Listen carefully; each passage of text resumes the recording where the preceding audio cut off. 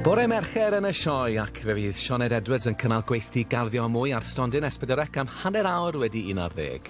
It's showtime now with English language commentary from the Royal Welsh. Sky Plus review or Virgin Media viewers, press the red button. If you have a TiVo or Sky Q Box, access settings and use the audio selection option. Ilan Elwedd Anita at Ifan Jones-Evans, Maynard Howells, Aaron Pugh and Nia Roberts.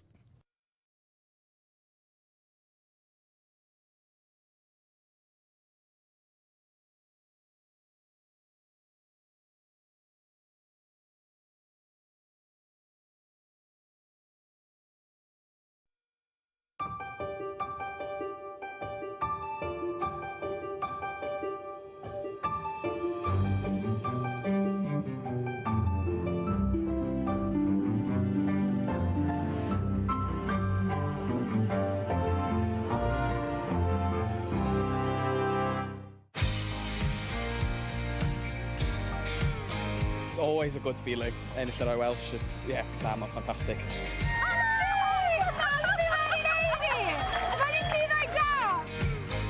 Mae pinsels na neud. Brett bach gwahanol. Mae'n nadolig trwy flwyddyn yn y Royal Welsh. Limosans wedi mynd â hi yn sioe 2026. A limb. Yes, it was the Limosans that grabbed the headlines yesterday at Llanelwedd after their team of 5 came out on top.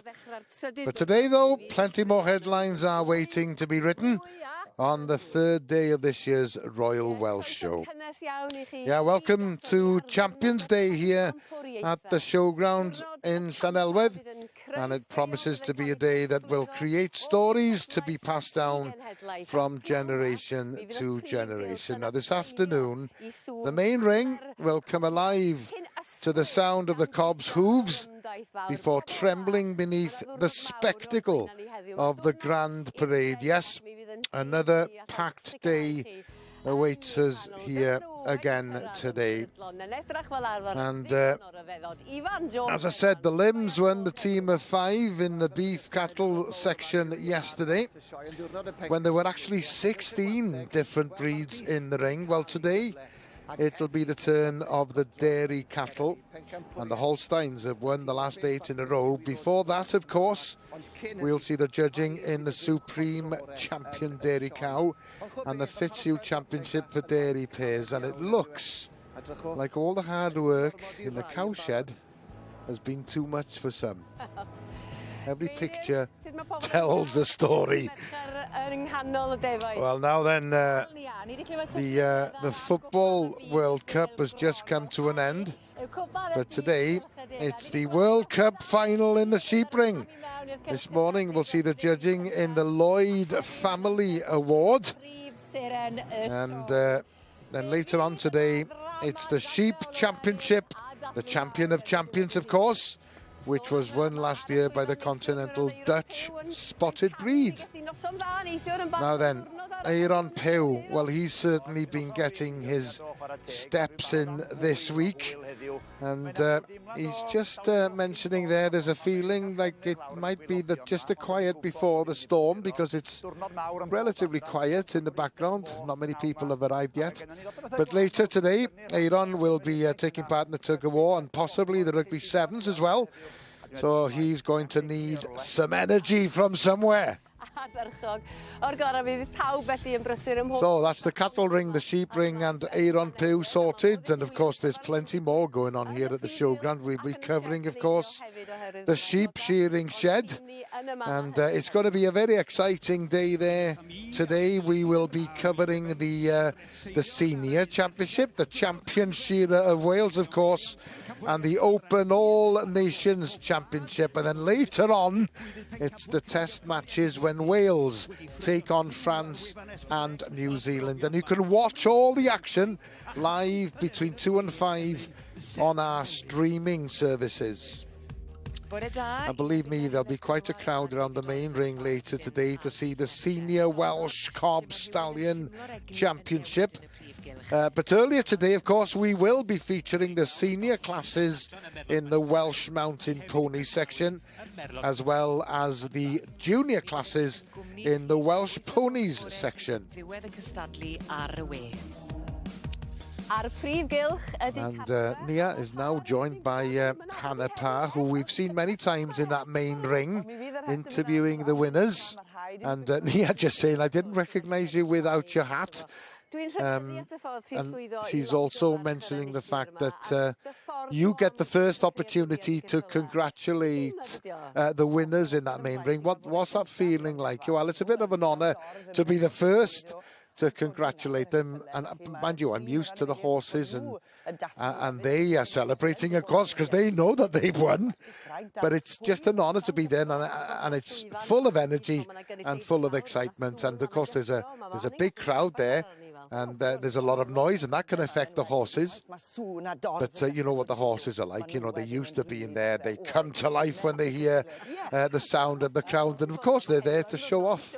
And today is a day to show off. Of course, what have you got ahead of you today? Well, it's Welsh Cobs Day here at the Royal Welsh on a Wednesday, of course. And there'll be it'll be a sight to see in that main ring later on this afternoon, no doubt. I'm hoping the sun will come out. It's a bit chilly at the moment, but once the sun is shining, I'm sure we'll see the best of the best in that main ring. So Hannah's off to look for a hat before she heads off to the main ring. And of course, we will be streaming from the main ring, from the north, middle and south. And you can watch whatever class you want on that streaming services. All the information you need to access all of it is on our website, which is s4c.cymru/Sioe. Cofiwch, mae yna sylwebaeth Saesneg ar gael ar y botwm coch.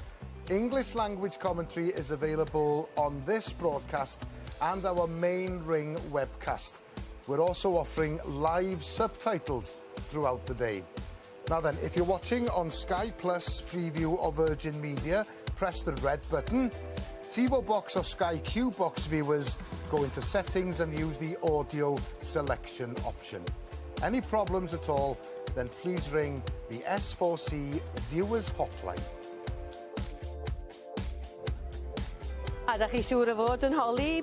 Well, I'm sure you want to know what the weather's going to be like. It was glorious here yesterday. Very hot in the afternoon. So let's have a look at the weather forecast. It's a mixed bag, really, here in Wales this morning. In the south, it's been very sunny, but it's cloudy above, and some of it is due to the smoke from the wildfires we've had here in Wales. But it's a cloudy start, but this afternoon here in Llanelwedd especially, the clouds will clear, and when the sun comes out, it'll be around 24, 25 degrees centigrade here. And for the rest of Wales this afternoon, a few clouds up in north, but they will clear this afternoon. And the temperatures, as you can see, will range from something around 21 degrees up on Anglesey to 27 degrees in the Monmouth area in the southeast of Wales. And 25 degrees expected here in Llanelwedd this afternoon. Overnight, it'll be clear, a mild evening. And the temperatures, well, in double figures, ranging between 10 degrees centigrade and 14 degrees centigrade overnight. Plenty of sunshine tomorrow, especially if you're thinking of coming here to the Royal Welsh. We're looking at temperatures in the region of 25 degrees, so nice and sunny. Bring the sun cream with you if you're coming to visit. And it'll be 4 days of sunshine at the Royal Welsh Showground this year. Yeah, it was a very hot day yesterday, and it's going to be hot again this afternoon. And Nia's just asking where Stefan's going to be wandering this afternoon. He's already got his steps in the last 2 days. But today he's going to venture to the south of the main ring, where all the machinery is, the tractors. Of course, you do come from a farming background, so I'll go down there. They are quite impressive, yeah. O'n i'n mynd i ddeud checkbook ond dyn ni'n bodoli ddim yn mynd i ddeud gobeithio bod gen Nia was about to say, I hope you've got a big checkbook, but of course they don't exist anymore. Nia is going to be heading for the food hall. She'll be joined by the author, Myfanwy Alexander. She's going to be talking about the connection between food and literature. So she's going to be like Oliver Twist by the time she gets there later on. And she's also going to be wandering towards the Glamorgan Hall to see some of the handicrafts on display there. But we're going to kick off proceedings by visiting the main ring, and it's good morning to Anwen. Good morning, Gareth. How are we today? So we're joining the main ring down at the south end, where we are seeing the first class in the Welsh mountain ponies of section B type. So this is a class judged today there by the lady in that beautiful green hat there. That's Margaret Edwards of the Nevydd stud. So she's had a background in horses for over 60 years on a small dairy farm near the village of Llannevydd. And so she's recently retired though and moved out of the farmhouse down into the little village of Henllan. So handing over the reins to the rest of the family. So she's started her career in the pony world with a little black section A mare. And it does actually look like she's made a decision there in that first class, which is the yearling colt class. And the winner there goes to 397, Hilyn Rhyn. Bred and owned by the Evans family from near Betws-y-Coed up in North Wales. And I believe this is an extra icing on the cake for them because they've recently had a celebration in the family where their daughter Ellen got married a few weeks ago. And then in second place, we had Gareth Roberts with Filmburn's Rocket Man. And in third place, we had Mats and Celia Olsen's Coulthorpe's Commander. So there we have... it's quite an atmospheric atmosphere for these young yearling colts. These are only a year old, so it's a big ask for them to come in and behave and perform and stand there. But what a lovely shot of the top three there. So congratulations there now to Alun Evans with Hilyn Rhyn. Bred by themselves, sired by Hilyn Replica, out of Earth Sunflower. So a lovely lap of honour there now. And congratulations to them, and we will see them later on in the Youngstock Championship.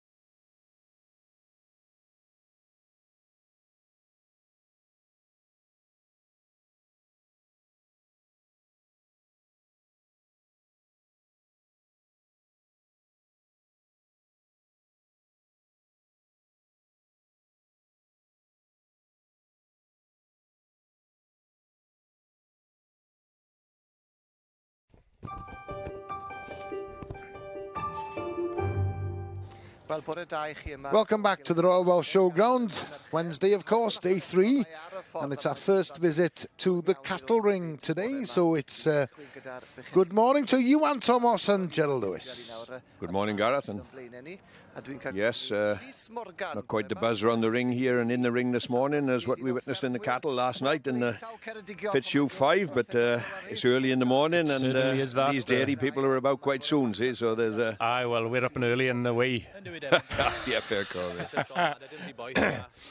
No, certainly. So, yes, first class of the day here in the interbreed classes in the dairy section. And we're starting off with the Pairs of the Future, Future Pairs Championship. So this will be a pair of animals selected by yesterday's breed judge that he feels sort of best outlines the qualities of the breed for a pair of heifers that will make the sort of right type to conform into the breed for the future then. So these will be maiden heifers selected out of yesterday's junior classes. You state then selected by the judge, then yesterday's judge obviously is the different judge that we have in front of us here today, so he would have had the honour of picking a pair that he thought would go forward and represent the breed to the best. Each of these breed judges from yesterday will have selected the pair they feel would best sort of represent the breed today in this Future Pairs Championship.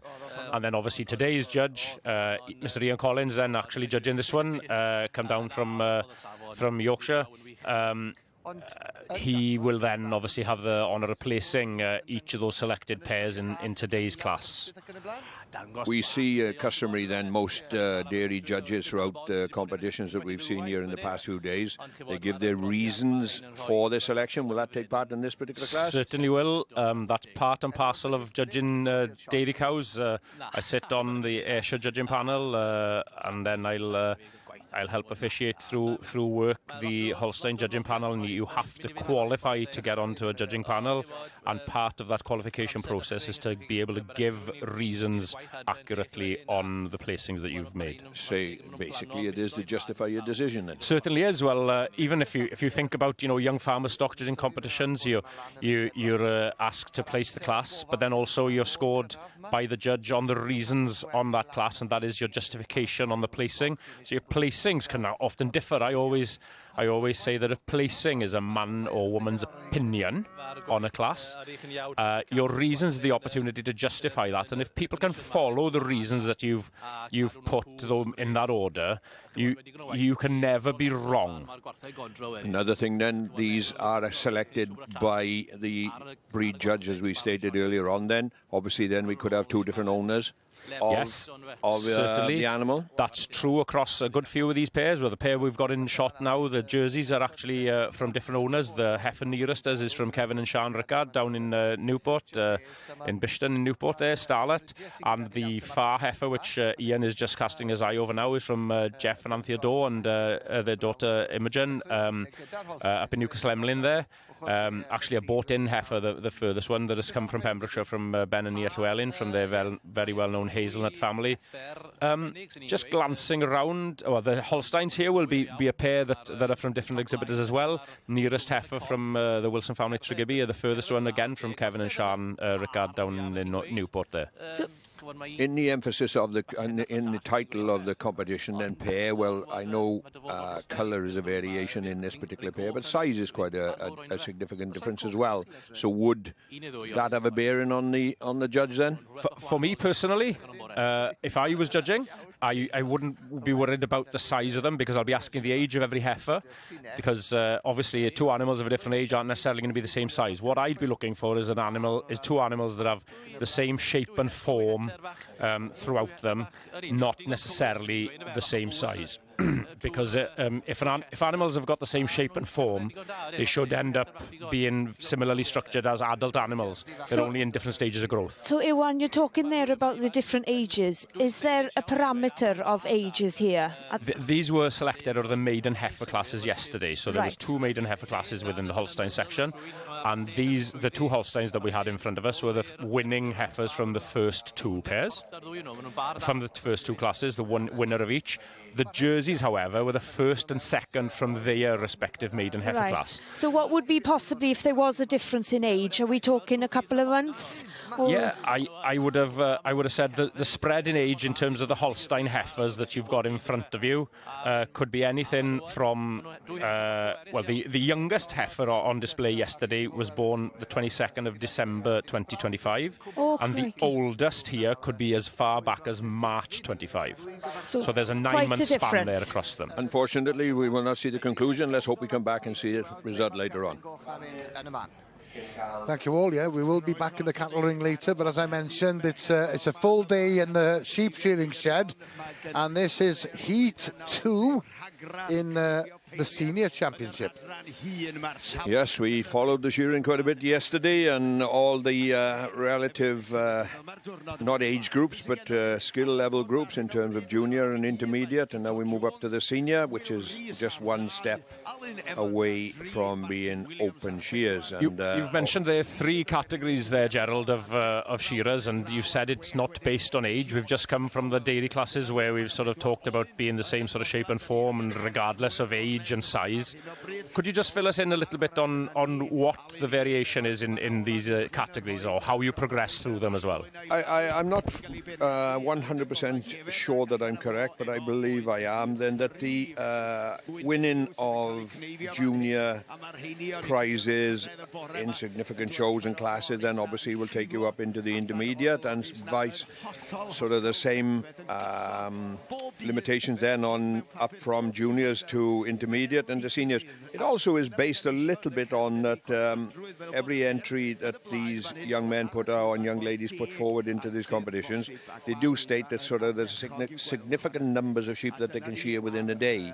So speed factor comes into it. So obviously you can go up there and blast the wool up and make a big mess, but you know, you're letting yourself down then if you've done that, wouldn't you? So it's a progression. It's a progression right throughout the ranks, and I think obviously if you won a lot of junior championships and still competing in the junior, you haven't got the aspiration of getting any better, have you? But I think there is a rule in along the way, but I'm not actually in writing of what that actual rule is. But essentially, as you fill this in there, Gerald, it is based on skill level and experience that they progress through those ranks. Definitely so. I mean, you know, we have the, here I say it, professional shearers, boys that chase a shearing all around the world, which will be obviously in the open category, and later on, and as we got up to the seniors here now, I'm sure a lot of these boys have travelled the world and have shown and have aspirations and hope of getting up to the open level then. And with shearing, it's all about experience, isn't it? Oh, and most definitely. I mean, you have to shear a few sheep to be able to get to a high level, and these obviously have been probably all around the world shearing and having that experience. I'm not too sure in actually the senior group, but when we get to the open shears as of later today, then them boys are, like I said, not professional. Well, they are professional in the job, but I mean, it's shearing is a 10-month of the year if you chase it hard around the world. But predominantly in this country, well, we're talking about a 3-month window from April till actually about mid-July then is finished. But if you want to further your career, well, there's other countries that you can travel to and shear sheep, and most of these open boys do chase the sheep. And obviously it's a young man's profession, so once your body just starts to let you down, well then. But anyway, let's hope we come back in a while and see the result of this particular competition. Thanks, Gerald. Thanks, Erin. Thanks, Iwan.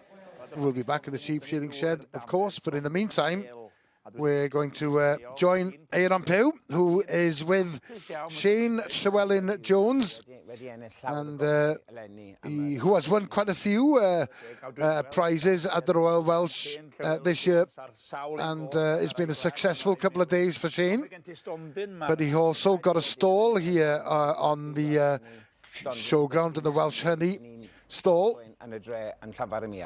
So mae'r gwenyn a'r mêl yn lleol iawn. Adi, mae anir sio. And Aaron's just saying that his bees and the honey are local to this area. Ers faint ydych chi wedi bod ar cwmni Bee Welsh Honey? Bee Welsh Honey started... Well, he started keeping bees when he was 11 years old. Now he's got over 200 beehives based in mid Wales and the surrounding area. So sometimes they move the hives around the crops as well, around the borage and the heather, and it's difficult to keep track of everything. It certainly keeps him very, very busy. A busy bee. Well said, Aaron. Now then, there's a red card there. A group of 12 jars, mae 'da fi cream tynnu fan hyn. A group of 12 jars. 14 gwobr gyntaf eleni, 4... So he's had 14 first prizes this year, 4 seconds and 3 third placings. A mae hwnna yn fan hyn. Just draw fan hyn. Of course. Right. Now then, over here, best in show. Mae'n dosbarth o grŵp o'r 5 mel wahanol. So it's a collection of 5 different types of honey. So he's got a light honey there, a dark one. As you can see, in that particular one, the coomb is in the jar. So he's been having talked to the judge, and she said the standard was very, very high indeed.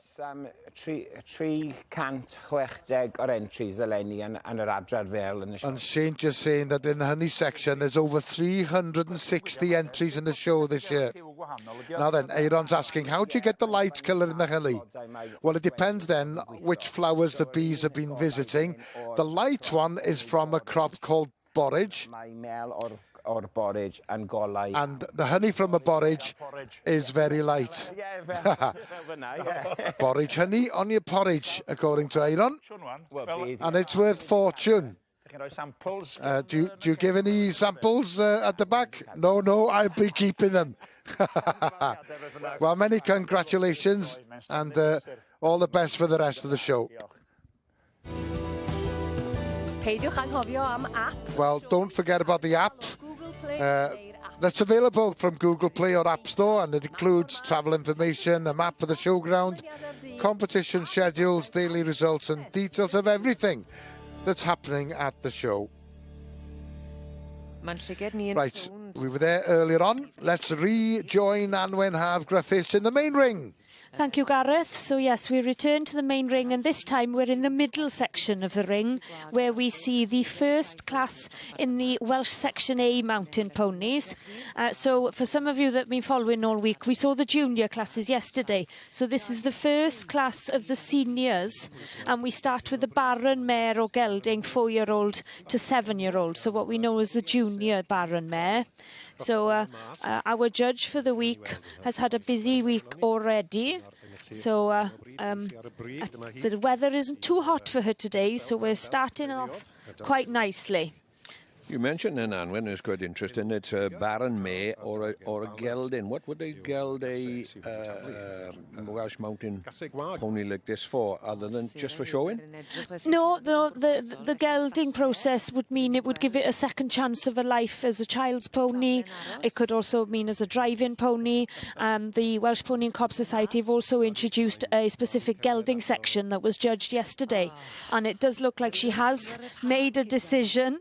So the relief on his face there, bless him. Congratulations goes to the winner there of TN and GWH Davis Belk Dargale Bouquet, bred by A.G. Jeffries, sired by Spursitz Hilfiger out of Dargale Ballard. So congratulations there now go to them. And in second place, we see Bertie Watson with Glanfernwy Peanut, bred by A.J. Jones, handled by Bertie Watson in the ring today, sired by Glanfernwy Snowman, out of Glanfernwy Penelope Pitstop. And then we see in third there on the right of your screen, 217, William Lewis's Rhyd Felin Siredd Newydd, bred by the exhibitor, sired by Blanche Montana, which was a winner here in the past himself, out of Rhyd Felin Star Fleur. So congratulations there goes to Dargale Bouquet, Tamara Davis Belks, fabulous junior Baron Mare, winning the first class of the morning for the Section A's. can't help but notice, Anwin, that you allude to the fact that there's a lot of bread by this person and bread by that person. Obviously, they've been sold. A lot of these go to actual sales or a lot of private buy-in. The sales the Welsh Pony and Cob do is fantastic, and they're very well supported in October, but a lot of them are private sales as well. So we're having an interview here, and he's just saying how fantastic and how pleased he is with the result. And they're talking about hopefully putting her to the stallion next year and returning as a broodmare. So we will hopefully see her later on in the female championship.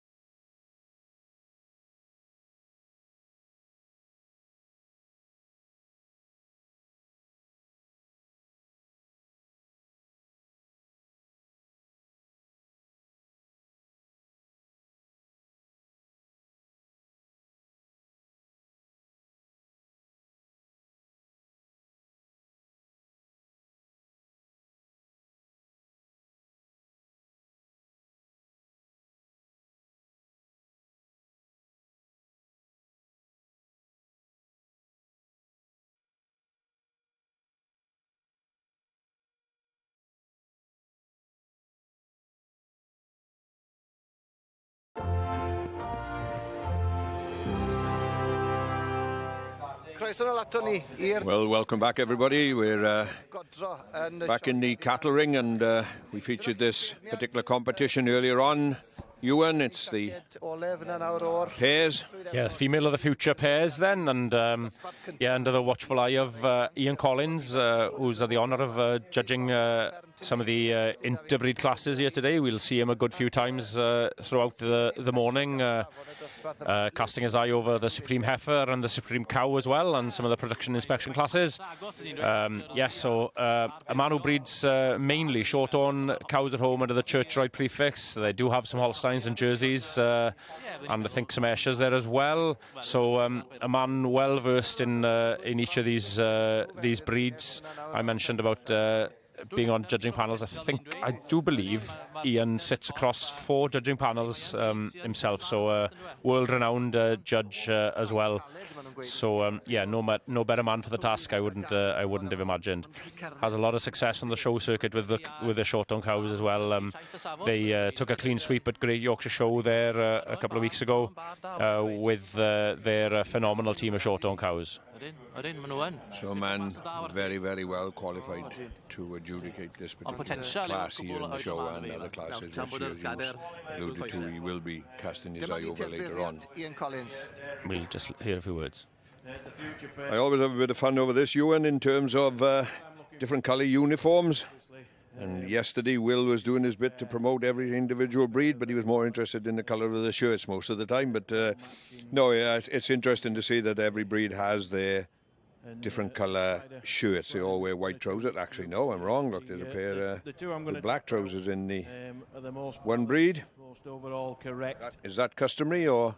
Yeah, each of these will be a certain set uniform between the shirts mainly, and then the trousers will specifically, the short ones will have navy trousers and white shirts.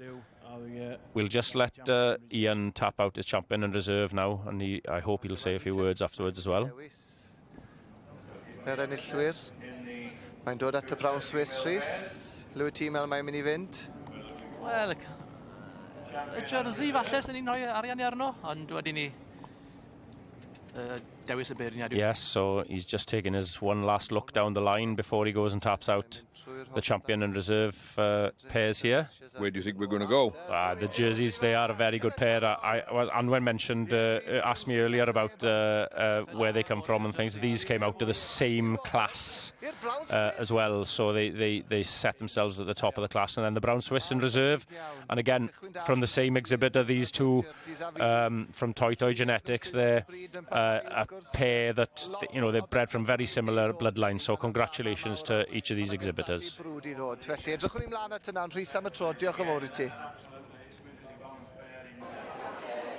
Right, it's our first visit to the food hall today, and this year's show was launched in the Hay Festival earlier this year, and Nia is going to be joined now by the author Myfanwy Alexander, and they're going to be discussing the connection between food, drink and literature. And this show has been an inspiration for a novel already. And plug. What Myfanwy does when she is writing a novel is try and learn about the character. So if she wants to create a character that likes the Castle Dairies, somebody who understands about the standard of food, somebody who doesn't follow the new trends, as it were, somebody who's dependent, somebody solid of character, as it were, traditional type of character. You've got a great character there. Yeah. Spread the love and but it's interesting that food or different kind of stalls can influence your thinking as far as you're creating a character.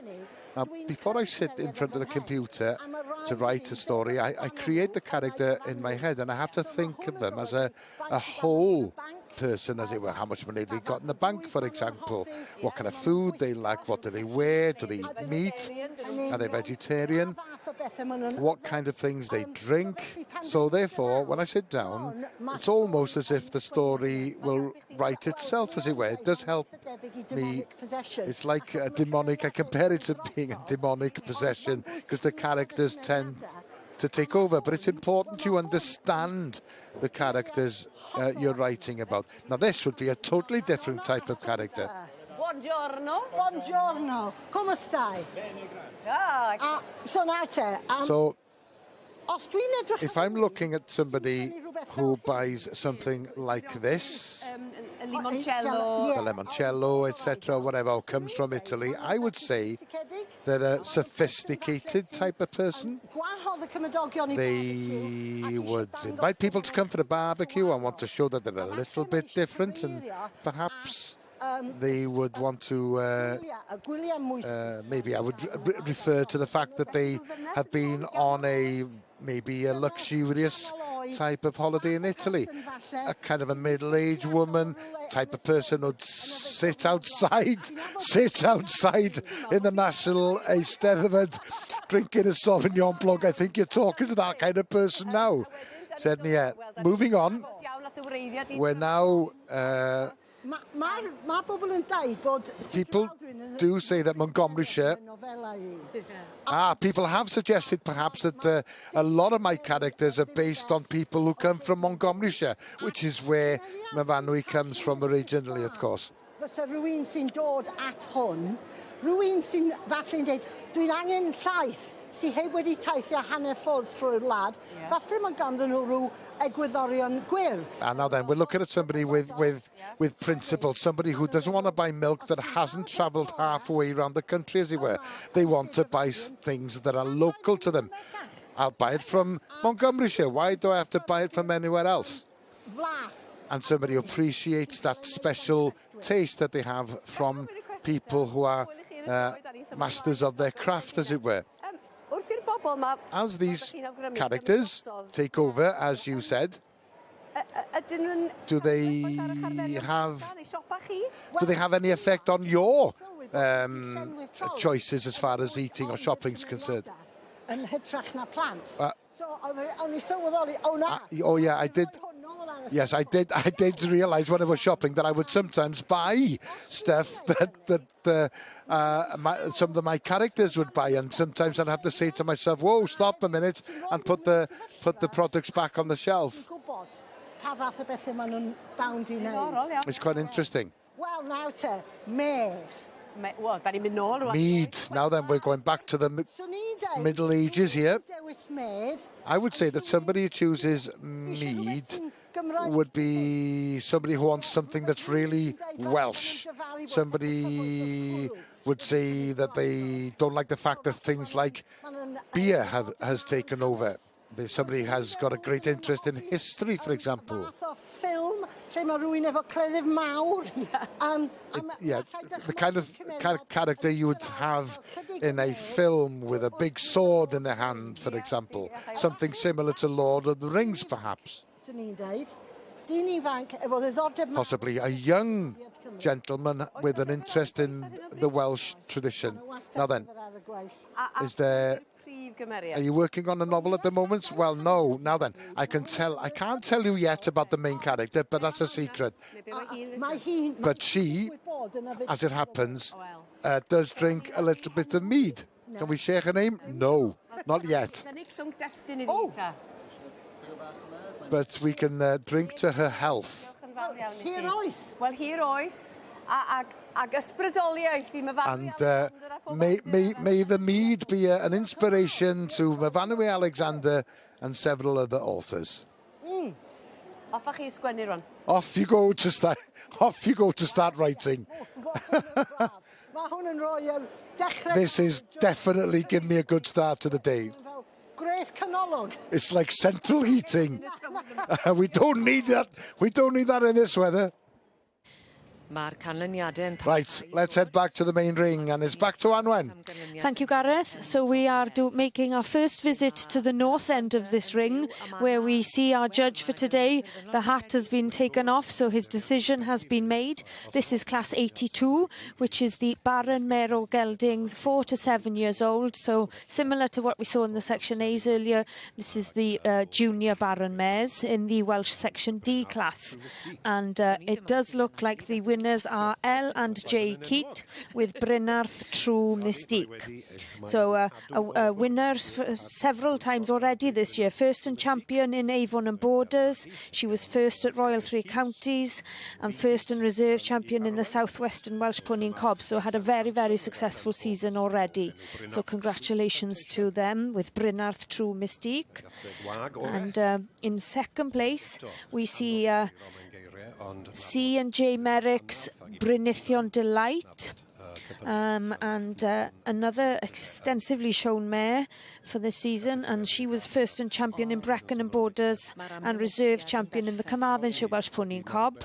And then in third, off camera, you will see it's got Martin Grist is in third with Riverbank Boneddiges.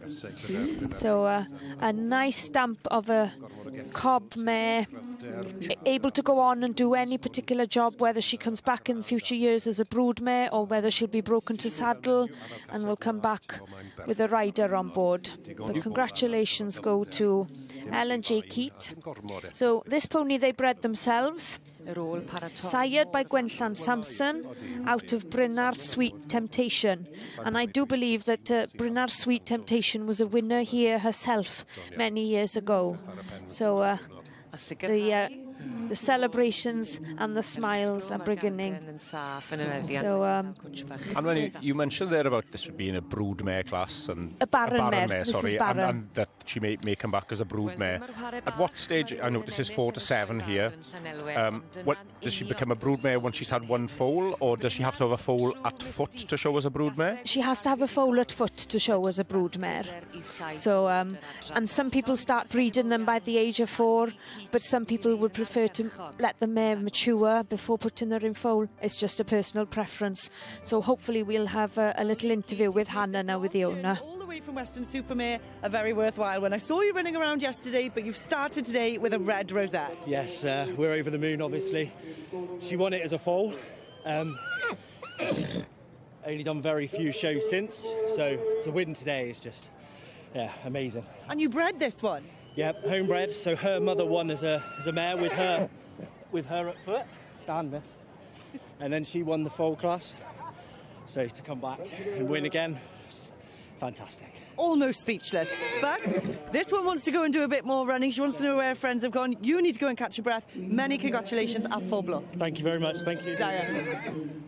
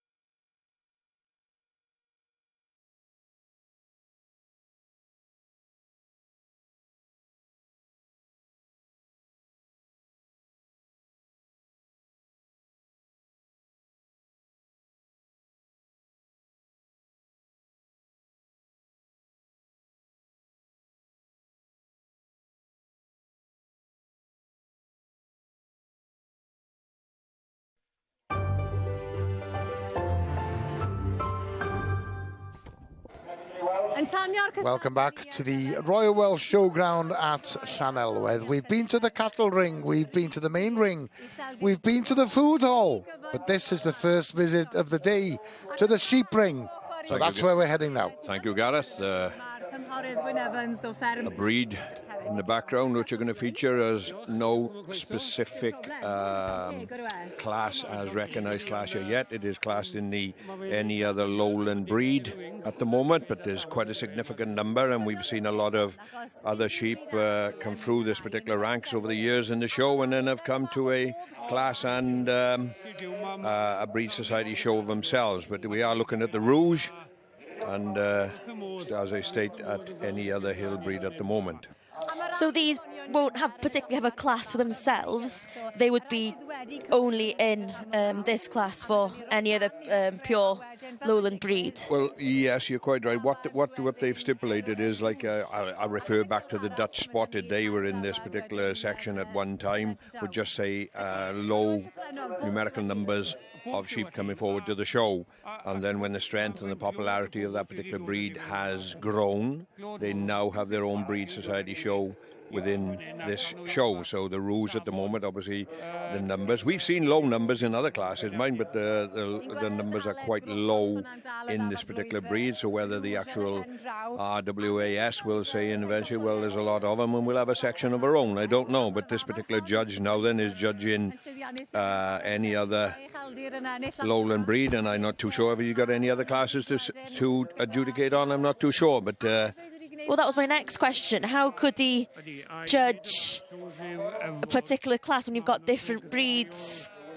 Yes, I know, but there's room in this show for every different breed, isn't there, right throughout? And as I stipulate, until whether they're going to sort of get a judge from somewhere to come and judge a small numerical number of sheep and whatever is interesting. But it's a beautiful animal look and very well presented and shown. And yes, they do take the eye, but they're not the sheep that you come across very often, are they? So it's nice to see them here in the show. Yes, indeed. But the trouble is, look at the number of continental breeds that are actually on show, and registered flocks of, like, the Texels have been dominant, and Chalarais and Beltex, and now the Blue Texel and the Dutch spotted, and that.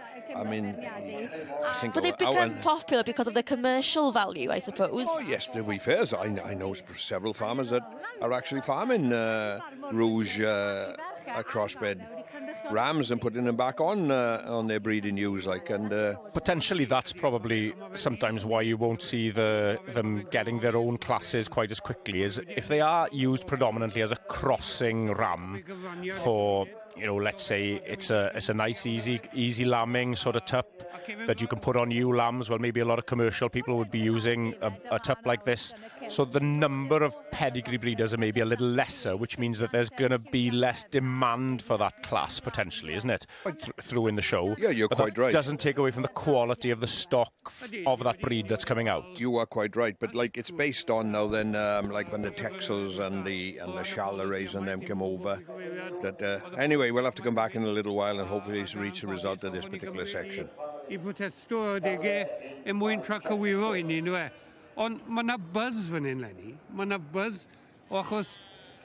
we were going to head to the sheep shearing shed. We will be going there shortly, but we're going to stay in the sheep ring for the meantime.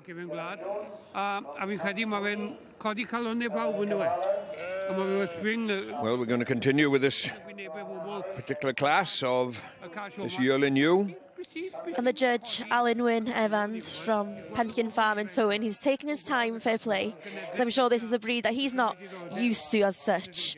To be fair, then, I back to the conversation in terms of, like, popularity of breeds and whatever. As we are sitting here, they're very, very attractive and good quality sheep, aren't they? Yes. In their own right. And I'm sure perhaps that if, as I alluded to, the Dutch spotted started off very small, but they've come back. So let's hope that we get back. Anyway, let's go on to the shearing shed.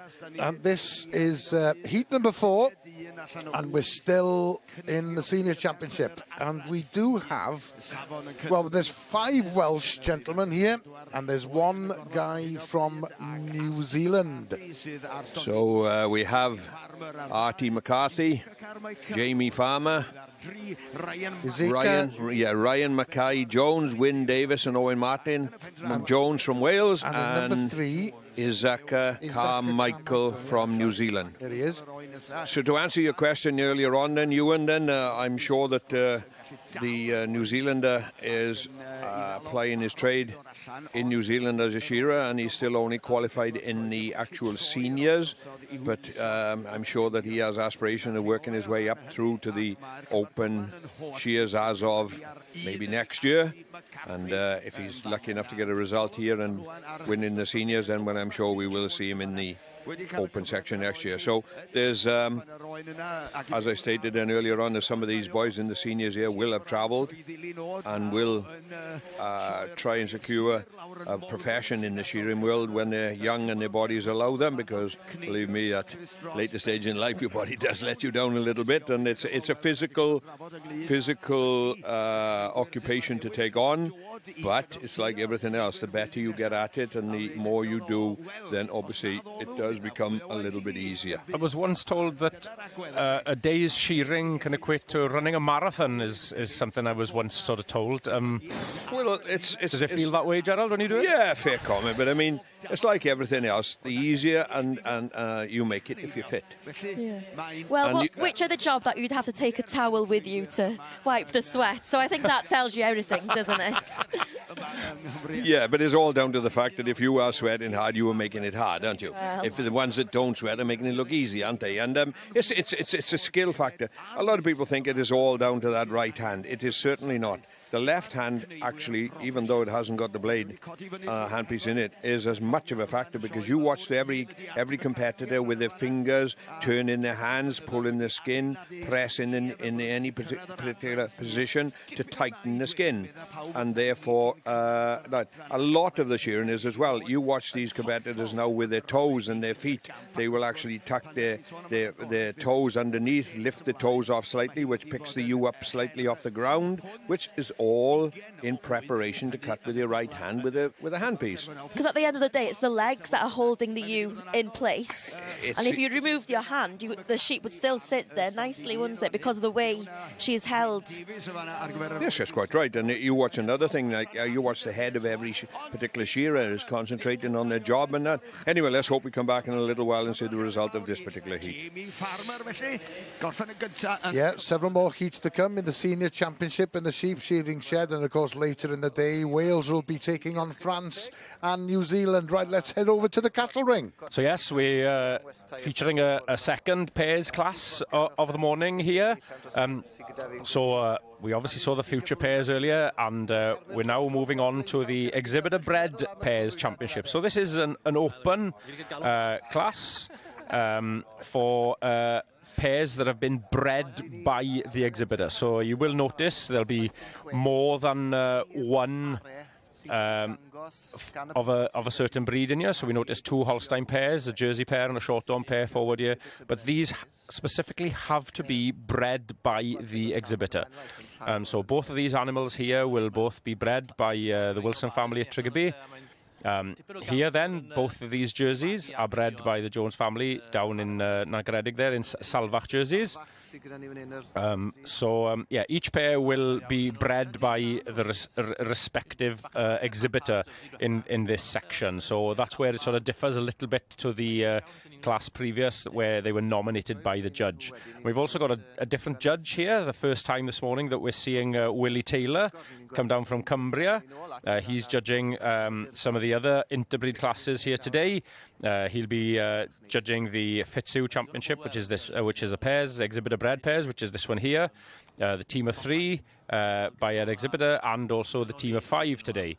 And he's best known for breeding Jerseys and Holsteins up there in Cumbria. He under the J-Tree Jerseys prefix and the Harras Holsteins, farms in partnership with his nephew up there, and they also lamb 200 hogs every year. He's judged all over the country, and I can recall seeing him judge at the Jersey Show at UK Dairy Day, one of the bigger national shows here. Active member of the Border and Lakeland Holstein Club, so a well-known face within the cattle industry. One significant note that I've noticed over the years that, and I think I've alluded to this many times before, is that there is a lot of red Holsteins appearing. Is it a trend? Yes, certainly it's becoming a little more popular. I think the pool of genetics within the Holstein breed that offer you that red and white colouring has improved a lot over the years in terms of the quality and the volume of milk that they also give. The red Holstein wasn't always renowned as being as milky as the black and white. So yes, there is a trend towards breeding a few more red ones. So yes, it's probably something that we will see a little more of, but hopefully we'll rejoin this class for a result later today. Yes, we will indeed. But in the meantime, we're going to head back into the main ring, and it's Anwen again. Thank you, Gareth. Yes, we're returning into the middle section of the main ring at the moment, where we see the second class of the day for our Section A judge, Sarah Hamer of the Cwm Hir stud in Llanidloes. So this is the Baron Mare and Geldings, 8 years old and over, and we see that it looks to be our final lineup. There was a quality field of 28 entered for this, and a good class forward, and we see there currently stood at the top is Christopher Cobley's Travel Twilight. So Sarah said that she was looking for a pony that had the depth and character of a Welsh pony. She remembered working the hills with these ponies when she was a child, so she says that they've got to have a job and a good back end, which is the engine and the powerhouse of a pony. So, in the dairy world, which we just featured then, obviously there's genetics right throughout the world. How much of a factor is the genetics in the mountain breeds of ponies, the Section A's, and as we feature in here, AI? AI probably play a big part in the breeding of the horses in this? Not so much in the Welsh word.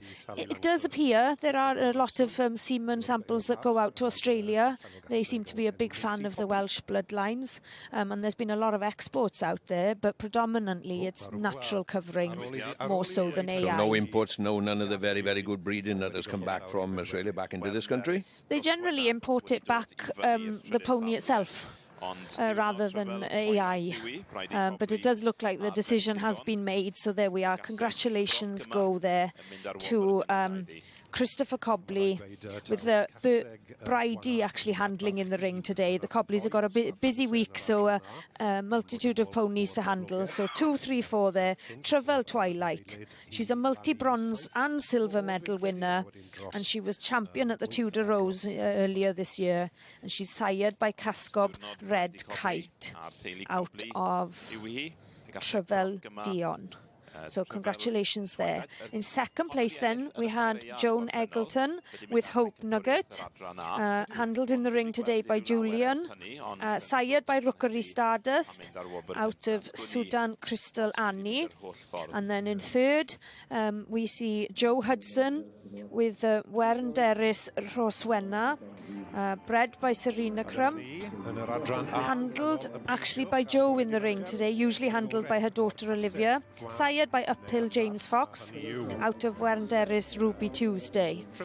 So Travel Twilight, handled in the ring today by Bridie, so congratulations to her. We hopefully will see her with a quick interview with Hannah before she has a break before coming back for the championship later. Dad here. You've just won the Royal Welsh. Yeah, I can't believe it. It's absolutely brilliant. Over the moon. Is Dad here watching? He is. He's just behind, so yeah, very proud. He's really chuffed, I think. Well, I hope he is. To be honest, I think I could hear him cheering as you were pulled forward there. What's it like when you've been pulled top in there, you go out, you do your thing, and then you've got that long wait of everybody else? I think it's quite, well, it's nerve-wracking, isn't it? Because it's only one way to go, unfortunately. So when they send you back out, it is a bit daunting. But thankfully, today was her day. It was indeed. You've got a couple of championships coming up. We have. Many congratulations and good luck. Diolch yn fawr.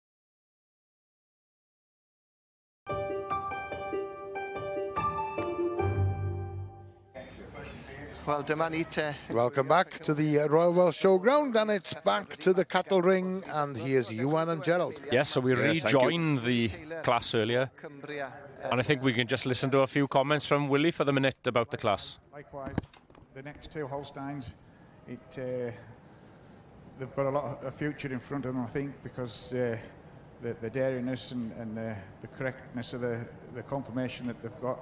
Now we move to the jerseys. Again, we've got a nice pair of heifers. Jerseys and Holsteins is what I milk at home, and I wouldn't be, I would love to take any of the jerseys or Holsteins home. And then we've got two Shorthorns. Two heifers. It's very, very similar. You'd almost think they've been cloned.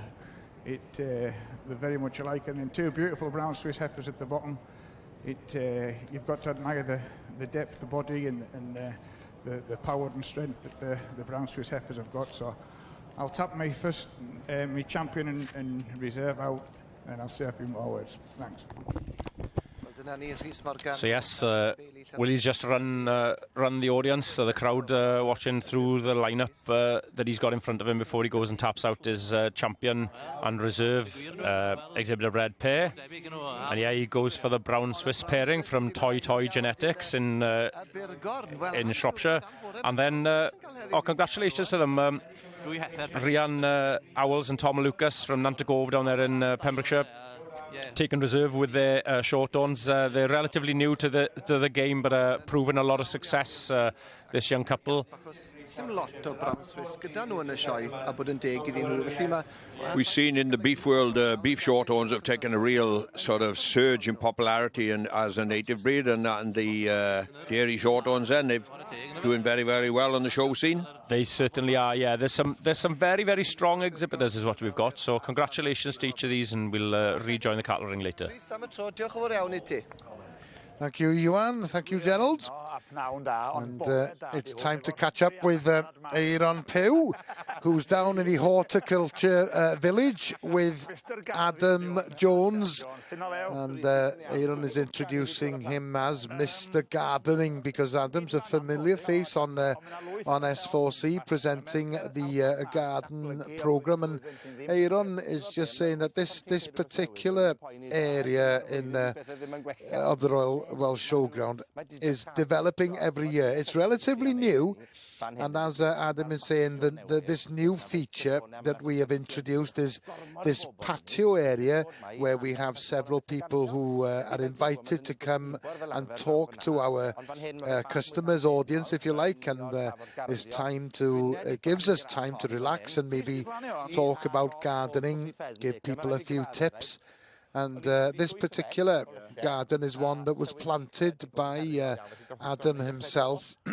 And it was quite challenging with all this dry weather that we've had. He had to plant them a second time. But basically, the point of having this display within the horticulture village is to show people that regardless of how big your garden is, this is what you could buy. Plants, trees, vegetables, and it's about 16 metres squared, perhaps, that you could grow your own vegetables, and everybody can grow something. But I personally would I would eat an awful lot more than is being grown here. But it is a visible idea that people can look at, see, and it's something that anybody could do with in a small kind of space.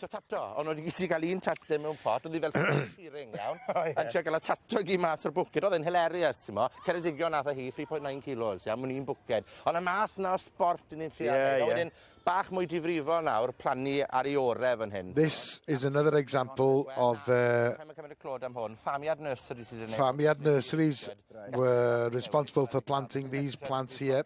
And I did try and persuade them that they had to do something for us at the Royal Welsh, and they have. But these is a company, they came here on Thursday actually to plant everything. But they are Farmiad Nurseries, are a company that have won gold awards in a lot of shows throughout the country, but this is their show as it is. This is their own personal show, as it were, because they are companies who are based here in Wales, and it's a celebration of that. And this is an area, of course, that people enjoy coming to. People can come here and relax. And I must say, Adam, you look a bit relaxed this morning, mind you. I don't know about that, he said. I've got a few white hairs coming through. The thing is, you start worrying, because once people tell you you've got to start growing potatoes for the Royal Welsh, and then all of a sudden it's June, I thought, wow, I haven't started planting anything yet. So, you know, it's all been a bit last minute, but it seems to have worked out fine. Well, thank you, and Gareth, and welcome back to the sheep ring, and we are back in, hopefully, the result of the Rouge or any other lowland breed, and there we go, our judge has awarded his prize to Aled Grocott, I believe, with a Shirling ewe there, having first prize. It's a beautifully well turned out ewe, Erin. Yes, she certainly is. And we were talking before about how well trimmed they are, aren't they? It takes a lot of time to trim these sheep to perfection. They say they leave no stone unturned. I don't think there's any little blade of wool on that has been left unturned. No. And the dye that they've used in terms of it sort of emphasises the conformation and and it takes the eye, doesn't it, having that colour in their fleece? Yes, most certainly. Showing is to catch the eye of the judge is the main objective of in the start, and that particular colouring and in the background where we are today, and that it really has emphasised on how clean and how nice and how well presented and exceptionally well handled, aren't they? Them all looking so sharp and so ready for the ring. I don't know, really. Just he's got a little bit close and up personal look with even with a bit of dye in his jacket there. So perhaps he got out of control at one time, but. No, he done a good job, to be fair. Well, we are on day 3 now, aren't we? I'm sure. Congratulations. We'll have to hopefully come back to the sheep ring later on. Thank you. Thank you, Erin. Thank you, Gerald. Yes, we will be back in the sheep ring later, but in the meantime, we're heading back to the food hall, and Nia is joined by Lowry Jones, who works with Cywain. And for those of you perhaps who aren't familiar with Cywain, it is a government-funded project for Welsh food and drink producers, and Cywain have 4 different new producers here at the show every day. So one of those companies is Brew and Breathe. I'm whole ffordd. And hi Jenny, how are you? Have you got anything new for the show? I do. We've got 2 new blends. One is our Belly Balance blend, really good if you have digestive issues. And then we also have our Moon Dream, which we've done as a frappe today with coconut milk. Do you want to try it? Yes, please. So what kind of assistance does Cywain give to these companies? Well, we'll help with whatever needs to expand the business, branding, advertising, etc. Today. So we hope we sell lots of tea. Good answer. Today. But this one that you've just had, very relaxing frappe. Opposite a coffee, will chill you right out. I shouldn't be relaxing at this time of day, really. So, right ymlaen â ni at y nesaf, lovely. Dwy afon. And the other company, or one of the other companies here today, is a company from Aberystwyth called Dwy Afon, not 2 Rivers. Da, helo, beth yw'r enw? Emlyn dwi o. And this is Emlyn from Aberystwyth, and he is a familiar face to the people of Aberystwyth because he is the current mayor of that particular town. Well, as well as being mayor, we do brew some beer, bringing a brewery back to Aberystwyth after a barren period. Well, mae o I gyd wneud efo'r cynhwysion, cael cynhwysion cywir. It's all to do with the right ingredients. And then we brew a beer that is from the area, and is, of course, that is very tasteful. That's the most important thing. So, who is responsible? There are 5 of us altogether, and Chris is responsible for the brewing. The beer. Our beer is really nice. It's lovely, it's Welsh, it's local and traditional. What about the Two Rivers? The Two Rivers is Rheidol and Ystwyth. Well, the clue's in the name here. Aber Ystwyth. What are the different types of beer you have? We have Cwrw Cader, which comes from Dolgellau originally. We've re-established that brand, as it were. It's a golden beer that's quite fresh. It's great to sit out in the sun and drink it.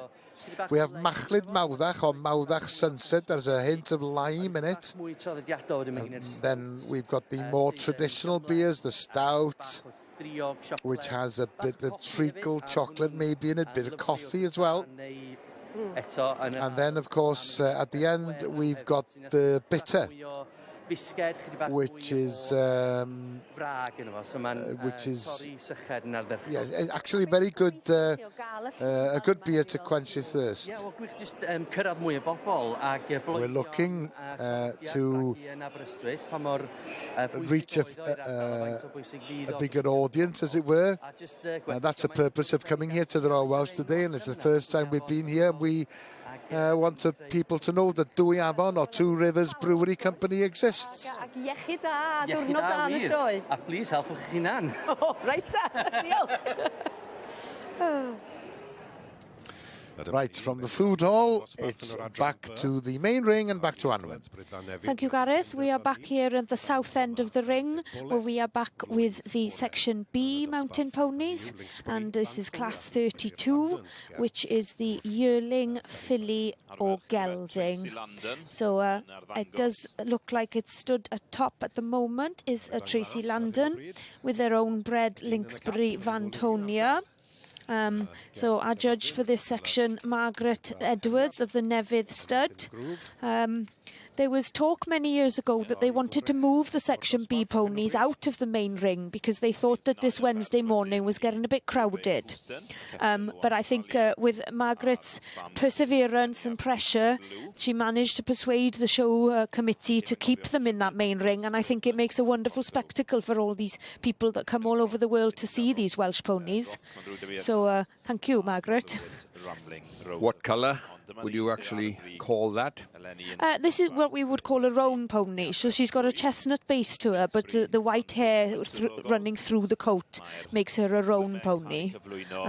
But Not a strawberry roan? It could be called a strawberry roan. But it is, predominantly more a strawberry roan rather than a chestnut roan. Oh, I know more than you think. Ah, there we are. You've got hidden talents there, Gerald. So congratulations there goes to Tracy Landon with their own bred Linksbury Vantonia. In the past, both the sire and dam of this particular pony have been Royal Welsh winners in their own rights. So the sire is Linksbury Royal Charm and the mare is Wester Valentina. So congratulations there to Tracy Landon. In second place goes to Richard and Miller and Marion Davis from down in the Henniarth stud in Ferryside, with Henniarth in the Groove. And in third, we saw S.Gay with Filnburn's Rocco, produced by Daniel Tarpe, a winner of several classes this year, sired by Milcroft Isca Rock. So we'll have a quick chat with Hannah. Another win for the stud at the Royal Welsh Show. Does it ever get old? Never. You've got mum, dad, there's Laura, I saw your daughter running in the rings. It's a real family affair, isn't it? Yeah, it is, really is. Yeah. Well, I know you just said to me you are quite out of breath. You've got more running to do later. Many congratulations. A phoblo. Thank you.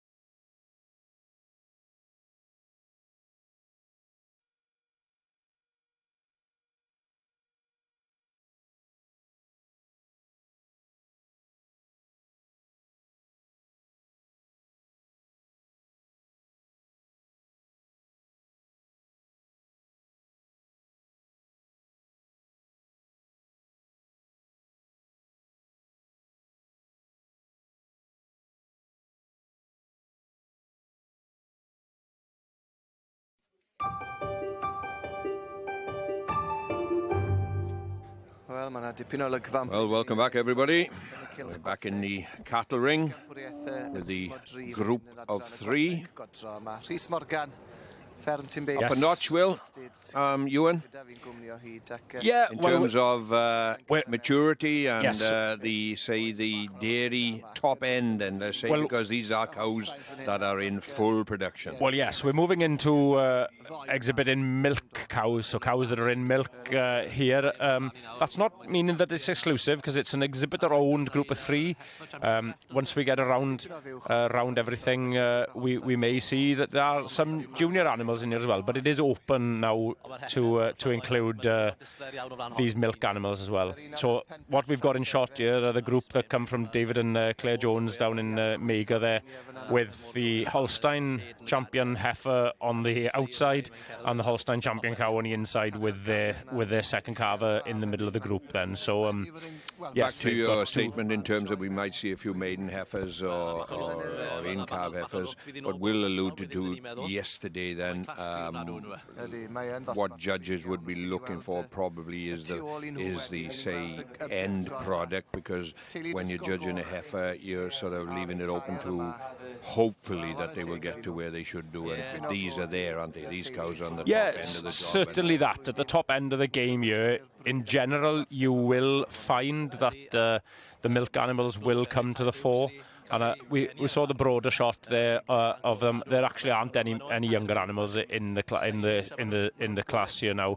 So each of these groups of 3 have got milking animals in them. So the group of 3 brown Swiss, the short dawns, and there's 2 Holstein groups in here of each filled with milking animals. But there are cases, and I have done it myself in the past, where sometimes if a milk cow has more structural faults than a dry animal, than a heifer in the young stock, I have put young stock above a milking animal. Just because it has an udder doesn't necessarily make it structurally better than another animal. Oh, certainly not, no, because, I mean, all of these milk cows here would have been junior heifers at one stage in their life, wouldn't they? But what it actually does, it takes the element of a little bit of guesswork out on how these heifers are going to come and what sort of formation of their bags, and that they will have bags, I can say that, udders actually. Yes, no, and totally right. And, but as I say, if there are more faults within an animal when it's got the udder underneath it than there is before it has the udder underneath it, it doesn't necessarily merit just because it is carved that it should be above them. No, quite right. So just coming around here, the group of 3 here from Triggerby in front of us. So the mature cow, Winkley Chief Pickles on the left.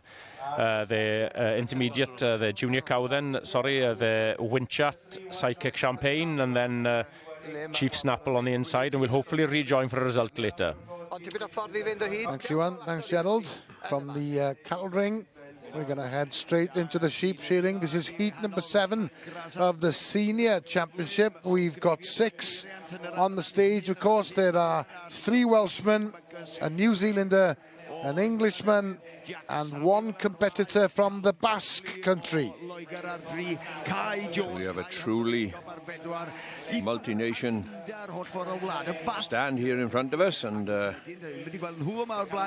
these New Zealanders, as I alluded to before, have travelled over halfway around the world. Obviously been here for a duration, I would suggest, and shown a few sheep in this particular country.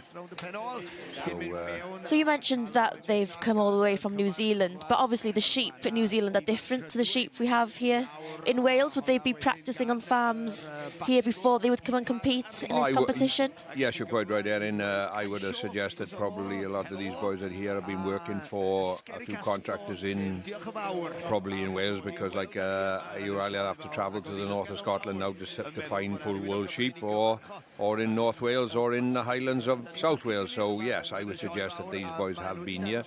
You're saying variation. The only variation realistically in the sheep is that most of the predominantly wool is a valuable commodity in New Zealand, and that the sheep will have, you won't find too many sheep in New Zealand with open faces. Well, I was going to say that, and a lot of the Romneys and the Merinos those crosses, what they have, Herondales and whatever, they would have a lot of wool on them because the wool is of significant value. And But in a competition in New Zealand, would the wool be removed on the head first hand? No, like we do heads here? wouldn't be, no, but same sort of scenario would equate as is here. They would probably take half of that belly. As you can see that darker stain there, where that particular competitor is now, they have been crutched, what they call, and just quite a couple of blows just above the udder of the sheep, because we want to take the risk factor out that somebody... Because there's where the milk vein is, I suppose, on the belly, and if you'd hit the milk vein, then it'd be... Yeah, well, these are all good. lambs. You wouldn't hit the milk vein on a lamb, but you could cut the teat, and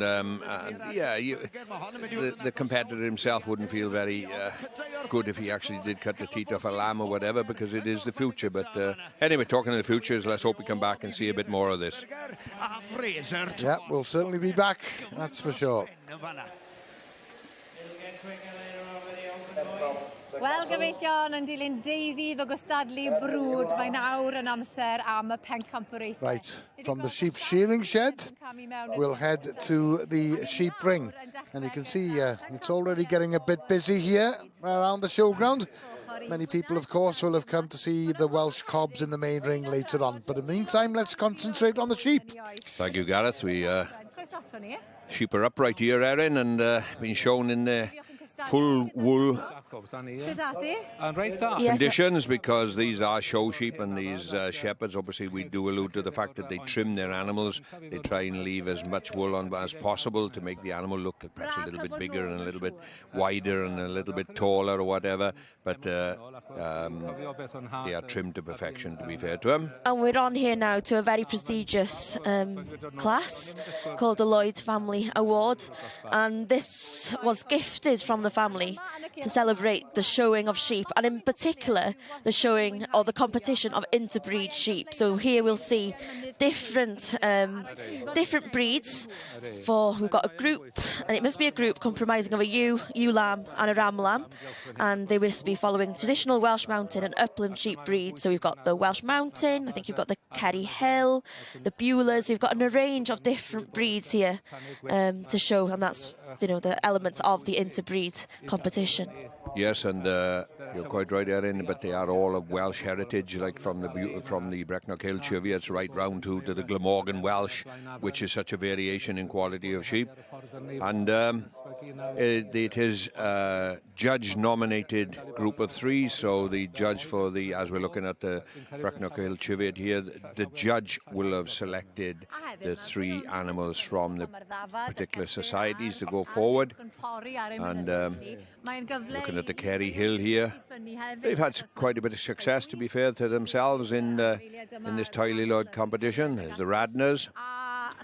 What makes this a lovely sort of competition as well is, you've mentioned, is a judge's choice in the group, but it also specifies that it has to be a ewe lamb and a ram lamb. So it means that judge has to look for a type throughout the classes to put together a nice group. They don't necessarily have to be from the same exhibitor, but they have to represent that breed very well in terms of type and form, doesn't it? So yes, you're quite right. That's one of the lovely things about it, is it does a little like we've seen mentioned in sort of teams of five and stuff. It gives you that sort of cross section of the breed across ages and what they can mature into from the sort of ewe lamb and ram lamb of the breed. It also makes the judge's job quite difficult, actually, doesn't it? And even though then the actual respective breed judge will have obviously put three very, very good animals forward. So and he has already done the hard work, perhaps of trying to put, like you say, three matching animals of similar type. But anyway, we're looking at the judge there, and a man I know very well, in Mr. Lynn Williams, Bank Farm Tally, just above Llandeilo, and a very strong showing family and in numerous hill breeds. So Gerald, as someone who's only into horses, we always have a halter or a bridle on them. Why are some of them haltered and some of them are not? Does it make a difference to the way that you show them, the way that they perform or stand or behave, or is it just the way I think actually it's personal choice within the hill breeds. We've seen yesterday then I think most of the down breeds, as in South Down, Rylands and whatever, a lot of them, I think it's actually stipulated that they have to be led. Now, we don't very often see hill Welsh breeds in halters, but look, it's just a little bit of security as handlers that they've got a halter on and they have a little bit better control. And there's potentially that little bit without the halter. I think you'll find a new probably extends itself and shows itself. You notice those Kerry Hills just to have a bit of show. So hopefully we'll rejoin later to get the result here in the Teulu Lloyd. Thank you very much. Right, let's head over to the forestry area. And Aaron is with Osian Williams, keeping an eye on the Royal Welsh Underhand Handicap Challenge for the Axemen. And of course we saw Aaron here yesterday and the day before, and that gentleman in your shot in the blue vest is Dewi Pew, who was with Aaron when we saw the Axemen, I think it was on Monday. And of course this is a handicap race. So Dewi is the third to start. There's a few competitors here from Holland as well, I believe. Yet another international lineup. And as you see, the gentleman at the very end is just underway. So the fastest ones start last. And this gentleman has already turned, as has the gentleman at the end, who was the last to start. Dewi's turned as well. Oh. And the guy from the Czech Republic has finished. Dewi still got a bit to do. I'm sure he'll get some encouragement from Aaron, who stood at the side watching Dewi's. There we go. Aaron was suggesting that Dewi had been taking a bit of WD-40 yesterday. Thumbs up. Dewi's managed it. And I'm sure we'll be back in the forestry area watching the Axemen again quite soon.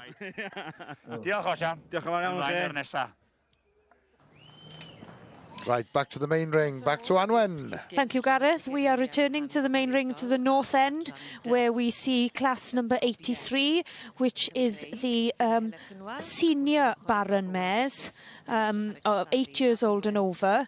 In shot there we see exhibitor number 1021, and that is the Glencoch Studs Glencoch Fortuna, a winner in many championships in 2025, and I do believe she also went supreme of show in Cardigan County Show last year, and this year I think she's only been out the once down in the Carmarthenshire Welsh Pony and Cob Show, where she went first and champion. So our judge for today at this end is Mr. Simon Bigley, who had a busy day judging the youngsters yesterday. If you were with us yesterday, I'm sure you had a spectacle for the juniors. And so another busy morning for him with judging the section seniors today. And as we will allude to later on, once we've seen the stallions things, we will see the coveted Prince of Wales Cup being awarded to the champion Welsh Section D. And this year is quite a special year because it will be the 100th winner of the Pacific Cup. So quite an accolade. So it looks like the handshakes have been done between the competitors, which is wonderful to see the sportsmen between these people. They compete against each other so often, they become like a second family to everybody. Adrian Bowen there from St Clair's with his mare, bred by Alan and Jan Pierce of the Glencoch Stud. So yes, the red ribbon is heading in his direction, so congratulations there go to Adrian Bowen with Glencoch Fortuna, the winner of the senior Baron Mare class. And in second place we had the Glencoch Fortuna heddi ac yn llawn deilwng. We will see Adrian in the championship later on, and I'm not sure if we will have a quick interview, probably not.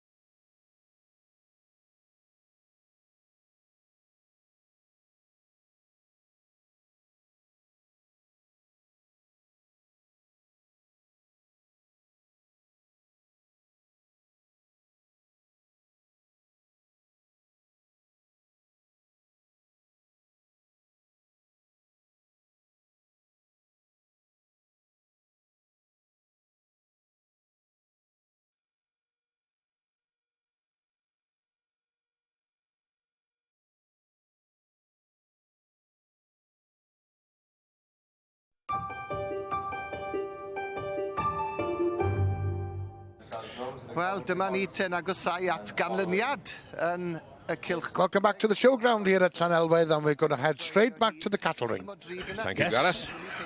So we're rejoining that group of 3 property of the same exhibitor that we started with earlier, and Willie Fleming presiding over this one. Not Willie Fleming, Willie Taylor, sorry. Too many Willies in the dairy world, yeah. But yeah, so Willie Taylor there from Cumbria, just casting his eye over the trio from Tregibi here. A lovely wide shot there of the 4 groups that we've got forward. 4 groups of 3.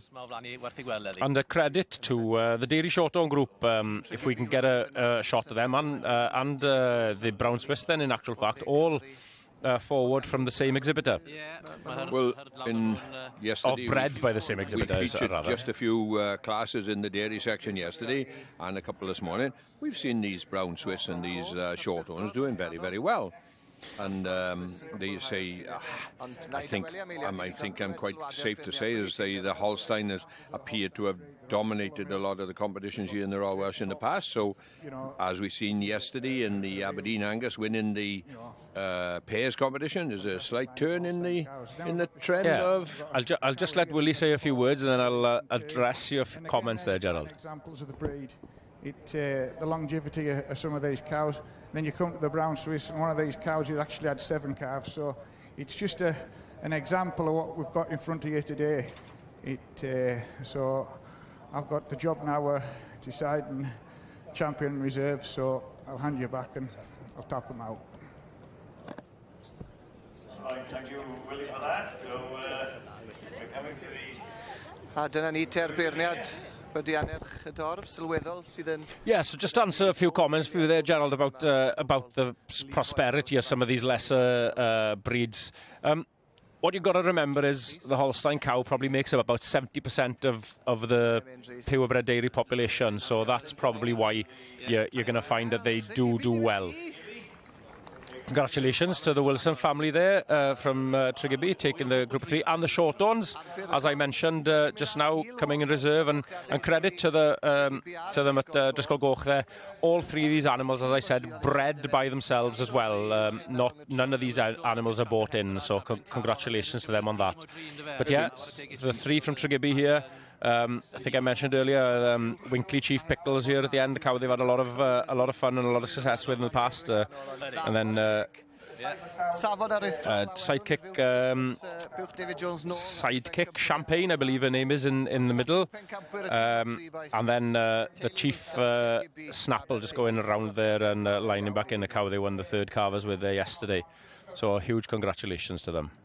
We've talked about size and of these particular Holstein cows, how big they are, and obviously then you would have thought the bigger the animal, the more milk it would produce and whatever, but it's not the case at all, is it? A lot of these, I won't say lesser breeds, but the Shorthorns and the Jerseys and that, they do produce a lot of milk as well, don't they? Yeah, they will. They probably don't compete with the Holstein in terms of volume, but what you've got to think is each of these breeds produces a different quality of milk, you know, the higher fats and proteins in some of the other breeds, and then beyond that as well, you know, the type of protein that they produce as well, and it lends itself to different things. You know, some milk is better for making ice cream, cheese, certain types of cheese.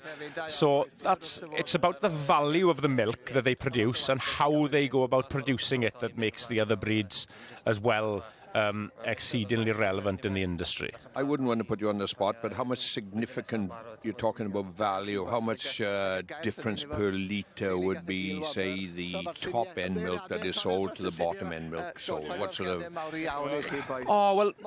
We're talking a couple of pence, but yes, it's a lot of money. It's a lot of money. Yes. It's a lot of money in the volume that they produce. It's the multiplication factor. Yes, certainly, Gerald. And it is a matter of, as you say, pence really through it.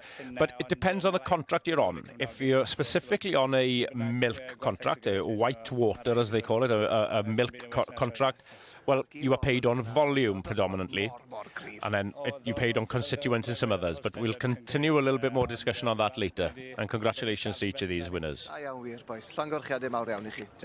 Yeah, many congratulations.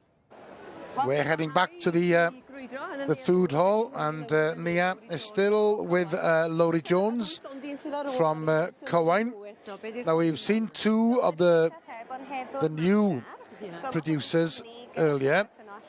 Now we are going to see the other two producers who are part of the Cywain Corner in the food hall, and this is Oscar from the Mushroom Gentleman.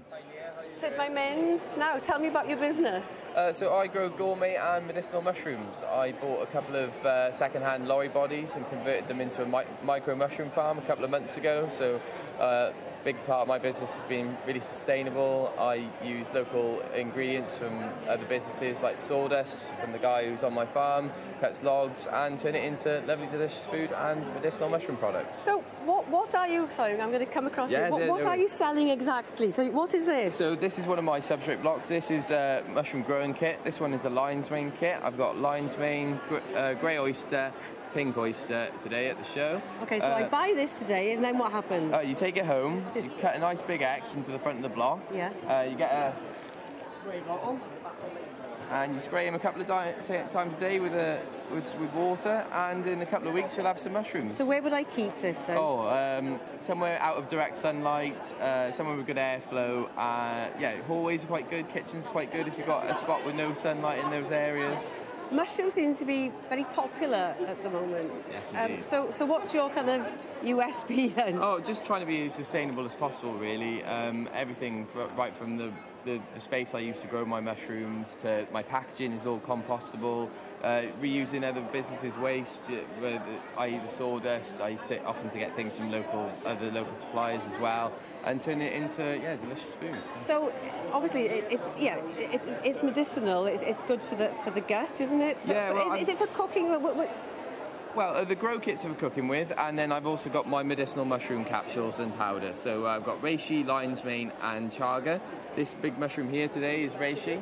Wow. Comically nicknamed Lionel Reishi. I like that. So I sell them in capsules, and this is what I do.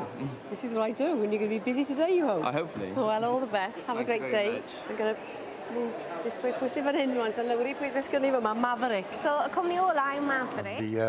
The fourth company are Maverick Beef Sticks. Hello, Nia. Hello, Dan. Da chi siŵr fod yn nabod y Dan yma. Da ni wedi weld yn o'r blaen, dwi'n credu. I'm sure people would recognise Dan Lydiard, the former Welsh international player, with his wife Nia. And they started by buying the cows on Dan's family home and looking for a way of using the meat and creating something we could sell. We're sort of fifth generation in a family farm, so I had a small herd of Welsh black cattle, and then during my career I was always eating trying to eat healthy food full of protein, so we're trying to combine my two passions, farming and sort of rugby, and having a healthy snack. Okay, felly pwy sy'n cynhyrchu'r rhain, Nia? So who's producing these? We have a company called Cwm Farms who actually create the sticks, but all the meat comes from our farm, which is about 15 miles north of where we are now. What is in these, Dan? Sorry? Perplexed look on his face. There's only 4 ingredients in them.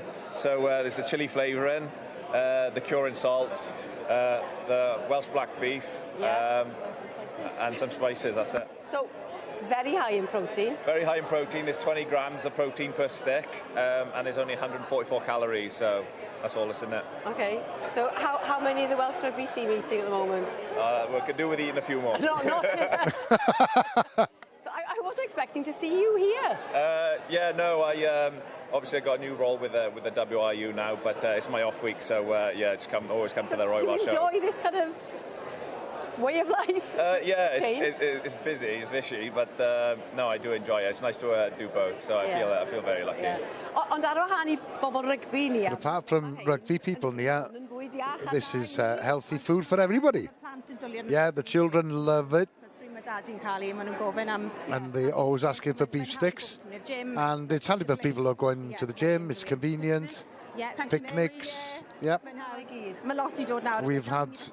We've even had people come here and buy it and eat it as they're wandering around the showground at the moment, we've only got chili flavoured sticks, but we're hoping to create and develop some other flavours in the future.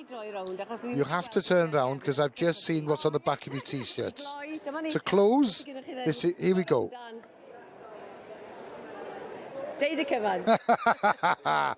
Say no more. Right, back to the sheep shearing shed, and it's the Open Championship, and this is heat number 3.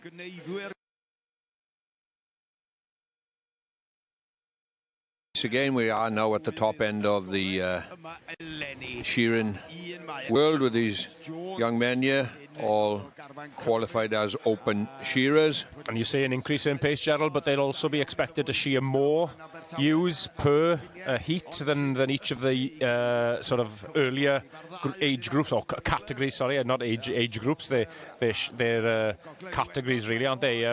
So these will be expected to shear more per heat as well, I imagine? Yes, indeed, you are quite right. The further up through the ranks they go, obviously, then the more lambs they have to shear to qualify. As I've alluded to before, testament to the people and organisers of the Royal Welsh Show here to source these lambs and sheep here for the 4 days of the show to give these competitors a equal opportunity to progress. And this is like a 5 nations heat, because in the first trap, number 1 is Alan Lloyd-Jones from Wales. We've got Alex Butler from Northern Ireland, Dylan Jones from Wales, Cameron Wilson from Scotland, Sasha Bond from New Zealand, and Henry Mayo from England. So the Cameron Wilson that we've got there, I believe that could well be the sheep game, is it? Cammy Wilson? Yes, I think he is, and I'm sure he'll have a lot of fans watching him this morning.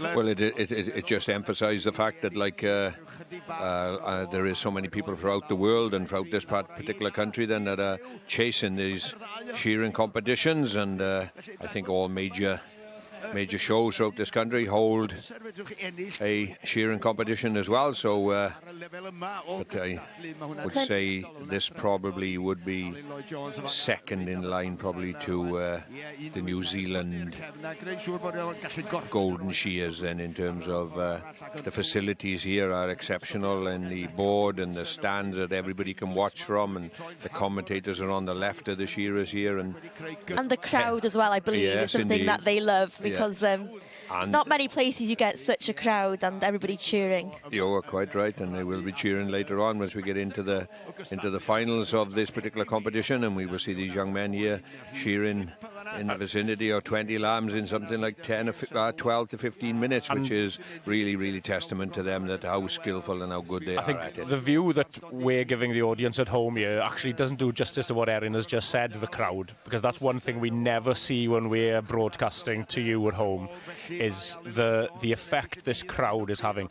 If anybody who's obviously visited the show, they'll have passed the shearing centre. It isn't just who's in the shearing centre. The depth of people that'll be standing outside watching these guys shear is phenomenal, and they'll feed off that energy. Later on when they take on France and New Zealand. Certainly, when they get to those international bits later, it's phenomenal. Yes, give credit. The shearing is good value for money here in the Royal Welsh Show, and you'd have to admire the skill factor, as I stated, and the way that these young people then go about their business. Yeah, so just going back to a few of the technicalities of it before we get the end of this heat. I noticed the judges are moving along. We've talked. I talked on Monday with Gerald about the judges' judging process. They mark them as they move, but they keep moving around as well, don't they? Scoring each different shearer. Yes, I'll explain later when we come back next time. Then. Yes, unfortunately, we have to leave the sheep shearing shed at the moment because we're heading straight for the main ring. So we'll rejoin Anwen. We'll be back in the sheep shearing shed later on. Thank you, Gareth. Yes, we are returning now to the middle part of the main ring, where we see our judge there, Sarah Hamer of the Cwm Hir stud.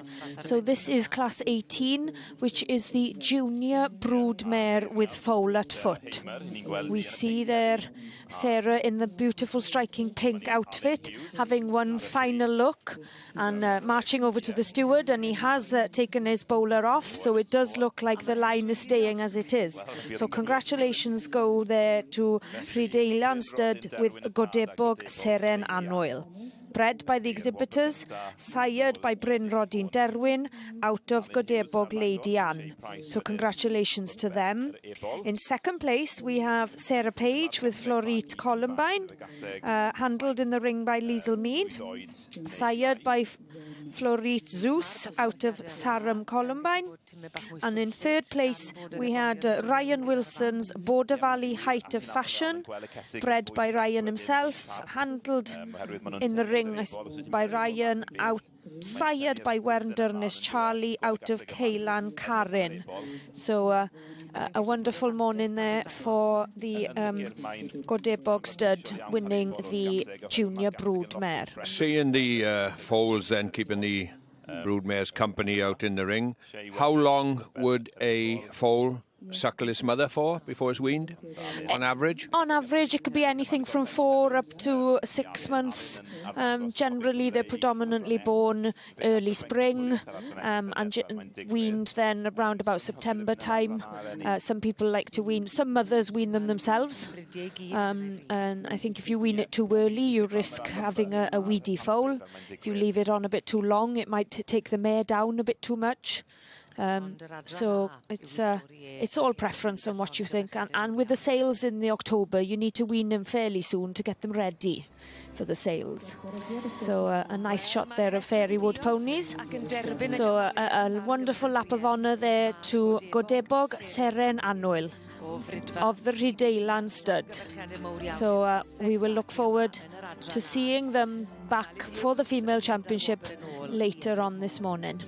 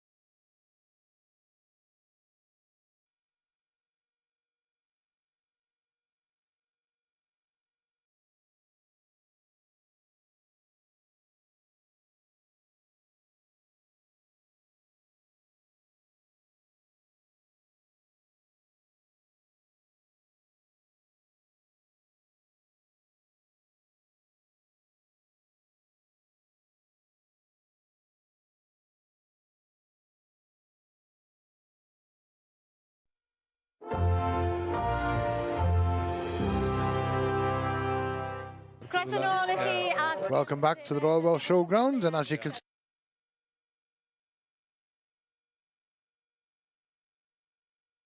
Yeah, thank you, Gareth.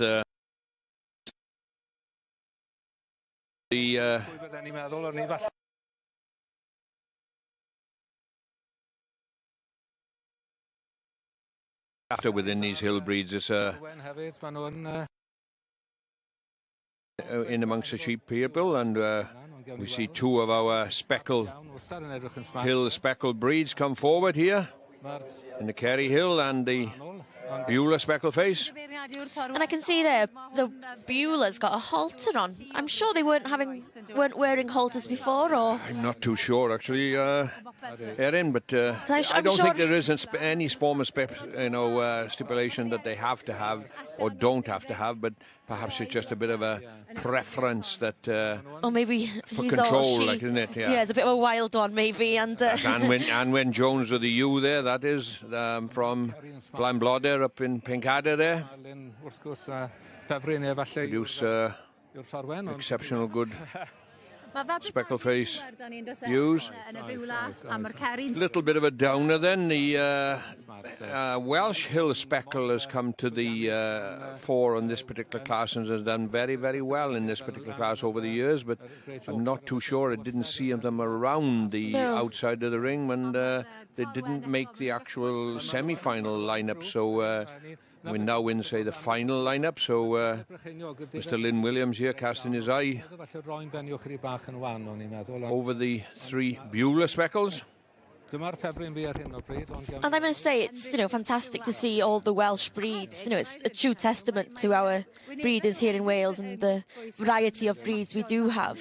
I think, Erin, you're right. It's a fantastic advert for the Welsh Hill breeds and what they can offer to the sheep industry in terms of the variety. And even in this final three, we've got the power here of the Beulah speckled face as sort of one of the strongest hill ewes, and then we've got the little badger face, the badger faces at the bottom here that are sort of one of the smaller of the little hill breeds, and each of them offers something different to the industry as well, doesn't it? Yeah, there's a type here for everybody to suit any farming system, really. Whether they go on to create mules or keep them pure to be from the hill. And that's one of the interesting things, I think, Gerald, I'm sure, having tuned in a little yesterday when you were talking about the mules yesterday, and that's exactly one of the things that we sort of tend to forget a little bit about these hill ewes sometimes, is what they offer then to the lowland and then the terminal industry within the sheep industry as well, isn't it? Yes. Oh yes, as I said, I alluded to that the speckled face ewes, Beulahs, that we're looking at here, and the Cheviot ewes, then the draft ewes predominantly do go to other farms then to be put to the Blueface Leicester to produce the mules, and you can see the strength which is within and conformation which is in these Beulahs here, so no wonder they make them so popular, because obviously fat lamb production is the ultimate game out of the mule. So if you've got the grandma is strong and powerful and well made, well, obviously it's a good stead to getting two very good lambs out of these. To describe them as the mother of the sheep industry wouldn't be far from the right sort of thing, isn't it? Because they are sort of the sort of original foundation of all of them, really, isn't it? Quite right. Oh yes, the Blueface Leicester obviously it was the half-bred. The border Leicester was used extensively in production of Welsh half-bred ewes, especially in this particular part of the world. I don't really know why they say dwindled a little bit, but there we go. Mr. Lynn Williams has made his decision, and it is the Beulah speckled face. But it has then, as things have progressed, the Blueface Leicester has come along, and now as I would go as far as say the most popular commercial ewe right throughout the lamb industry, throughout the sheep industry then. Yeah. So Anwen Jones of Blaenblodder there holding the ewe. Anyway, congratulations to that. Beulah speckled face takes the honours in the Tylee Lloyd competition. Right, from the sheep ring, we're back to the forestry area. And we saw Dewi, who's with Eiron, competing earlier on. And he's just talking about the axe that he is using here. He bought it from a guy from Holland, and you can see they call it a banana gride, because you can see the banana shape on it. And so they keep things simple for the simple people, but it's a very sharp log. So when I was cutting into the log, it was going in quite deep, and I had to work hard to pull it out. But maybe because I'm not as fit as I used to be, it took me a bit more time. So this is the third heat. The Glenn Penlington is the guy at the back. He will be starting in last place. He's from Scotland. And then there's a guy from Czechia. Another Czech contestant there as well. There's three of them. There's a Welshman. There's Eugene, who is a policeman, and Jake from Wales is about to head off.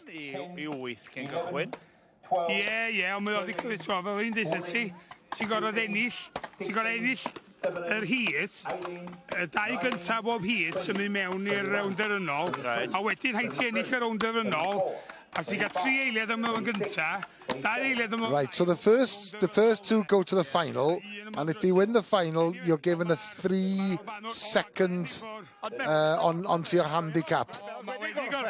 Well, the gentleman from the Czech Republic finished really early.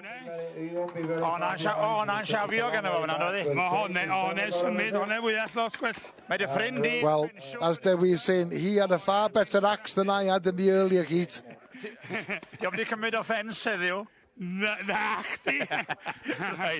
Workman blaming his tools, not quite right, is it?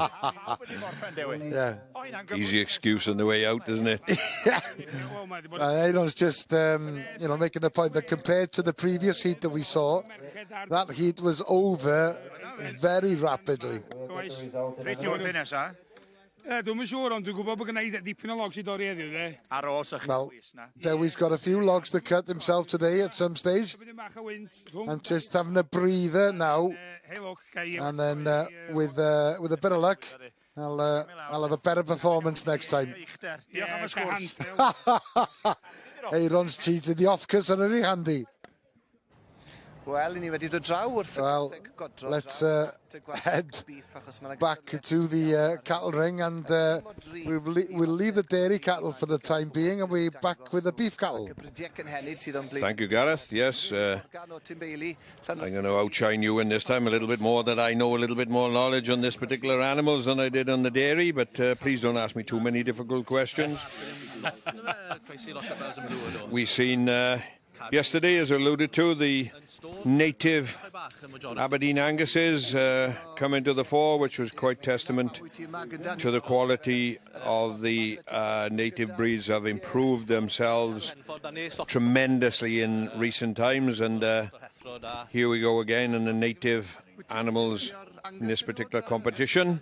Yes, and again, similar to what we saw in the group of 3 there with the dairy, these have to be owned by the same exhibitor, not necessarily bred.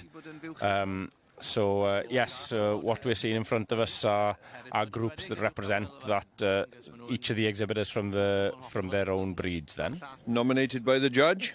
No, these are... society selected. Well, no, these will be... The exhibitor will have entered these I see. To the competition from yesterday's... so they're probably the winning group of 3 selected by the judge yesterday, I would have imagined, looking around the ring. So there will probably a bit of a group of 3 competition in each of the sections, each breed section, and then the winners will have progressed here to the interbreed then.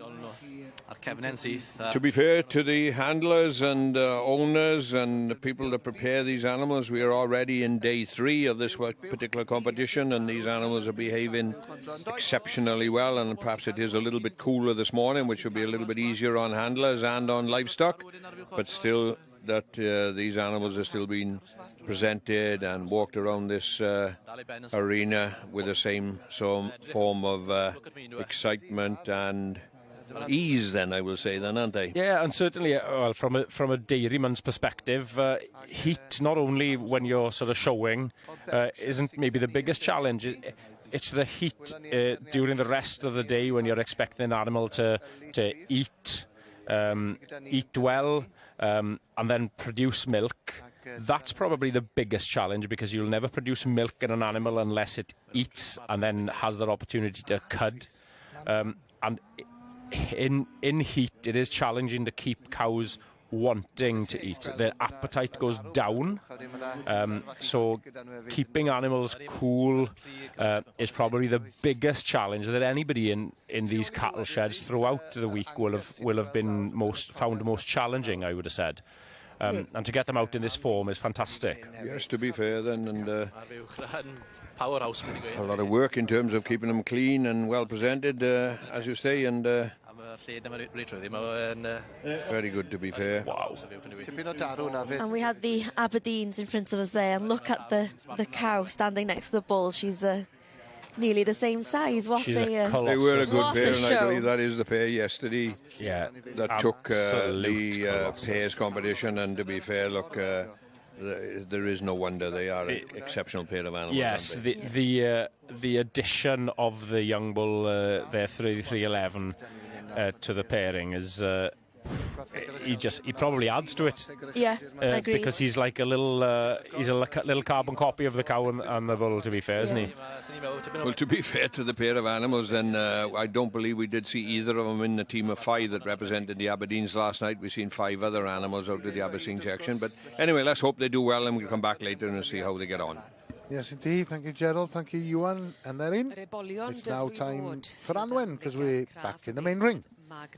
Thank you, Gareth. We had a wonderful shot there of how busy this main ring is this morning, with 3 different sections going forward. So at the moment, we're back now to the south end of the ring, where we join class number 33, which is the 2-year-old colts in the section B section. So our judge for this morning is Margaret Edwards of the Nevydd stud, and it does look like standing in top at the moment is 431. Alison Wright's Thistledown Red Bull, bred by Sandy Anderson of the Thistledown stud. We're looking at this animal now, stood at the top of the line here, Anwen. I'm thinking about the impact in terms of the judging this. Confirmation being the main thing, or the action on the move will have a very big impact on what a judge is looking for? Both. It's got to perform, so it's got to move, and with the section Bs, they want them to cover the ground, have a little bit more of a straighter action. It needs to be straight, as in it doesn't dish from the side and all the rest of it. So whether you're looking at it from the front or back is straight. But yeah, Thistledown Red Bull there, confirmation-wise, it's got the presence and things. In second place, it went to Gareth Williams with Moel Garnedd Miart, and in third we had Cadlan Valley Captivation for Rebecca Danks. So congratulations there go to Josh Hampson, who is handling on behalf of Alison Wright. So we'll have a quick chat with Hannah. Supreme Welsh at the Winter Fair. He's now come to the summer show and he's already won his class. No, over the moon with him. Last year he come here and he kind of lost his head a bit in there. Should have took him out, really, but we've done a lot of work with him and he's behaved really well today. Can't be happier with him. They're maturing as well, aren't they? Yeah. I mean, there is no stage like the Royal Welsh Show, is there? The atmosphere caught him out last year, but no, he's a lot more mature mentally now, so... He's able to rise to the occasion now. So, we've got the championship coming up later on. Have you got anything else you're here showing? I've got Section A senior stallion today and then a B stallion tomorrow. Lots of running then. Just 11 this week. Just the 11. Well, many, many congratulations and good luck for the rest of your week. Thank you. Thank you. Back to the cattle, and we were talking about the Aberdeens when we left earlier on. Ewan, and now we got a close-up and personal, haven't we, in terms of the power and the strength of these particular... No, they are a phenomenal trio. The team scattering around the ring a little here, but hopefully we'll get the shot of them all back together as well. And yeah, just a fantastic sort of... they've actually been awarded the championship as well. Well, indeed, So, to be fair, yeah. We missed that part of it. And it looks to me as if the Beef Shortdown trio that we did catch a short glimpse of came in reserve, so congratulations to them all. Well done to the Aberdeens, another successful day in the show ring.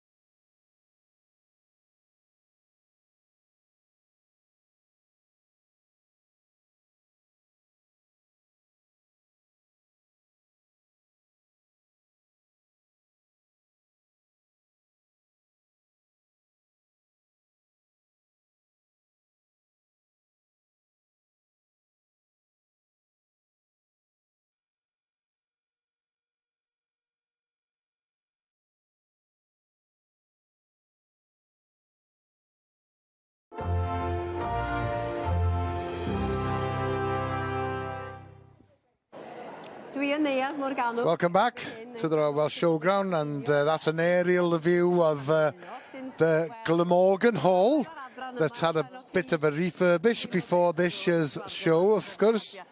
This is Esyllt Ellis Griffiths, who's having a little chat with Nia, and of course she's been coming to the Royal Welsh since she was a very young girl, and she's had quite a few different experiences here, and those experiences have really come to the fore, because now she's been a steward here, she's competed here, she's been judging there, as well as judging, of course, in the YFC rallies. So, yeah, the experiences she had when she was younger have been very, very good and beneficial.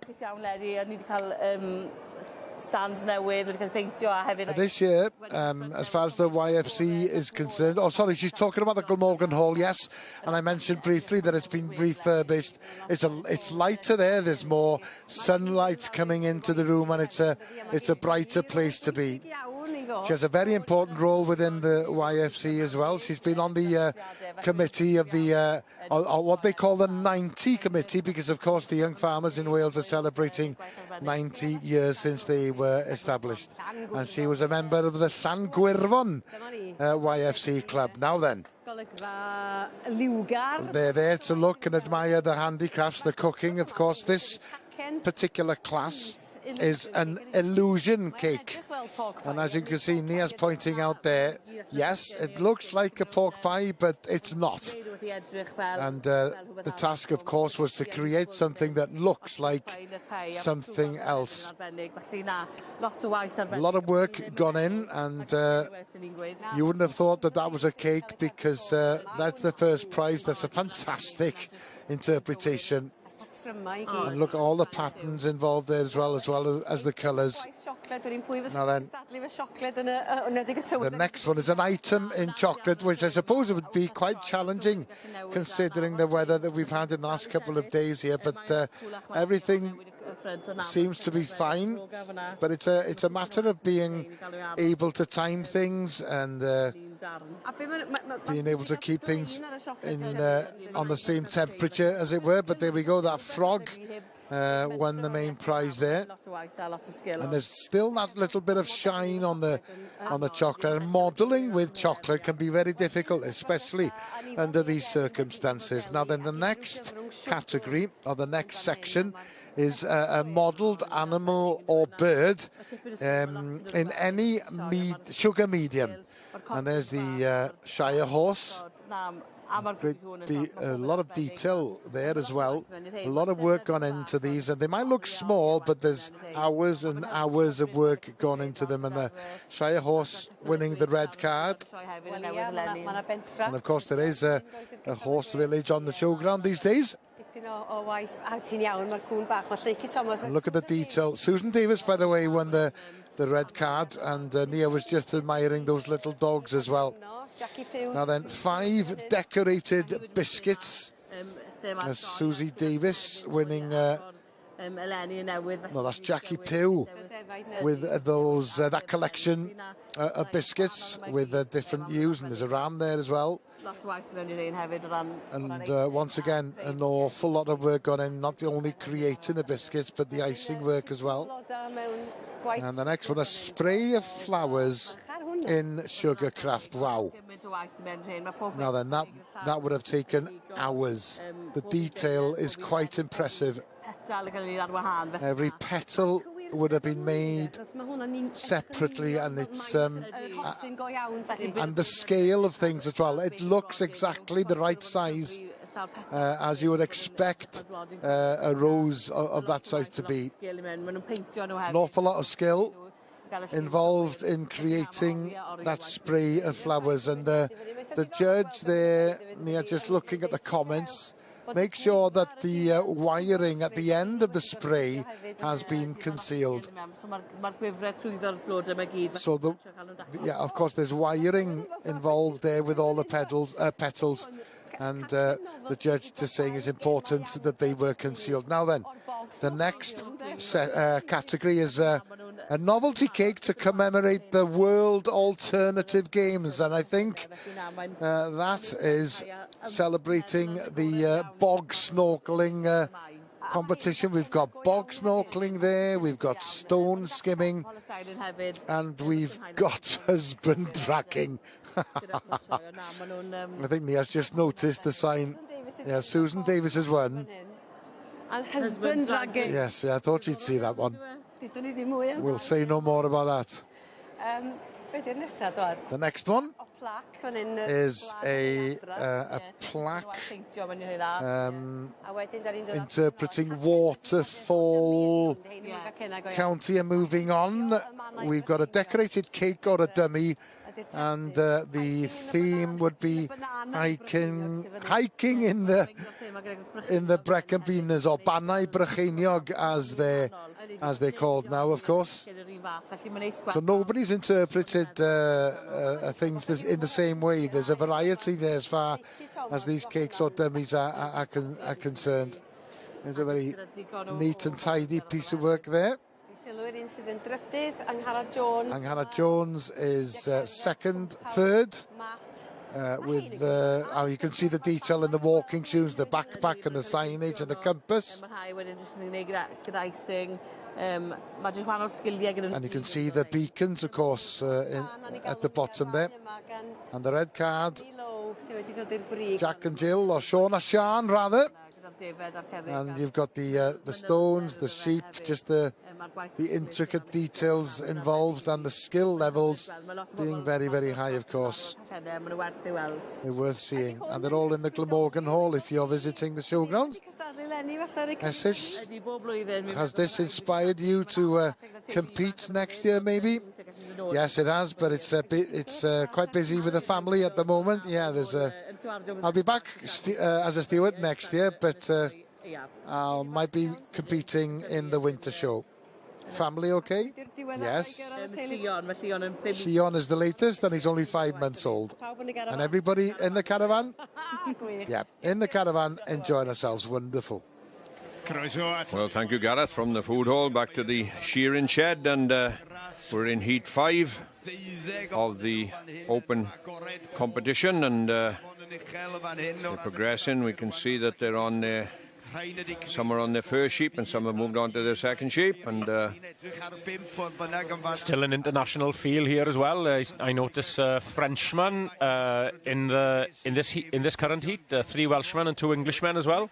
Yes, you're quite right. No, 1 Englishman, 1 Northern Ireland apologies person, not a problem. 3 Welshmen and a Frenchman, as you stated. Yes, and we have Johnny Rees, Evan Davis, Flicks Casbron, Barney Richardson, Jack Robinson and Hridian Edwards, sorry.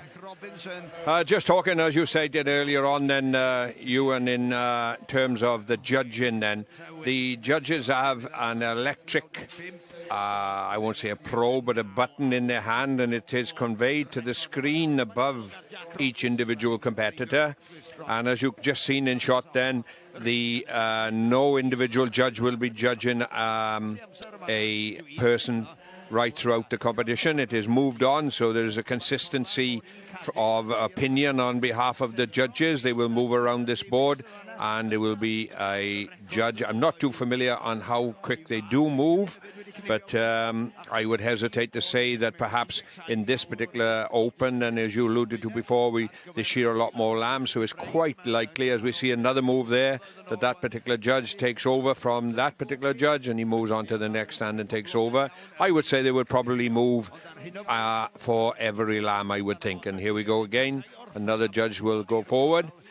Not too sure on the actual board mark system and what percentage it would be in the final result, but it's on board markings, time, and obviously the pen out the back of the finished product. What these judges at the front here are looking for is, you've said, just mentioned before, second cutting. They're looking for where they've cut the wool at a too high a length away from the skin, and then if they have to do again, they're obviously marking them down for those.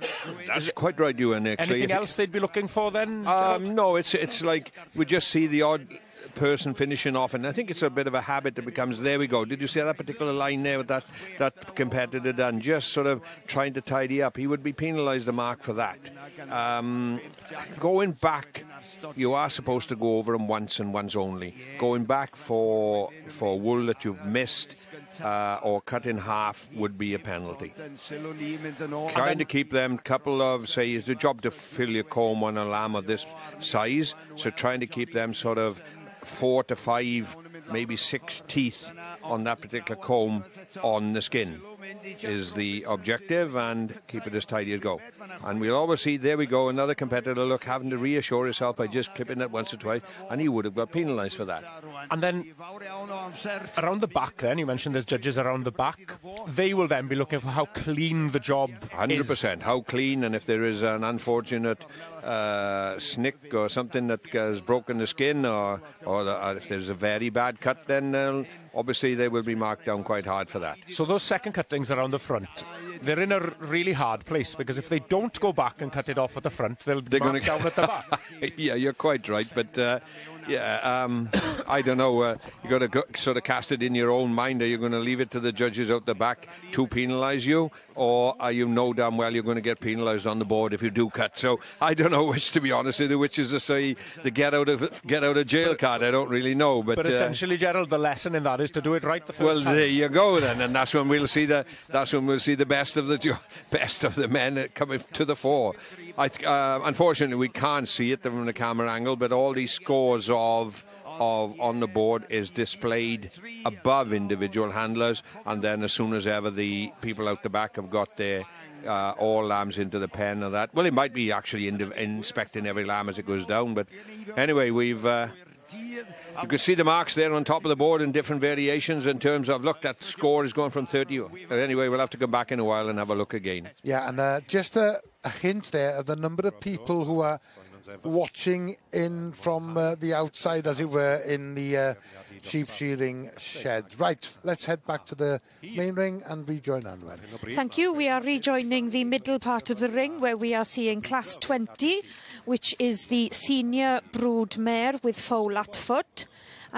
So our judge for this morning, Sarah Hamer, has quite a challenge on her hands, and we see in shot there exhibit number 294, Islyn Blodwen. She's had quite a few wins already this year, going champion and supreme of show at Gwynedd, Welsh Pony and Cob, where it was her debut, and the first time off the farm. So in at the deep end, and she shined that particular day. And congratulations actually go to the husband and wife that are giving each other a hug there, Dora and Johan. They welcomed their second baby a couple of months ago, back in May. So congratulations to them. So a double win for them this year, winning the senior broodmare class. Islyn Blodwen. So she's 2013. So has the foal any bearing on the result? Not in the broodmare class. They don't judge the foals. They judge the foals separately in their own class. Some people choose not to show the foal. They just have the foal at foot to show the mare. We have a nice shot there of the rest of the lineup. So in second we had 311 Edwina Waller with Bryn Rodin Tlws, and in third we had Rod Lewis with Cwmweidri Briallen.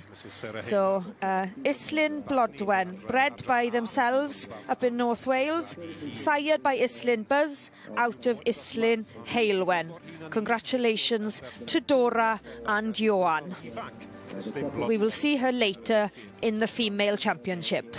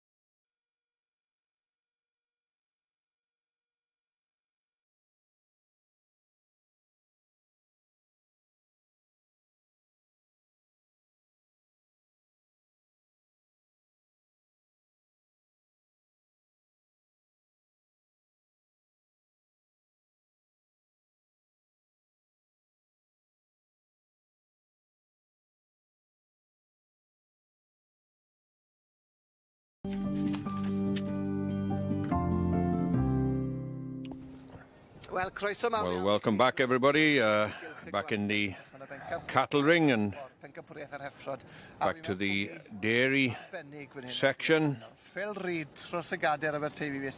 cattle ring here today on the third day of the Royal Welsh Agricultural Show.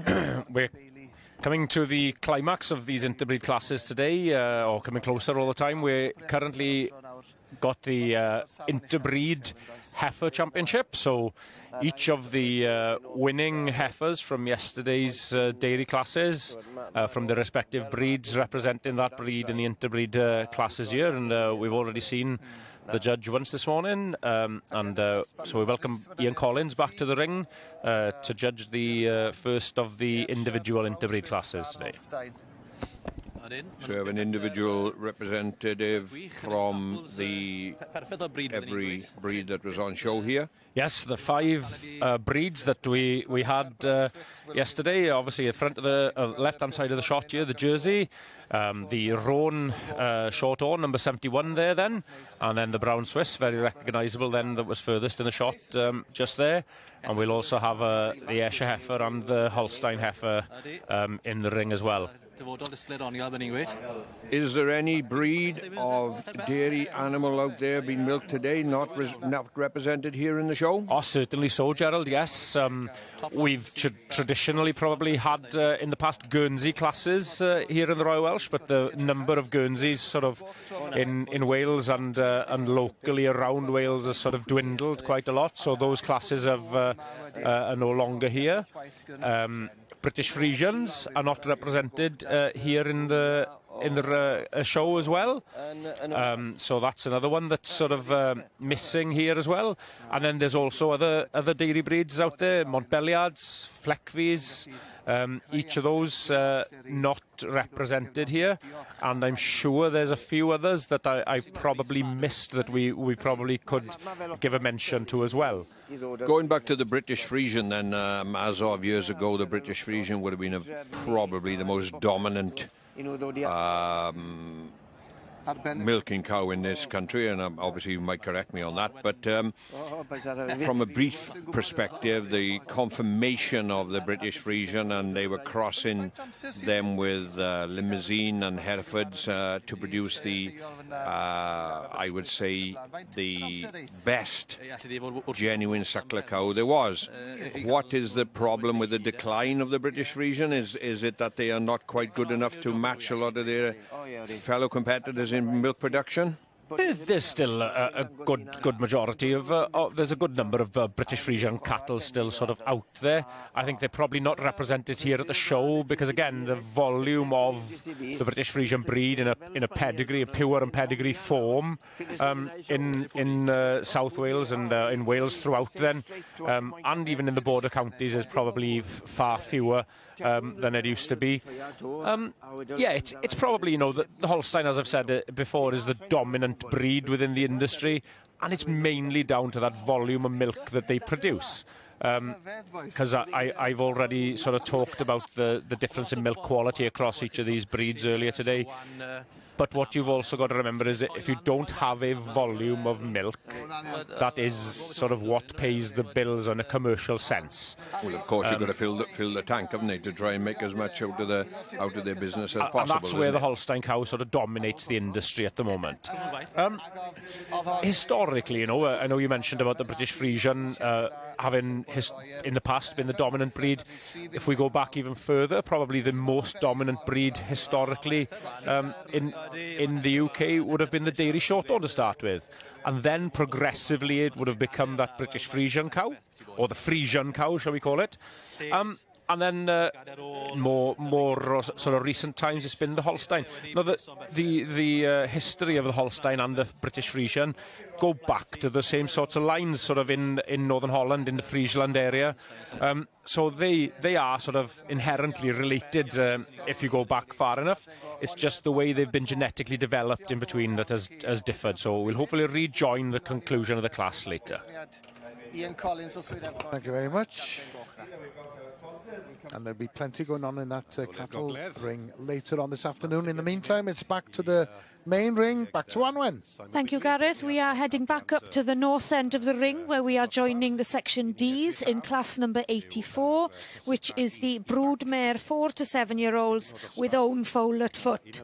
Our judge for this morning is Mr. Simon Bigley, and the sportsmanship there between the first and second just goes to show that I do think the result has been placed. So it looks like it goes to Glencoch stud with Glencoch Capoeira, bred by the Glencoch stud down in St Clair's, sired by Pennal Carwyn out of Pennal Riverdance. So congratulations to him, what a successful morning he has had. Second place it went into the Bat family down in Abergavenny with Abergavenny Melody, sired by Gaylor Ryan out of Abergavenny Alexis. And in third we had Brian Jones's Cascob Royal Rose, sired by Cascob Brenin Dafydd out of Cascob Diana. So Adrian there sporting an injury to his left hand, so glad to see him in the ring, still able to hold on to these wonderful mares. Capoeira had a very successful career as a 3-year-old, with success in 3 counties and all, Supreme of Tyviside, if I remember rightly, in 2025. And she was champion earlier this year up in Malvern. So congratulations to Adrian Bowen, Jan Pearce and Alan Pearce down in St Clair's with Glencoch Capoeira. Well, Adrian Bowen of the We are going to have a quick chat with Adrian and his wife Abby. Surgery last week, but you've had 3 wins now at the Royal Welsh.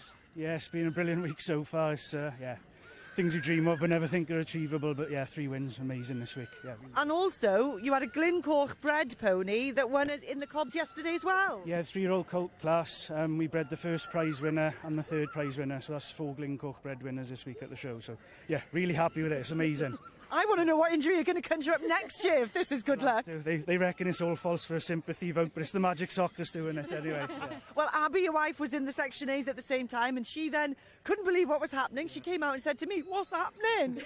It's just stuff things are dreams are made of. It's we work really hard, so it's been a difficult when it all with Adrian's injury, and it's been a tough week at home, and we've all pulled together and hard work pays off, I think. As I say, it's all worth it now. But again, I can't wait to see what you do next year, because this has been great. Llongyfarchiadau mawr iawn I chi. Diolch fawr iawn.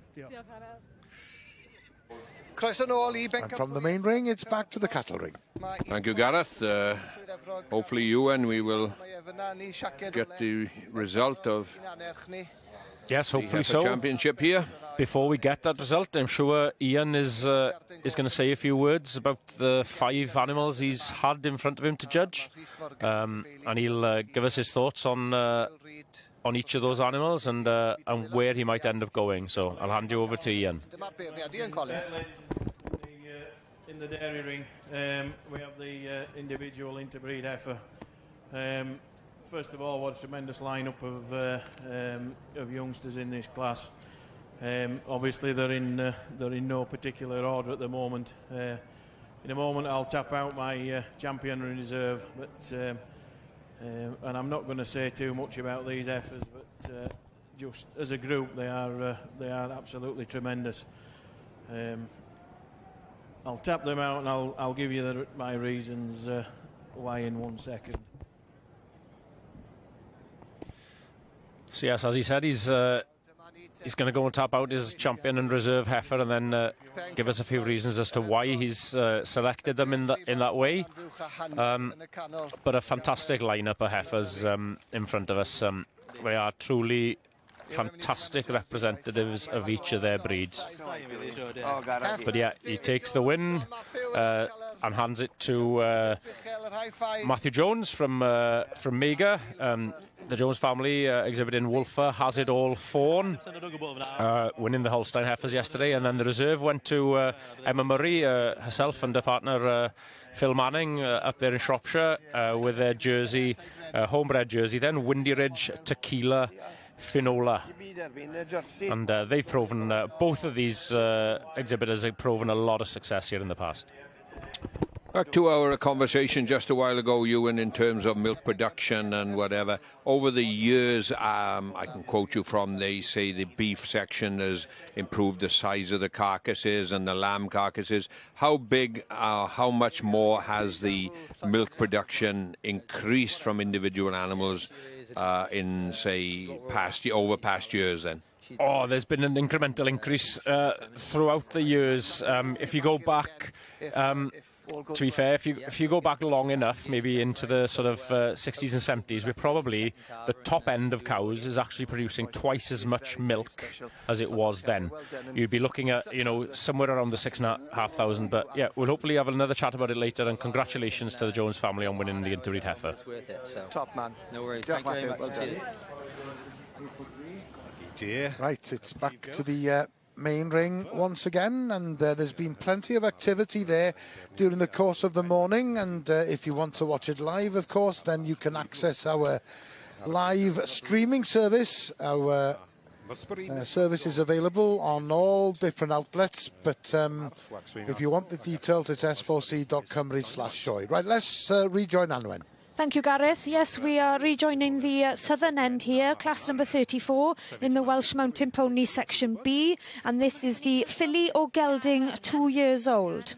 And standing in top at the moment is 439 A&G Holt with Musbury Miss Saigon, bred by the exhibitor themselves and sired by Waxwing Arco out of Musbury Miss Dynamite. In second place there, currently we have Liesl Mead showing on behalf of Mats Olsen, Coltorps Bigira, bred by the Olsens, sired by Henyart Dering Du, there was a champion here last year, out of Coltorps Trulsa. So our judge, Margaret Edwards from the Neviv Stud, does look like she is about to present the infamous red card, so congratulations there do go to the connections for Musbury Miss Saigon. So always a wonderful class to see these beautiful fillies, and we look forward to seeing them later on in the championship. A nice lap of honour, and you can see now the elegance and the deep-bodied and the Welshness from these beautiful little fillies. Musbury Miss Saigon was sired by Waxwing Arco, who himself was a Hoyes finalist under saddle. And you've got a homebred here, and now you're holding a red rosette from the Royal Welsh. Definitely. We won here with her mother a few years ago as well. So it's really special. I can tell this means a lot. You're not a huge stud, are you? But you breed such amazing quality that are now going into the ridden world as well. We see the Musbury horses around. What does it mean to get the red card here at the Royal Welsh? It means everything. All the work that we put in at home, as a family, it's everything. Have you got more to compete now this week? No, just her this time. One-hit wonder, as they say. Yeah, one's enough. Well, you've got the championship coming up. Many, many congratulations and good luck. Thank you very much. Well done. Well, that's all from the main ring for the time being. And quite shortly, we will be heading for the news headlines. And as you can see, it's getting busier here at the Royal Welsh. Weather-wise, it's almost perfect weather. It's not too hot. But according to the forecast we heard this morning, there's some bright sunshine on the way. But here's the forecast for the rest of the day. It was cloudy here this morning. And as Stefan is saying there, I think the sun is trying to break through. And the clouds will clear as we go into the afternoon.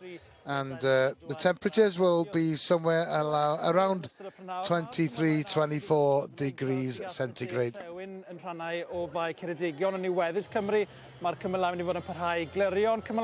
Overnight, the clouds will clear and the winds will be relatively strong, but towards The south, it'll be dry and temperatures will be rising to about 27 degrees in Monmouth.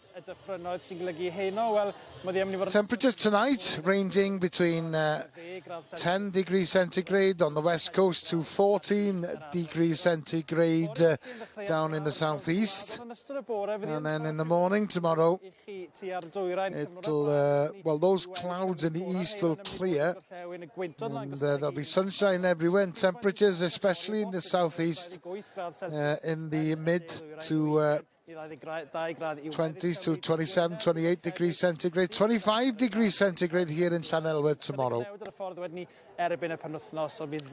But things might change come the weekend.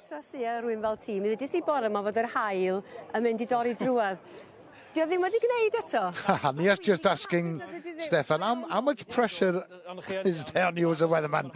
When you said this morning, you said the sun was going to break through by this afternoon. It hasn't quite done that yet.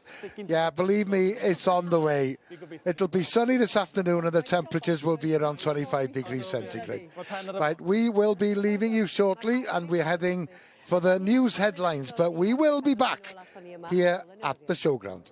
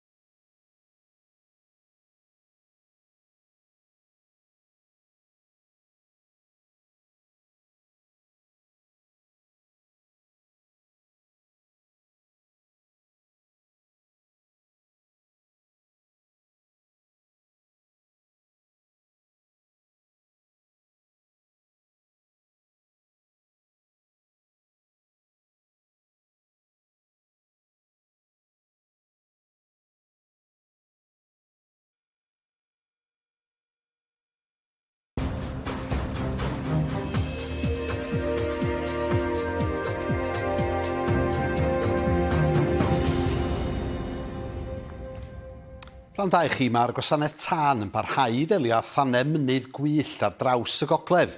Yn siroedd y Fflint a Wrecsam yn y Dwyrain, ger Capel Ulo yng Nghonwy, Ac ardal Harlech yng Ngwynedd. Yno, mae criwiau'n ceisio rheoli fflamau ar fynyddoedd yr Hinogydd. Mae'r cychoedd yn cael eu hannog i gadw draw. Yn y cyfamser, mae diffoddwyr tân yn parhau i geisio diffodd fflamau ar fynydd yn Horfaen. Fe gafon ni galw gyntaf nos Sul i ardal rhwng Abersychan a Blaen Afon, yn ôl gwasanaeth tân ac achub y de, mae'n ymddangos bod y sefyllfa yn gwella. Wel, gall rhai ardaloedd o'r wlad gael ei dynodi a statws sychder yn swyddogol gan Gyfoeth Naturiol Cymru. Yn bresennol, mae mannau yn y gogledd, y canolbarth a'r de-ddwyrain a statws cyfnod hir o dywydd sych. Ar hyn o bryd, i ni'n fonitro lefelau dŵr neu fonydd yn gyson. Mae gennym ni dros gant o mannau yng Nghymru lle ni'n recordio sychder a neu lefelau dŵr yn yr afonydd yma ni. Yr un ffordd, mae'r un peiriannau yna defnyddio ar gyfer gwaith llyfogydd. Felly ar hyn o bryd mae rhan helaeth o Gogledd Cymru, Dwyrain Cymru mewn statws hirdymor o diffyg law.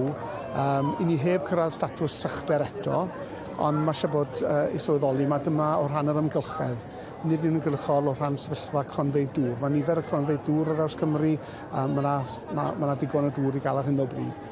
Ond, gyda tywydd yma yn debygol y para bach rach, ni'n annog pawb i fod yn falus faint o dŵr maen nhw'n defnyddio.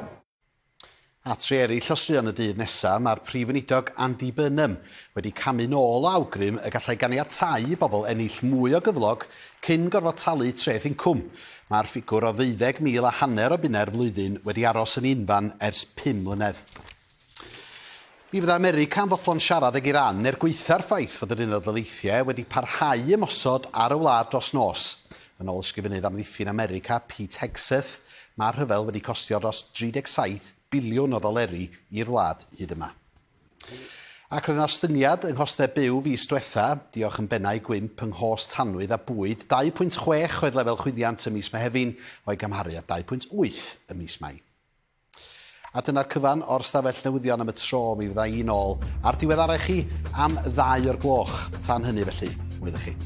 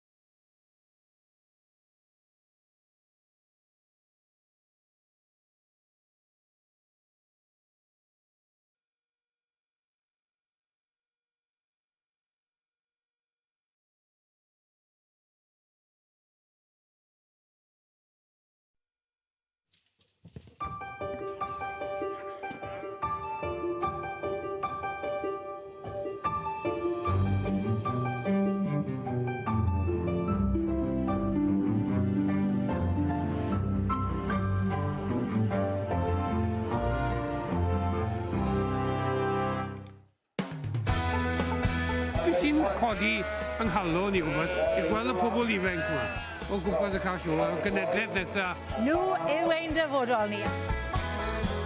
Wel, a gweud y gwir, o'n i adre ddo, so watches i lot o'r judge ar yr peledu yn y fe. Oedd chi coverage gwych o'n y teg. Diolch yn fawr. Diolch yn fawr ti am y sgwrs. Diolch i ti. O'n i get paned bach falle. Ie, neu bei. Na, mae'n ei hynna'r abyd. Paned.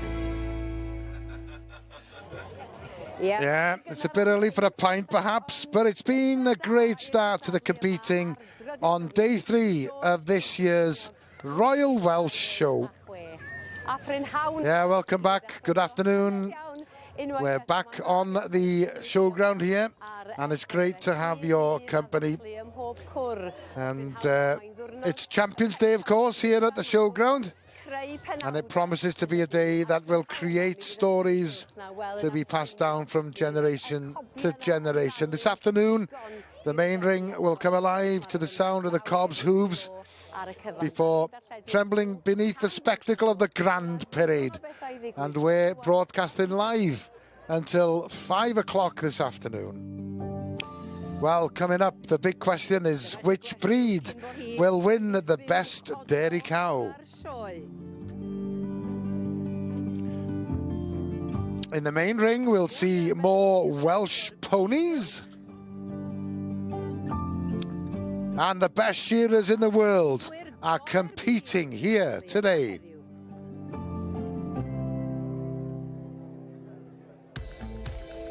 And don't forget, we are streaming live from the main ring, the north, middle and south ring, and we will be doing so until the end of the competitions today.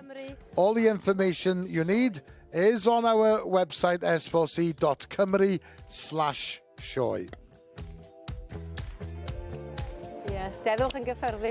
Yes, sit back, relax, enjoy the afternoon with us here on S4C. There's plenty going on, as we know. And of course, in the cattle ring, well, we've already seen a lot of competing there previously. And we're looking forward, of course, to the best dairy cow, the Fitzhugh pairs in the dairy section. And then, of course, the team of 5. And as Ivan is referring to there, there'll be a lot of people around that cattle ring later on this afternoon. And there's also tug-of-war and rugby sevens to be played in the cattle ring before the day is out. And well, in the sheep ring this morning, we've already seen the Beulah speckled face breed win the Lloyd Family Award, and winning that for the first time since 2023. But later today, it's the Sheep Championship, of course, the Champion of Champions, which, as it happens, was won last year by the Continental Dutch spotted breed. So that's just a taste of what's to come later on this afternoon, and as I said, we'll be broadcasting live until 5 o'clock. Right, let's head to the main ring and join Anwen. Thank you, Gareth. We're returning to the middle part of the ring, where we are actually seeing the end result of Class 22, which is the colt foal, which is the produce of mares entered in the junior and senior broodmare classes that we unfortunately have seen snippets of. So the winner there goes to Gemma Morris, with Border Valley lead the way. Sired by Kilmary Casemiro out of Border Valley Cover Girl. Congratulations to Gemma there. And in second place we have Daniel May with Putwell Phoenix, sired by Elcon Davydd out of Putwell Pollyanna. And then in third we have Marie Williams with a Cumbrook foal that's yet to be named, sired by Betws Onid out of Rhydyfelin, Saskia. So a smart, striking colt foal there with the lovely markings, and we will see him return later to contest for the best foal championship after we have seen the filly foal class. So a lot of hours of training has gone in to prepare these little foals who are only a few months old, into getting them to lead properly and get them to trot. But what a fantastic lap of honour there for the connections of Gemma Morris, and Border Valley lead the way. Mae 'na sylwebaeth Saesneg ar gael. English commentary is available on this programme and on our main ring webcast. Depending on your device, either press the red button or use the audio selection option. Any problems, contact the SLC Viewers Hotline.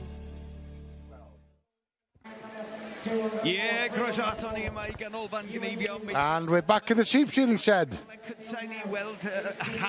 Well, and it's the heat number 11, I think, in the Open Championship. Looking at it, heat number 11, so I think that just gives us all an idea of the volume of shearers here in the open section at the show. You know, if there's six a heat so far, 11, we're already looking at 66, and I just clocked the board. There's certainly a 12th heat to come.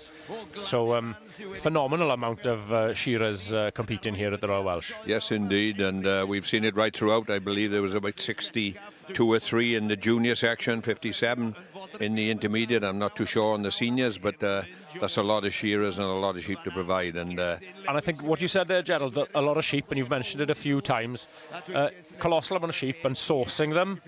And this year, especially, the challenge of keeping, especially the full wool that we saw earlier in the week, where they were using it for the wool rolling and the hand shears, keeping those sheep in full wool and healthy is a challenge, but also an absolute credit to those farmers that have done it. Oh yes, I agree. Couldn't agree more. Then yes, the lamb, sourcing the lamb is hard enough, but a lot of people do like it in the ewe lamb shorn, and get them shorn for free if you're going to provide a lot of ewe lambs. But having said that, you know, they have to provide a lot of ewe lambs for this particular open competition. Well, they have to be the same, don't they? So, you know, as you just alluded to, look how many open shearers there are in this.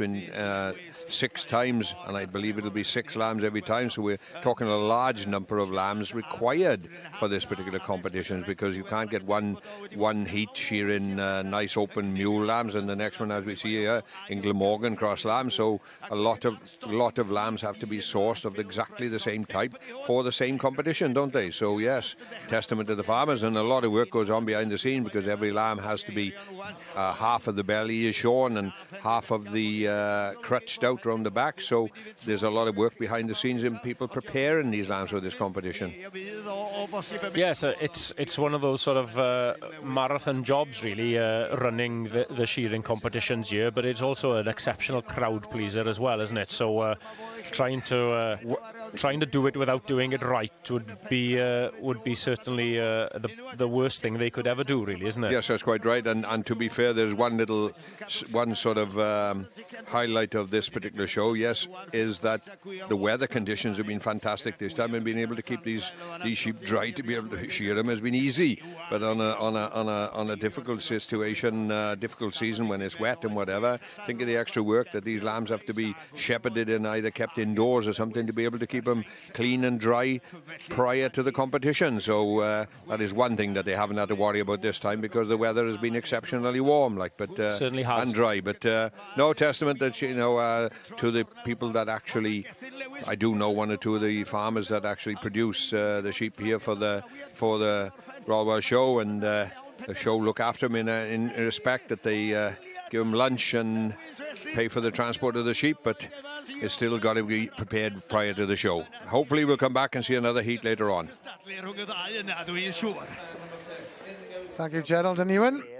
Now then, Aaron is still in the horticulture village, and he's joined by John Rowlands, and they're at the National Sweet Pea area. And it's a site to below. It's been really busy. It's been a bit of a challenge with the weather. It's been too warm And sweet peas don't like dry weather. We've had to water them morning and night to try and keep them alive. So how long would they last after you've cut them? You don't just admit it to the fact that he doesn't grow flowers. I can grow a moustache and that's about it. Well, we sow them at the beginning of February, transplant them into pots, plant them outside then, and then grow them on a cane, and then we take the side shoots off, take the tendrils off, so that the energy will go into that one stem. What we want is a long stem with 4 flowers on it. 3 weeks ago, I had some fantastic flowers, but they've gone over. What happens? The stem reduces in size, and the flower also reduces in size.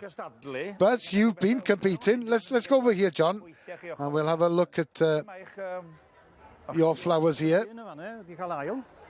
Right. I was second in that class. And that's the... Right, we're going to continue walking because, John, I'm looking for your flowers here and I'm looking for your name here. Here we are. John Melrose. John Melrose. Melvin. Melvin. Okay. John Mel dwi wedi bod yn Bala erioed. O, na chi. Ie, a mae gennau... Be di'r dosbarth yma? Di tair fas o wahanol liwiau. So dwi wedi entro tair... Right, this class was 3 vases with 3 different colours. Ron goch. O, na chi. A di deud ddim wrthi ers lawer, ond mae'n cael hwyl i ni, de. Chwarae teg yda. Chi sy'n bod yn dysgu falle? Na, wel, da ni'n dysgu'n gilydd, ydyn. Yn y gymdeithas, mae'n gymdeithas. Faint sy'n gennych yn y gymdeithas? And within the Sweet Pea Society, not sure how many there are nationally here in Wales, but as far as the UK is concerned, there are thousands of members. And every year here at the Royal Welsh, we as a society in Wales create an exhibition here in the Royal Welsh. You've got a red card here, John. What about these? There's a mixture there, white and pink, and a bit of gypsophila. Gypsophila.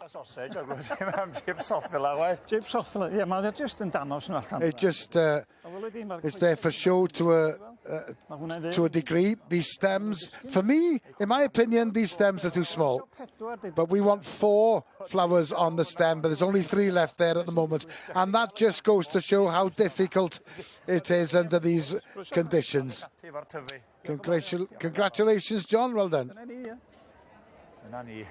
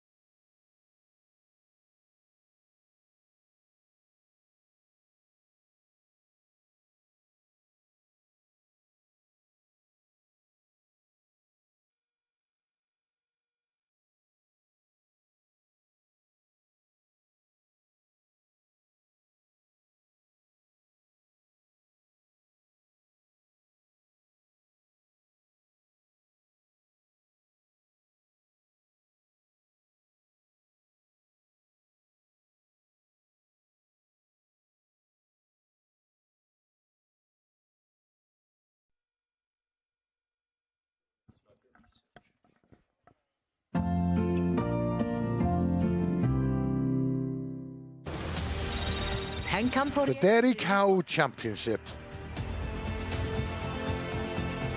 The Holstein has been queen of the dairy classes, winning 8 of the last 10 championships.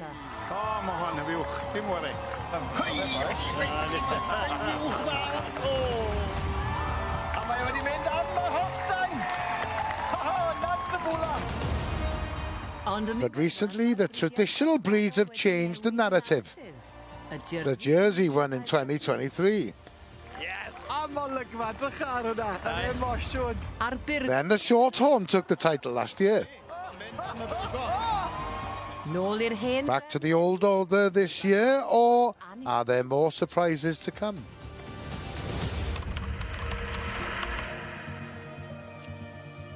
Well, let's find out. We're heading to the cattle ring, and we'll join Gerald and Yuan.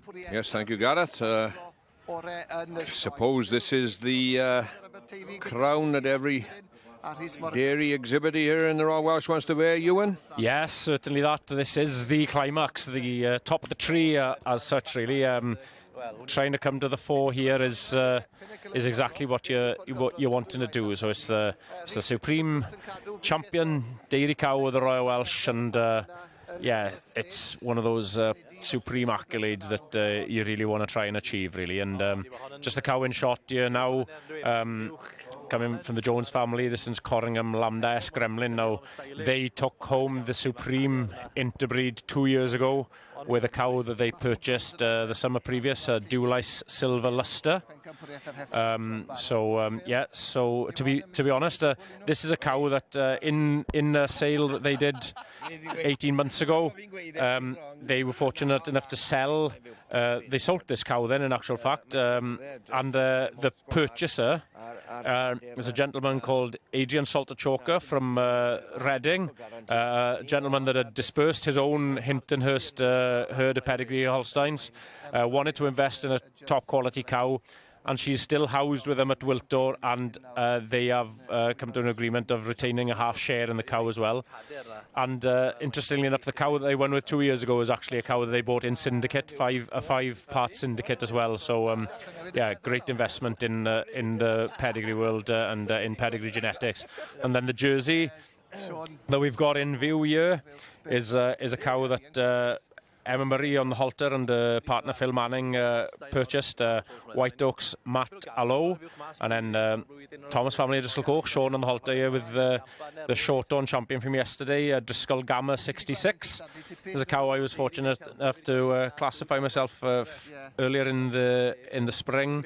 A very, very nice dairy cow showing here, and they've had great success, and they are looking to potentially retain the interbreed title. They actually won the interbreed title here last year with a purchase cow, Coton Hall Bam Bam Cornelia, a cow they'd bought from Rob Kite up in Staffordshire. So looking to hopefully repeat the success of last year, but this time with a homebred cow then. Well, looking around the ring and seeing just the past champions have been shown on the screen here pre-getting into the class, and I recognise quite a few people that are in the head of these particular animals, so there's a good track record of a lot of people winning in this ring here already, and I'm sure that every one of them will be trying hard and hoping that maybe 2026 will be their year. Yeah, and then, well, not to leave anybody out, this is the Brown Swiss champion from yesterday, Toy, My Mum's a Hoover, a cow I was fortunate enough to judge earlier in the year.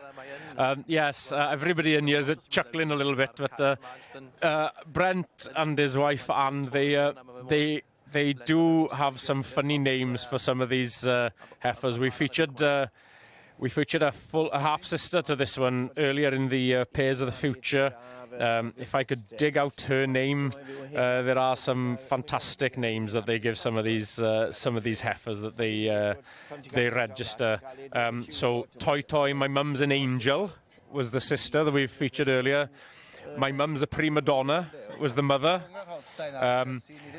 They've a cow called Inzabin, because all she ever wanted to do was eat out of the food bin. So yes, they've got all sorts of names, but are really, it is good for entertainment. And then in the shot here, we've got the winning, the cow, Ayrshire cow representing. She wasn't actually breed champion yesterday. The heifer took the breed championship yesterday, but this was the winning cow in Gelli Garedig, Remsburg, Ursula. So from the Granville family down in just outside Bridgend there. Always great support of the show, and were very fortunate yesterday to take home their champion and reserve champion in the Ayrshire section as well. So congratulations to them on that. So yes, so we got top quality cows in. Oh, we certainly do. We've got some of the cream of the crop, some of the best of every breed. And as you mentioned, Gerald, there's a lot of people on the halters here that have done a lot of winning in the past. You know, we've got Matthew on the halter of the winning Holstein. They having won a couple of years ago. So we'll hopefully rejoin the judging of the Interbreed Dairy Championship later. Yes, indeed we will. But in the meantime, we're heading back to the main ring, and let's join Anwen. Thank you, Gareth. We are back to the middle part of the ring, where we are seeing Class 23, and this is the filly foal, the produce of the mares that we saw in Classes 18 and 20 earlier this morning. So again, hours of preparation have gone into producing these little foals and getting them to behave so well. We have a beautiful shot there of the one currently standing top, Lilia Greenwood's Glenrose Hopscotch. Just the same as we have in the cattle with the names, they try and find lovely, colourful little names for these little ponies, and hopscotch is a wonderful child's game, which is this little pony I'm sure will grow up to be a little child's pony one day. So, but yeah, these are all filly foals. Standing there in second is 334, which is Marie Williams' Cumbrook foal, and it does look like the red ribbon goes there to the Lilia Greenwood's Glenrose Hopscotch. The emotions, I'm sure, are running high, so congratulations to them. This particular foal was sired by Langvennen Nelson out of Ceylan Halo. So a lovely filly there. And in second, we saw Marie Williams' Cumbrook Roxanne, sired by Cascob Wild at Heart out of Idyllic Glitz. So I noticed this one's obviously come to the fore in the filly foal. Separate class then for colt foal. We did. We saw Gemma Morris win the colt foals earlier. And we've worked our way through sort of explaining a little bit about the difference between barren mares and mares, brood mares that have got to have their foal at foot. So the foals at foot aren't necessarily all entered for this class. No, some of them they wouldn't choose to show the foal. They would only have the foal at foot to show the mare. And there will be some foals here that their mothers, the mares, aren't being exhibited as well, potentially? Potentially not. Probably more so that the mares would be shown, but they, like this particular class, the mare didn't do so well in her class, but they obviously knew they had a cracking foal. I see. And that's where they've put the foal forward, and the foal has gone on to be fantastic. But what we will see hopefully later on is the culmination of the colts and the fillies coming back together to win the best foal championship. So hopefully we will get a glimpse of that. But I know myself the hours that have gone into getting that little foal to trot, because the ones I got, oh there we are, the ones I got at home mainly do that. They dance on their back legs rather than trot nicely like this little one. But congratulations to Lillian Greenwood with Glenrose Hopscotch. And we're going to hopscotch our way to the cattle ring. Yes, we're back. Hopefully we're a bit closer to our judge here making his decision on the champion.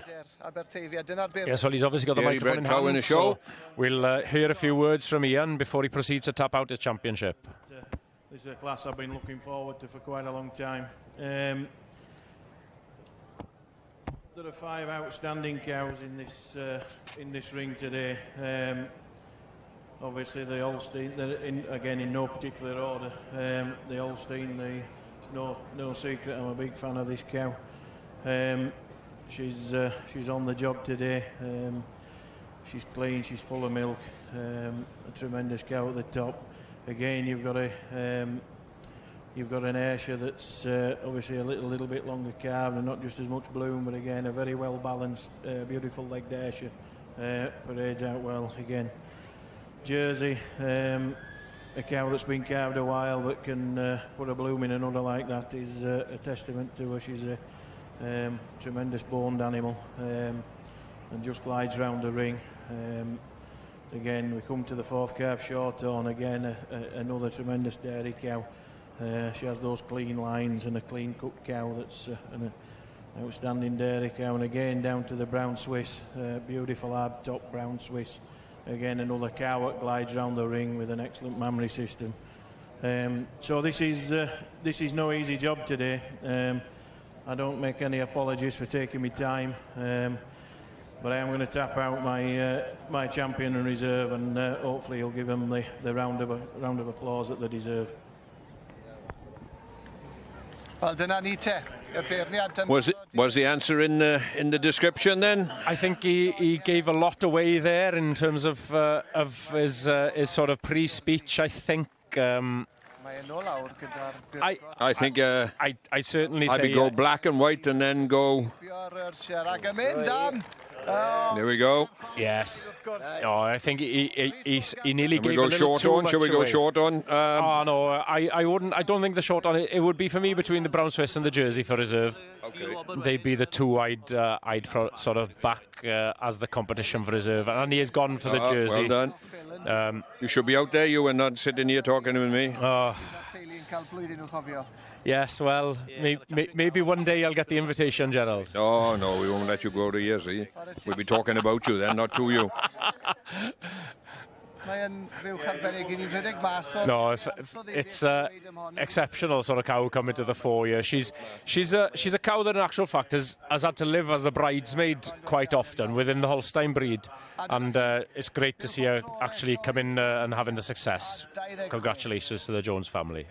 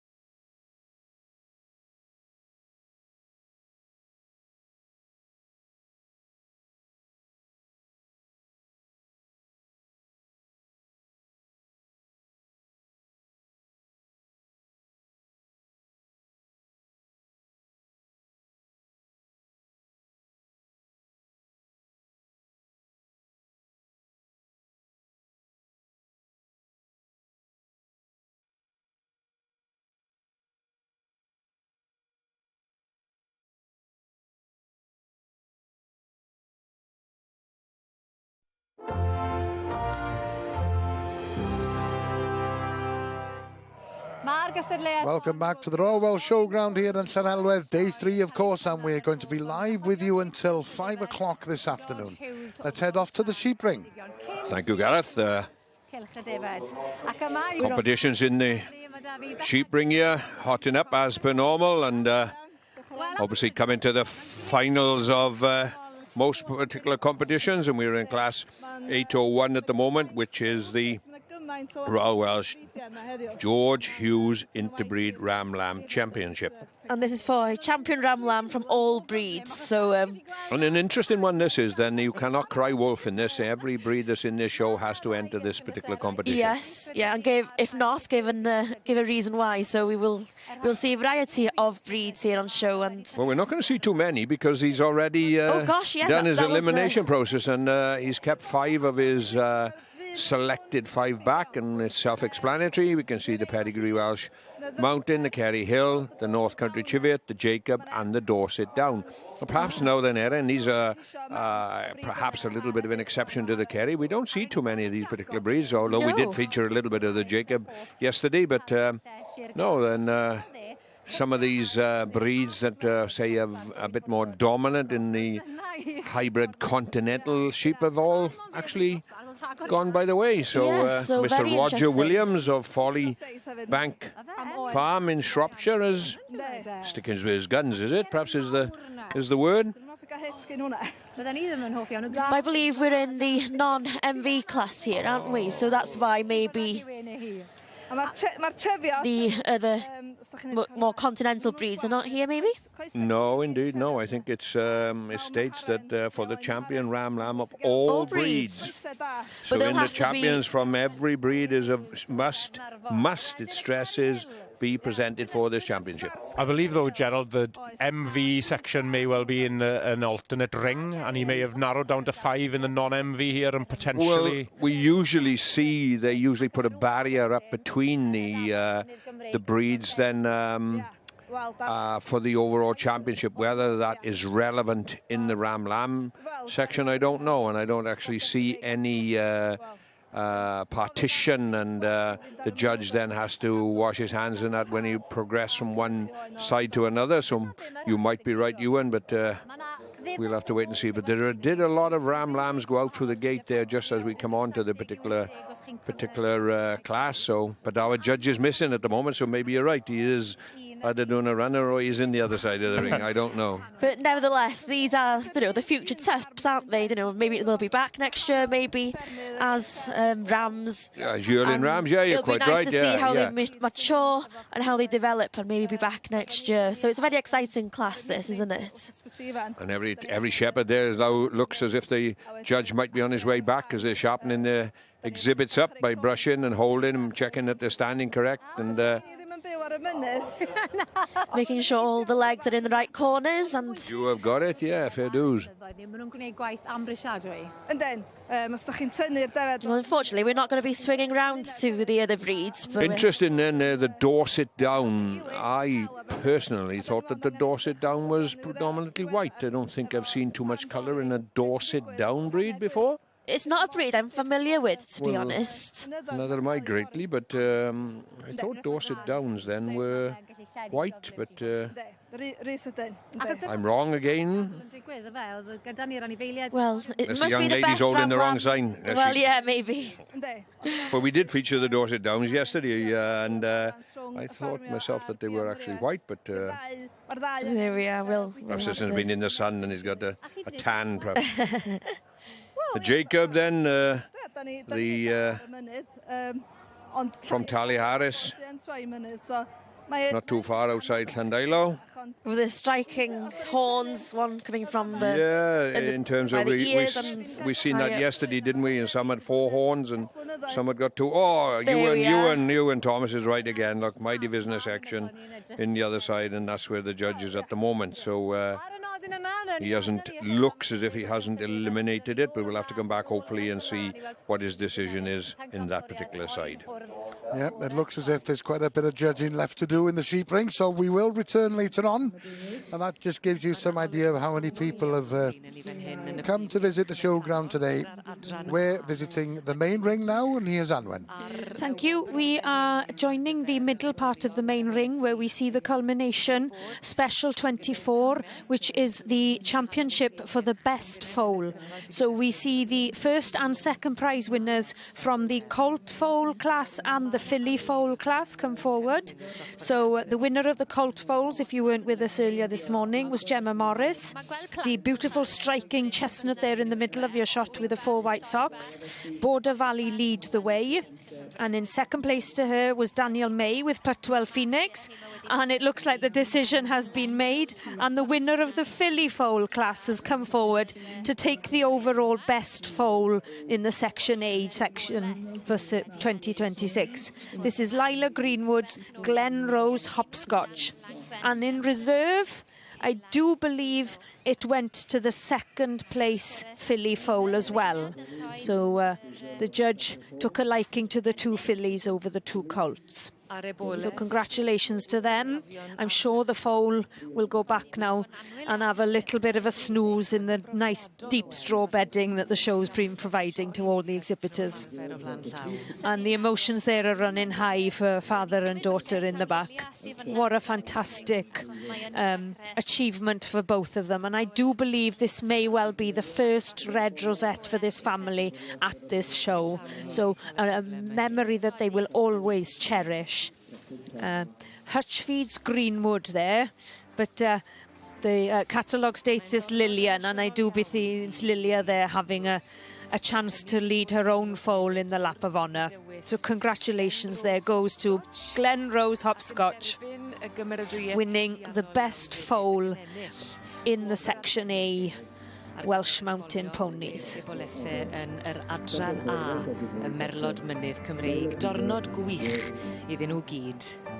I'm sure the champagne corks will be popping later on. Lilia Greenwood, and we do have an interview with Hannah. Just come out of the Royal Welsh Show, and you've had your first ever win here with a homebred. Can you put it into words?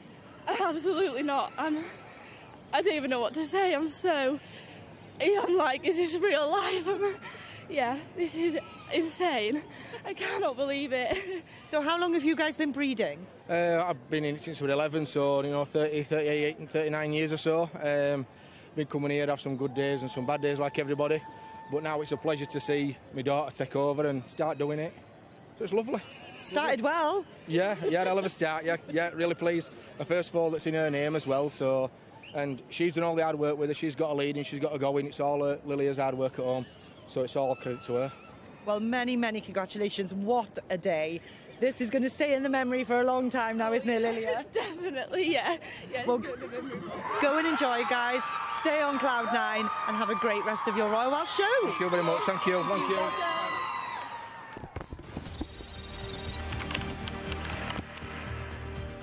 The Fitzhugh Championship for Dairy Pairs.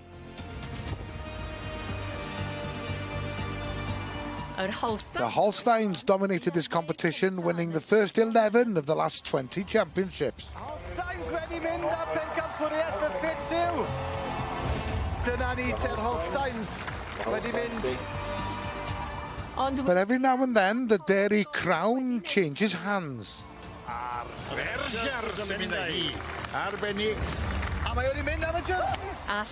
Last year was the traditional short-horn breed that produced the winning pair, after also claiming the individual championship.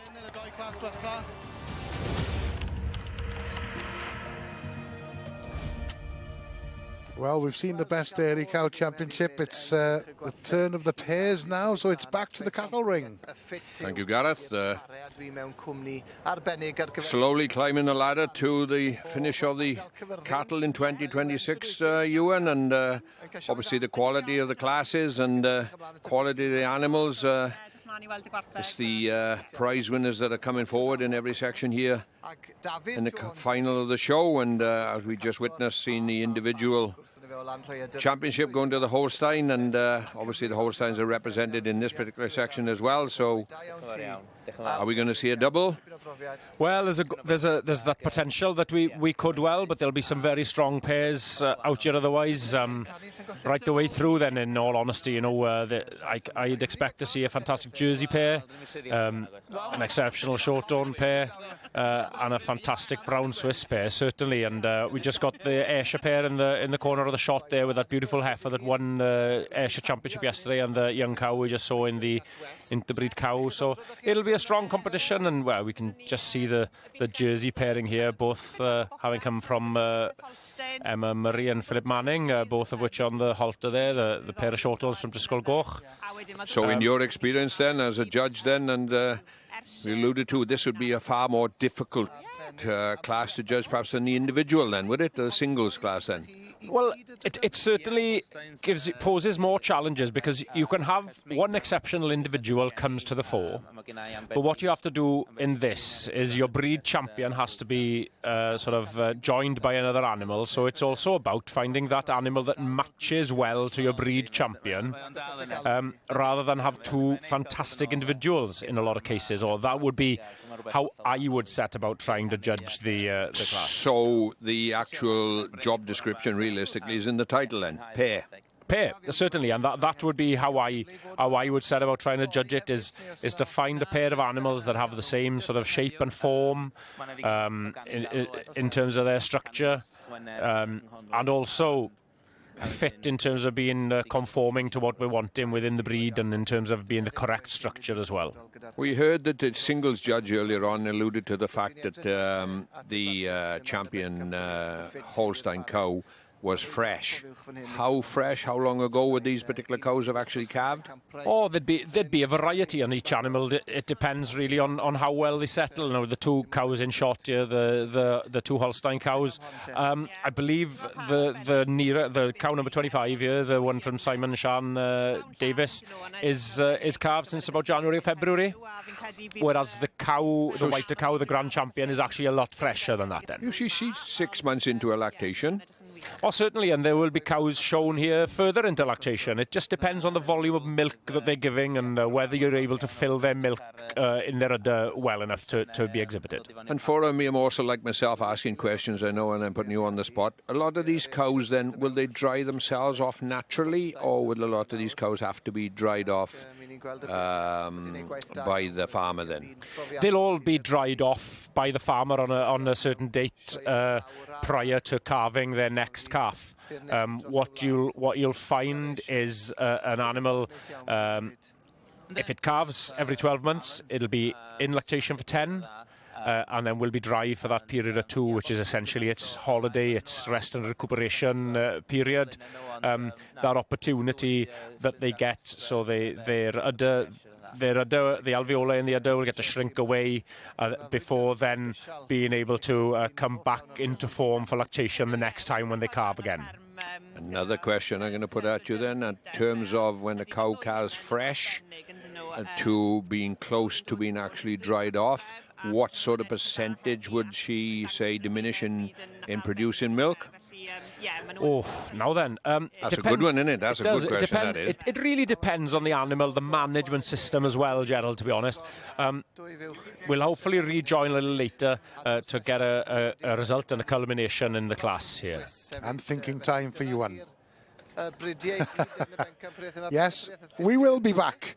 But in the meantime, we're going to head over to the main ring and join Anwen. And thank you. We are joining the north end of the ring at the pivotal moment for the class 86, which is the senior broodmare 8-year-old and over. The hat was coming off as we entered the shot, and it looks like the winner of this class has gone to the Attrell family, Danaway Jolene. So she was bred by themselves, sired by Trevalion Black Harry, out of Danaway Shakira. Now, she herself was a young stock reserve champion here in the Royal Welsh back in 2019. And then she was also reserve female champion 3 years ago in 2023. So they always had high hopes for her today, and I think, bless her, she has come to the top. Looks like in second place there we have Thomas Jones from the Menai stud with Menai Irish Rose. Sired by HS Ben-Hur out of Menai Classy Lassie. So congratulations to them for coming in second in the senior broodmare class. Now I do believe, if I am correct, these were washing this mare and the foal in the stables last night when I went over to grab some water for my ponies. And it's amazing looking at how much effort goes into getting these ready. The hours of preparation. But congratulations there do go to the Attrell family, winning the senior broodmare class at the Royal Welsh with Danaway Jolene.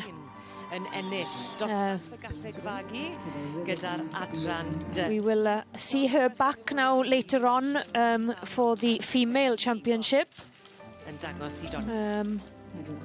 where she will contest against yesterday's young stock females. But a quick interview with Hannah now. Always come to the Royal Welsh Show and always put on a massive show. You had a huge fan club behind you, and you did come up from second place to win the class. And I believe this mare has won the Royal Welsh 4 times. 4 times now, yes. The mare's been obviously very consistent for us, and she means the world to us. Obviously a lot going on with my dad having the operation, and my brother's done terrific getting this mare here today. Oh, well, that was nice. You had a compliment there off your brother. Oh, he's on about the younger one. Now, you were mentioning Dad. It is a big year for Dad, isn't it? We've seen him over there. Why is it a big year for Dad? Obviously, he's the president of the Welsh Pony Club, and everything's happening, coming towards us. We've got the open day and everything moving forward now. It's just so busy. He was over the moon. I've never seen him move so fast down that grandstand, and he was there embracing every moment. If we'd had the video on him start off with, he would have probably fell over when she was in second, but we got there in the end, you know what I mean? We did. Many congratulations, boys. Enjoy the rest of the week. Thank you very much. Well done, guys. Thank you.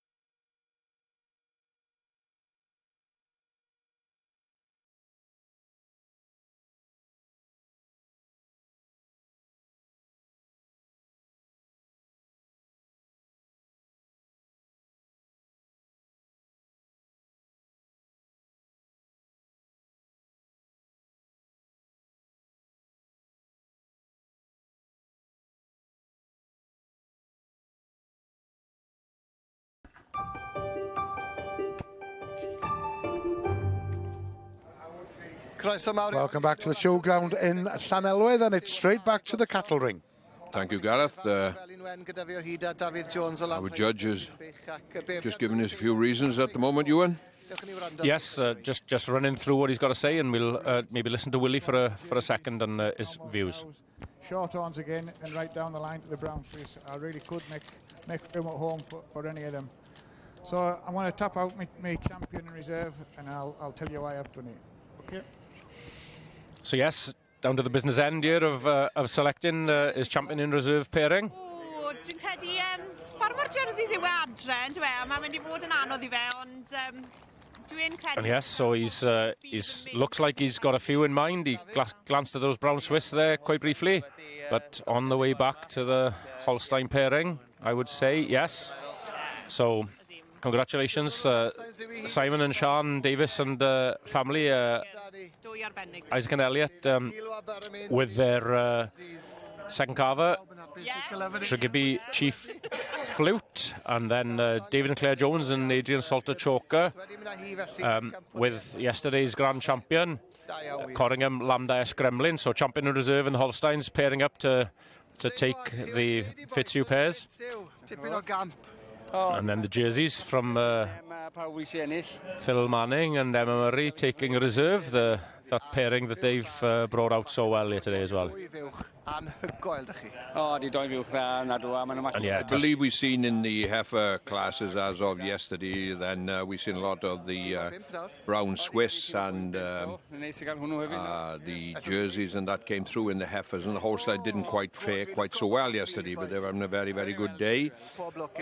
In your expert opinion then, you know, what we seen them maiden heifers and that yesterday, do you think there's a good chance that a lot of them will come through in future?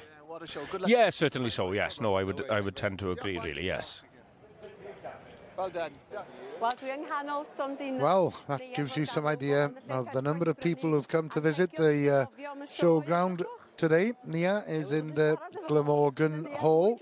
Oh, and she's in the grog stalls. She's just seen a grog of Dan Lydiot, who we saw earlier on in the food hall with his wife Nia. And the shops here in the Glamorgan Hall, it's a perfect place if you want to buy a gift to take home with you after your visit to the showground. And Nia's currently with Lowry Wynn from Conway. She has a jewellery shop in Conway where she's been creating her own pieces of jewellery since, well, for the last 10 years really. And she started off combining silver with wool, and she's from a farming background, so over the years she's gone more towards the silver side of as far as jewellery is concerned, but she started off combining silver and wool, and these are based on Snowdon. As you can see, the outline of the mountain there within the circle. But you could incorporate it in any way you like. And there are earrings that match as well. And what has been popular in the show this week has been the Welsh lady, which, there we are, which you can see there. And there's a few other things that are quite popular with the names of children and families and so on. She's had some good reactions since having been here. She's been very busy, and hopefully today and tomorrow will be just as busy as well. Now then, where does she create the jewellery? She has a little corner, a little workshop within her shop in Conway, so people are quite welcome to come in and watch her creating the jewellery pieces. As I mentioned, she's from an agricultural background, and her grandparents used to bring her here to the Royal Welsh as a young girl. So how did you become a jewellery designer then? Well, she went to the university in Bangor. She had a lot of work experience as well, and then she learned to craft through those experiences. It's a very competitive market, of course. Quite a few, a lot of Welsh jewellers around, but it's been so far, so good. I've been at it for the last 10 years. I've been very lucky to have the shop in Conwy. It's very busy in there, and a lot of customers calling in to see my produce. Now the earrings here. Right. These earrings will go with a necklace, perhaps with an individual's name on. As you can see there in Welsh, you've got the grandmother, friend, etc. And back here, the necklaces, the silver one, which you can personalise with your own engravings if you want. And Nia's looking, I think, for the letter N. Can't find one yet. Yeah, you need to put your glasses on to find the letters. They're so intricate. Studs there as well, which reflect the light. How long does it take you, Laurie, to create these? That's a question I'm asked quite often. Everything is so different. I've just started. I've started with a ring workshop, and the people who can take 3 rings home with themselves, and it would take them maybe about 2 hours to complete. For myself, well, you know, I've done so many in the past, it wouldn't take me that long. Yeah, cufflinks with tractors, sheep, some tie pins as well. Great market for you here in the Royal Welsh then. We have a collection, a small collection of gentlemen's jewellery as well in the shop as well, but I might have to consider making more agricultural themed pieces of jewellery. Maybe perhaps you go back to the wool, which is where you started initially. Yeah, I might consider that, because it was quite nice bringing the wool and the silver back here to the Royal Welsh. There we are. If you want a little tractor in your ear, this is the place to be. Well, what an aerial view. And to the left is the main ring. That's where we're headed next. And here's Anwen. Thank you, Gareth. We are returning to the middle part of the main ring, where we are seeing Special 25. And this is the culmination of the morning for our judge, Sarah Hamer, of the Cwm Hir stud in Llanidloes. So this is the female championship. So we see the winners of the broodmares, barren mares and the filly classes from yesterday returning to contest for this female championship. As you see in your shot there, 2, 3, 4, that was the exhibit that won the barren mare o gelding 8 years old and over, Travel Twilight, for Christopher Cobley, and a lovely shot there of our judge's final lineup. A hard decision for her to make. In our shot there, we see 3-1-1, and that was second place in the senior broodmare class, Edwina Waller's Bryn Rodin Tlws. 2-9-4 there, that was the winner of the senior broodmare class with Islyn Blodwen. The chestnut there is one of the winners that has returned from yesterday, so possibly a little bit brighter, having had the overnight to rest. However, the atmosphere from this morning may well have kept the adrenaline going for some of the ponies that have been in the ring this morning. So they may still well be showing themselves off. So she's just having a final glance down the line for that last look before she decides on her female champion for 2026. Mae 'di bod yn rili drylwyr, fi'n credu. Mae 'di pwyso mesur. She's pacing back and forth, so I don't know if she's made the decision in her head yet, or is she still not entirely sure. But that purposeful walk back to the Chief Steward, Mr. Edwin Prosser, looks like she has made her decision. So I don't think we will be having to wait too long. And the hat it goes, and there we are. It goes to Dora and Johan Jones from the Islyn stud in North Wales. with the senior broodmare, Islyn Blodwen. Congratulations to them. What a wonderful morning that they have had. Wel, dyma ni. There we are. Dora Jones been preparing this mare with exceptional results. Islyn Blodwen takes the female championship for 2026. She's sired by Islyn Buzz out of Islyn Heilwen, so a true homebred mare for the North Wales family. Congratulations to them. We will see the senior stallion classes, and then we'll return for the overall championship later this morning. But let's have a find out what we're going to have with the thing. So they're just saying that they absolutely cannot believe. And she's just saying that she's recently had a baby in the middle of May. So she's somewhere on the showground, probably fast asleep in her pushchair. And she's just said they're having to squeeze back in the showing clothes. Fair play to her for running that ring after having a child. So congratulations to Dora of the Islyn stud.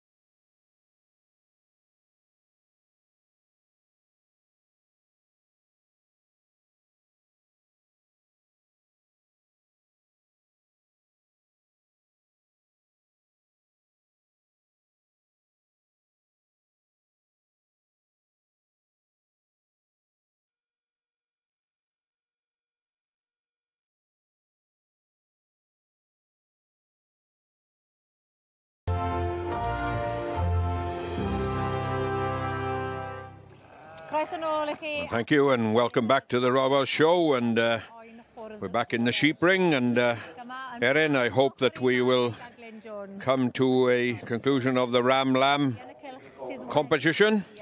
Yes, we're still on the Royal Welsh George Hughes Interbreed Ram Lam Championships, and this is for champion Ram Lambs from all breeds. Yes, I think earlier on then we did see him in the other section of the ring where he had got his number of lambs down to 5, I believe, but his selection policy is still going round in the Mighty Visna section, and majority of the continental breeds here, as we can see, the Texel, Blue Texel and Beltix in the top corner here are Mighty Visna section, so he has to go from one particular side of the ring to the other. And I must say the Texel Ram Lam caught my eye when I was walking through the sheep sheds last night, so it'll be interesting to see how he does, but the judge is currently still looking around. His the Texel there has been exhibited by John Arian's son from Couple Isaac.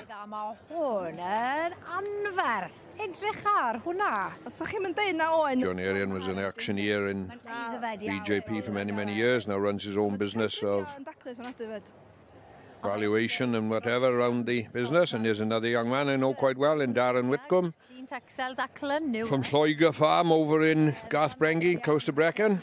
He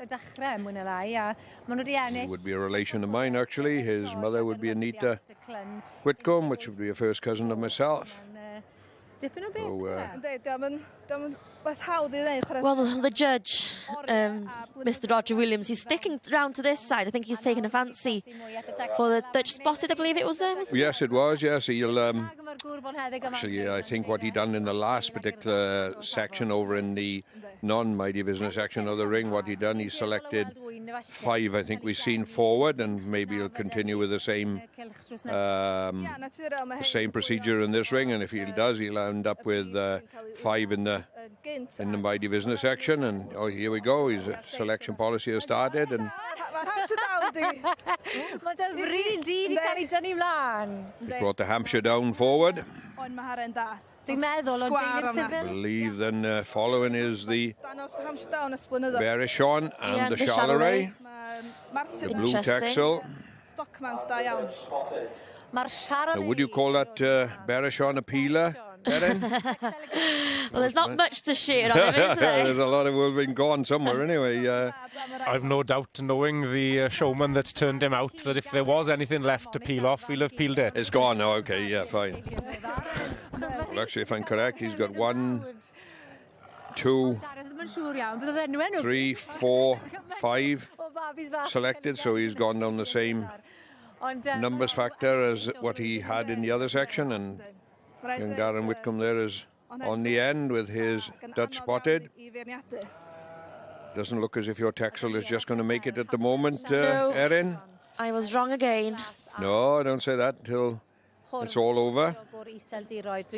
But yeah, the size and the magnitude of that Ram Lam, looking in it, he's bigger than a lot of yearling rams, isn't he? Yeah, but it's powerful nice, animal. It's nice to see different breeds, being highlighted here. The Texels usually dominate, but well, it's nice to see other breeds coming up. And obviously, I mean, every breed society that is represented here to get selected, say now then in the top 10 breeds of Ram Lam in the show. Well, that's an achievement on its own, isn't it? Yeah, of course. Obviously, we are going to see one highly delighted, and 2 or 3 others will be extremely delighted, but.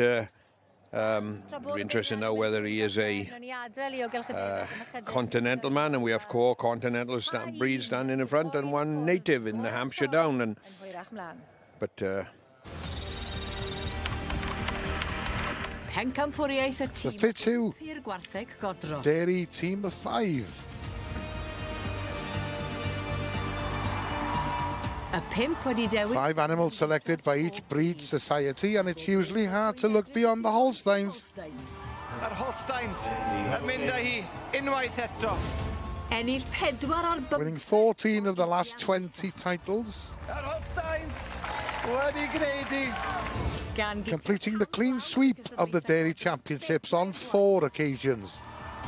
A dyna ni felly'r Holstein yn bencampwyr. That is some achievement, and it's some breed. Ie'r Holsteins wedi mynd â bencampwriaeth, y tîm o 5. Wel, arbennig iawn. Well, at the moment, the Holsteins are going for another clean sweep. Thank you, Gareth. Yes, indeed, we have built up through the show in the individual championship and the pairs championship. So, Ewan, are we looking at, as Gareth alluded to, a clean sweep? Well, if you're a betting man, you'd or a bookmaker, you'd probably make them odds on, wouldn't you? Yeah, it'll be hard to get past that. There's a phenomenal team of 5 in front of us from the Holstein breed. But what I could assure you of, the jerseys will give them a good run for their money. There's no question about that.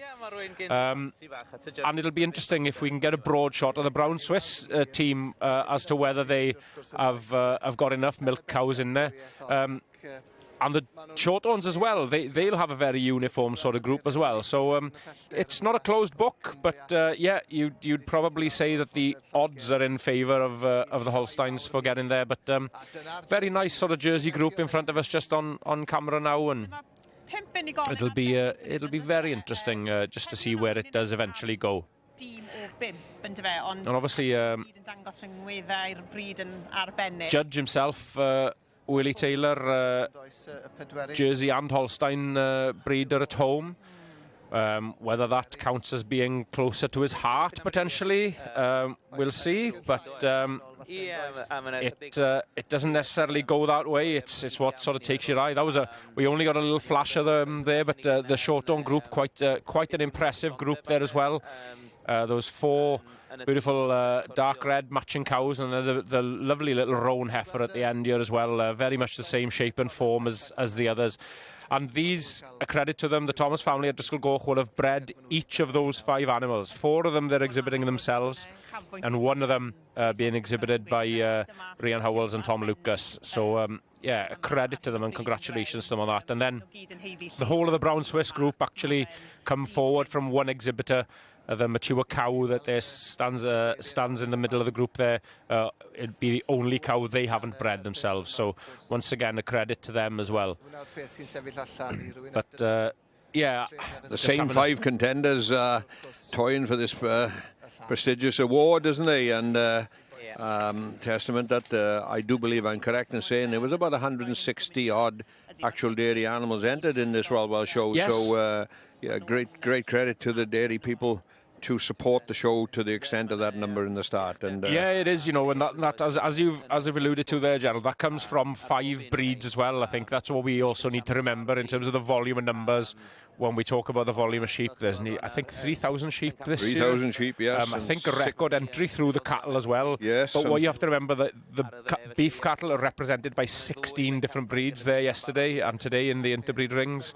The dairy, those 160 have come from 5 breeds then. Yes, they do. So, yeah, no, it's an exceptional turnout of cows. And an exceptional quality throughout each of the classes, as you can see from here, isn't it? Yes, indeed. What we do see, the more numeric breeds that are here in terms of the Holsteins, the jerseys, they do have that broader selection to go at in terms of putting together their teams of 5. We notice here, you know, that we've had 2 animals in the Ayrshires here that aren't in milk, two in calf heifers coming forward into the team of 5, and we'll hopefully rejoin a little later to get the result and the conclusion here. Well, dyna ni, cloc enwog. Yes, we'll be back in the cattle ring shortly, but a quick visit to the main ring. Thank you, Gareth. We are coming back to the main ring at the southern end this time, where we see the conclusion of Class 35, which is the 3-year-old colts. There were only 5 catalogued entered, and a good selection had come forward, and we clearly see our winner there is number 447, Andrew Butler, with Stokehover Amadeus. Bred out in Holland and was sold back to the UK as a foal, and he is sired by a previous winner to the Royal Welsh here, Lemons Hill Falcon, out of Stokehoven's Eloia of Joy. So congratulations there. Second place went to Joe Parry with Wederley Mark Time, and third went to Sharon Roberts Hunt with Earth Christoph. Congratulations to them. We'll see them later on. Llongyfarchiadau mowr iawn iddyn nhw.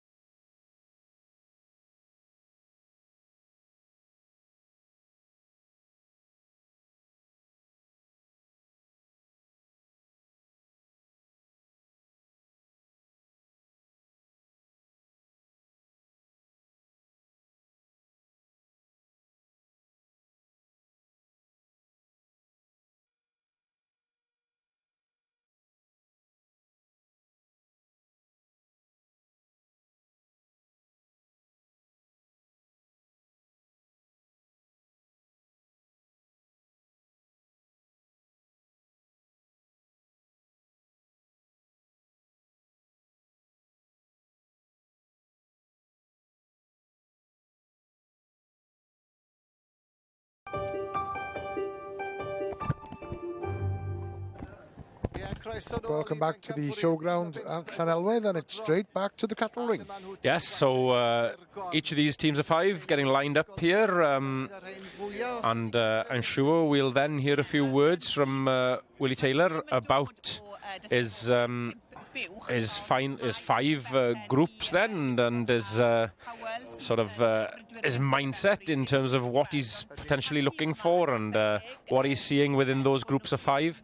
But I do like this short-on group of 5. I do. They're very, very uniform. And I know in a professional sense, I classified a couple of months ago with Sean at Driscoll, and he was thinking through his team for the Royal Welsh at the time and looking through different cows. And I remember throwing a few cows around with him, and I recognise a few of these cows. And I know the conversation was revolving around sort of... selecting cows. Well, I think 3 out of those 5 are actually by the same sire as well, Bushmills Jazz as well. So I think he's taken a lot of time and effort into trying to make sure that he has a very sweet group right the way through. You were talking about that you were fortunate enough to go to Driscoll Gorch there to see the cows. You have seen a dramatic increase in the number of cows in a lot of farms, dairy farms about, I'm sure, in recent times. Yeah, certainly. You know, cow numbers have crept up throughout sort of time, but yeah, they have sort of probably incrementally increased a lot in more recent years throughout. So we'll hear a few words from Willie now, just on his final 5 teams. A big thank you to the Welsh Show for inviting us down today to judge this class, because when you've got 25 cows in a ring like this, it's a pleasure. It doesn't matter what kind of cow you like, a good cow is a good cow, whatever breed. And we've got 25 examples of 5 different breeds in this ring, and it's a real credit to all the breeders and exhibitors the way they've turned them out today. We've got 5 Holsteins at the top of the class that's full of milk. The Holstein's job is to produce milk, and that's what these cows do. A fantastic group of 5 there. We've got the Ayrshire's, a minority breed, so there isn't just as many to pick from as what there is in other breeds, but again, they've got a balanced group of 5, and a real credit to the Ayrshire breeders for bringing them out like that. Then we've got the Jerseys, a very uniform 5, again, full of milk and a lot of bloom in the udder. With 5 Shorthorns, again one of the minority breeds, but the way the Shorthorn breed's gone these last few years, to me, they're on the up again, and they really are breeding these cows that's that little bit sharper, a little bit more dairy than they used to be, cleaner through the bone, and you know, I do think the future of the Shorthorn is looking good. Then we've got the Brown Swiss at the bottom. The power that these cows have got is unbelievable. Tremendous strength, and you know, they've got a maiden heifer, but they are one of the minority breeds, so again, they haven't got the numbers to pick from that we have in some of the other breeds. But I'm going to tap my champion reserve out, but put your hands together for the exhibitors, the way they've turned these cattle out today. Thank you very much. Yes, and I'd echo Willie's sentiments there on the quality. 25 animals in front of him, each of them a very good example of their breed, and a credit to each of the exhibitors for bringing them out so well today. And they've had to do that 2 days in a row, which is quite the challenge. But yeah, congratulations to the Holsteins, making it a clean sweep here in the senior interbreed prizes today. They're really are showing their power in force. And then the Jerseys, congratulations to them on reserve. A very uniform group, and I'd say you could nearly extend commiserations to the other 3 groups, because I think they've represented each of their breeds with aplomb here today. Fantastic groups throughout, and credit to each of the exhibitors. But yeah, quite the group to try and get past these black and white cows here today. And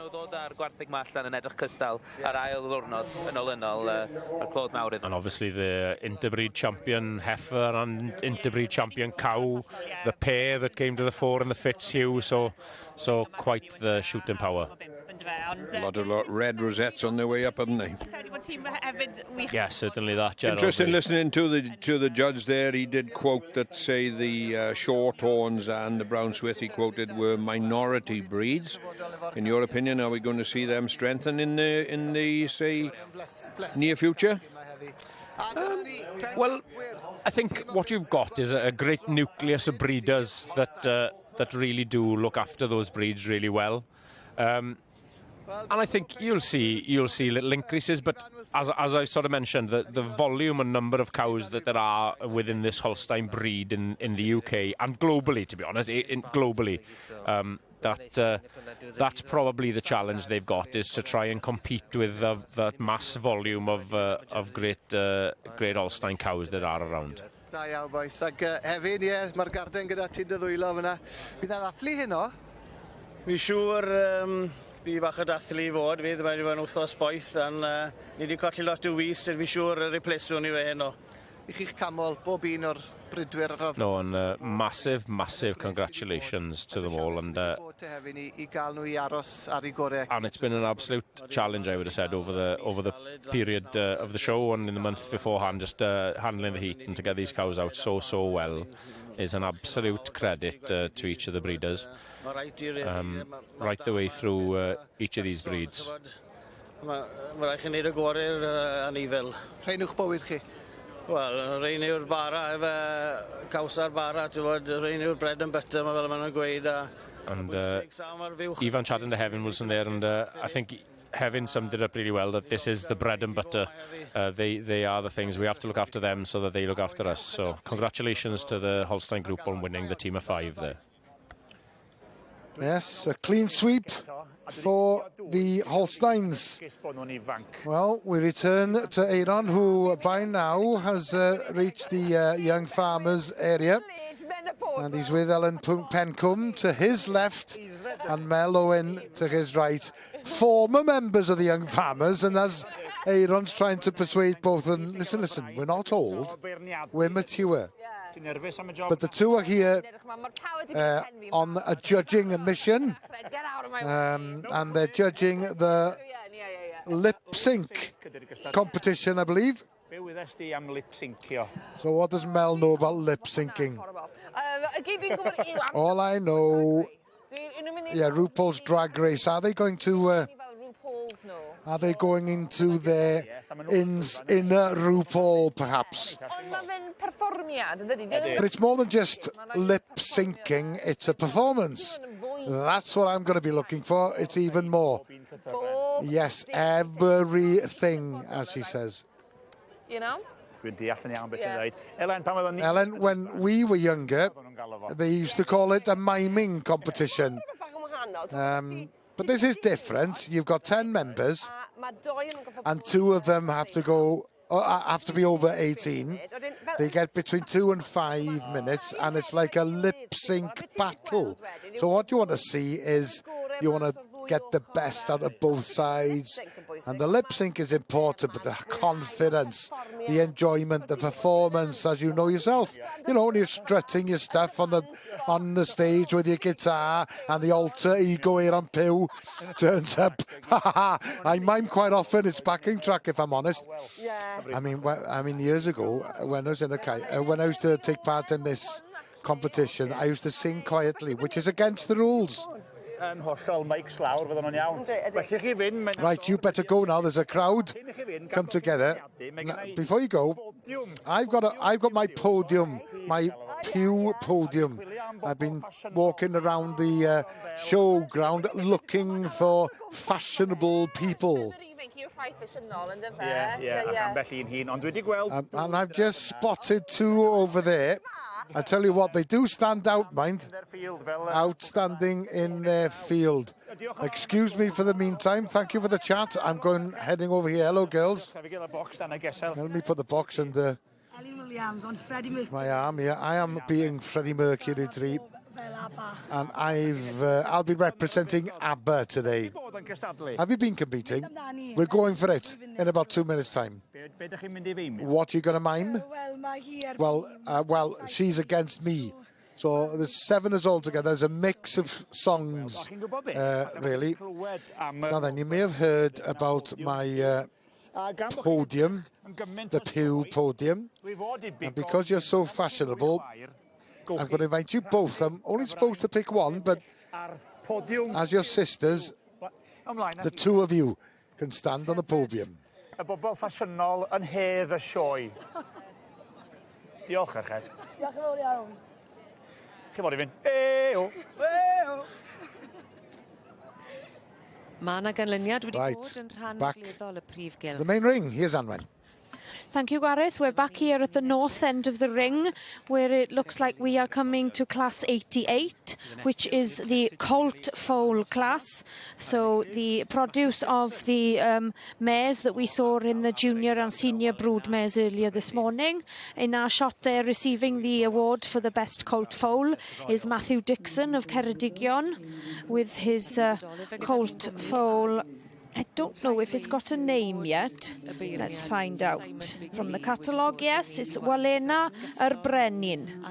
Bred by themselves, sired by Criw Lloyd Boas, out of Brynfa Princess Royal. So congratulations there to Matthew. This little foal has had a successful season already. It went to Supreme Foal at the Ceredigion Welsh Pony and Cob Society show earlier in June.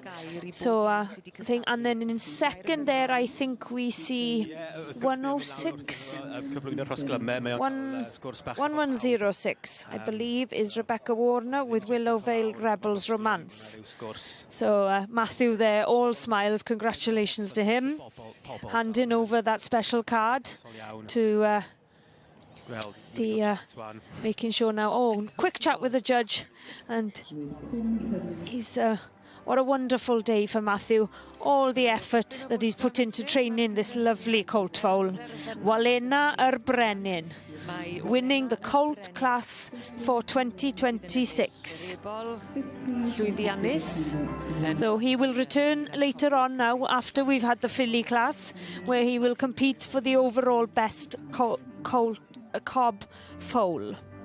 Getting a bit tongue-tied there. So let's see if we have a quick chat with him. And Hannah saying there that this is a first. It's a first for Matthew, who's never won here before. And he says that him and his father have been showing here since the 1960s. And this is the first red rosette. And he is in absolute shock and he can't believe it. Apparently, he said before going into the ring today, always the bridesmaid and never the bride. And he says he's pointing down there to his father, who was shouting all the instructions from the side of the ring.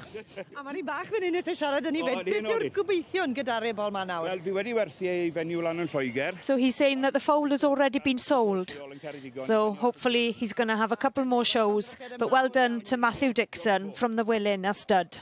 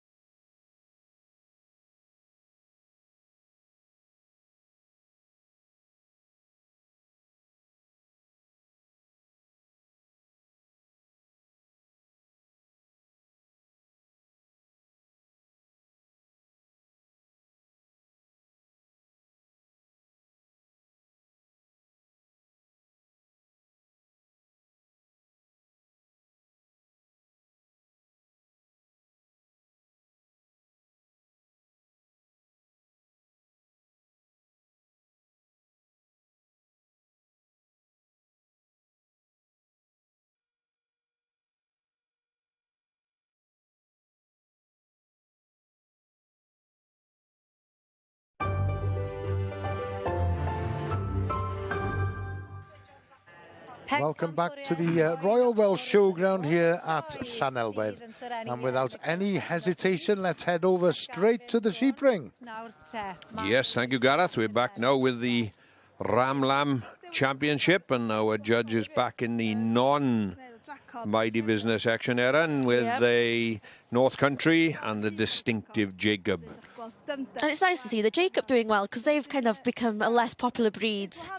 Yes, they are a less popular breed, but in the showing world, we've seen here in the Royal Welsh and other smaller commercial shows quite a lot. I think they're, perhaps I'm wrong to say this, but they're sort of a bit of a novelty breed, and a lot of people do show these smaller little Welsh hill breeds and that, because they are real showy little animals, and they like to take them about and show them as their interest and their hobby. So of course. Looking through there now, we're looking at the other side, which is the Mighty Business side, and it looks as if he's brought his two finalists forward, and it is the Charlery and Could you maybe explain what is the non-Medivisna and the Medivisna? Why do you have to ask difficult questions like that, right? I'm the one that's supposed to ask the difficult questions, okay? Actually, then there's a disease in Mighty Visna, which obviously they don't want it transmitted from non-Mighty Visna sheep, which is, I'm not too sure, it's a hereditary disease. So they try their best to keep them apart right throughout the shows. And you'll notice the judge washing his hands. Yes, I mean, he's in the public eye here. It has to be done correctly, and I'm not stating as any of these Mighty Visna people do it incorrectly, but it's got to be seen to be done correctly here in the Royal Welsh Show. Of course. You know, it's I find quite interesting. Like we've all walked around the sheep sheds and the sheep lines here. Then you know, where is the barrier then? Yeah. And if there happened to be a little fly flying around the ring, well, he has no preference whether he's going to land on a Mighty Visna sheep or a non-Mighty Visna. Oh, there you go. Oh, there we are. We've got he's the gone results. to judge spotted sheep. And I could see him having his eye on that one before when he was studying them all. So no surprise there. The Dutch spotted, shown and bred by Darren Whitcomb. Fair dues, a young man from, as I alluded to, in Lower Chapel, would be very, very pleased with his result. And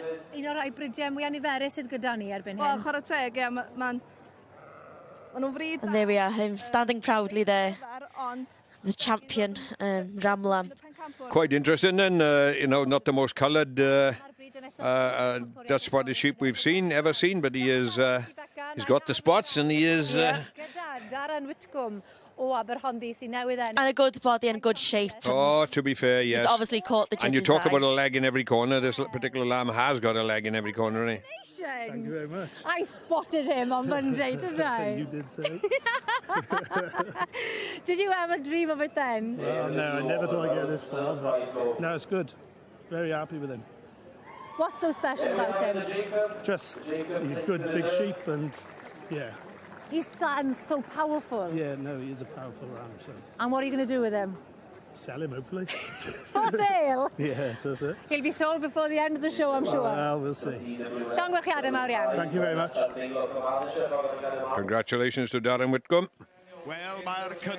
Well, we're back in the sheep shearing shed, and an interesting heat here. It's the first heat in the semi-final of the Welsh Championship, and interestingly enough, we've got two former champions in this heat, in Gwion Evans and Gethin Lewis. We've also got Richard Jones, Philip Price, Gareth Daniel and Hugh Jones. It's an all Welsh affair. Yes, to be fair, and these boys will be wanting to win the championship with Wales as equally as much as they'd like to be winning the Open national title later on, and I'm quite confident that most of these will get through into that particular section. Yes, because Gerald, this winning this competition will allow them to go on and represent Wales in the international. I believe it's true, yes, indeed. But I do know this much: that winning the champion of Wales, you do get a ticket to go out to New Zealand and compete in the Golden Shears, which is probably the biggest competition shearing-wise in the world. Then, so yes, that is in the prize, and and I'm sure that perhaps them having to pay to go out themselves to get work out there, they get paid by the competition. So yeah, a lot of a lot of reward at the end of winning this, and whatever profession you're in, to be champion of your home country means a lot.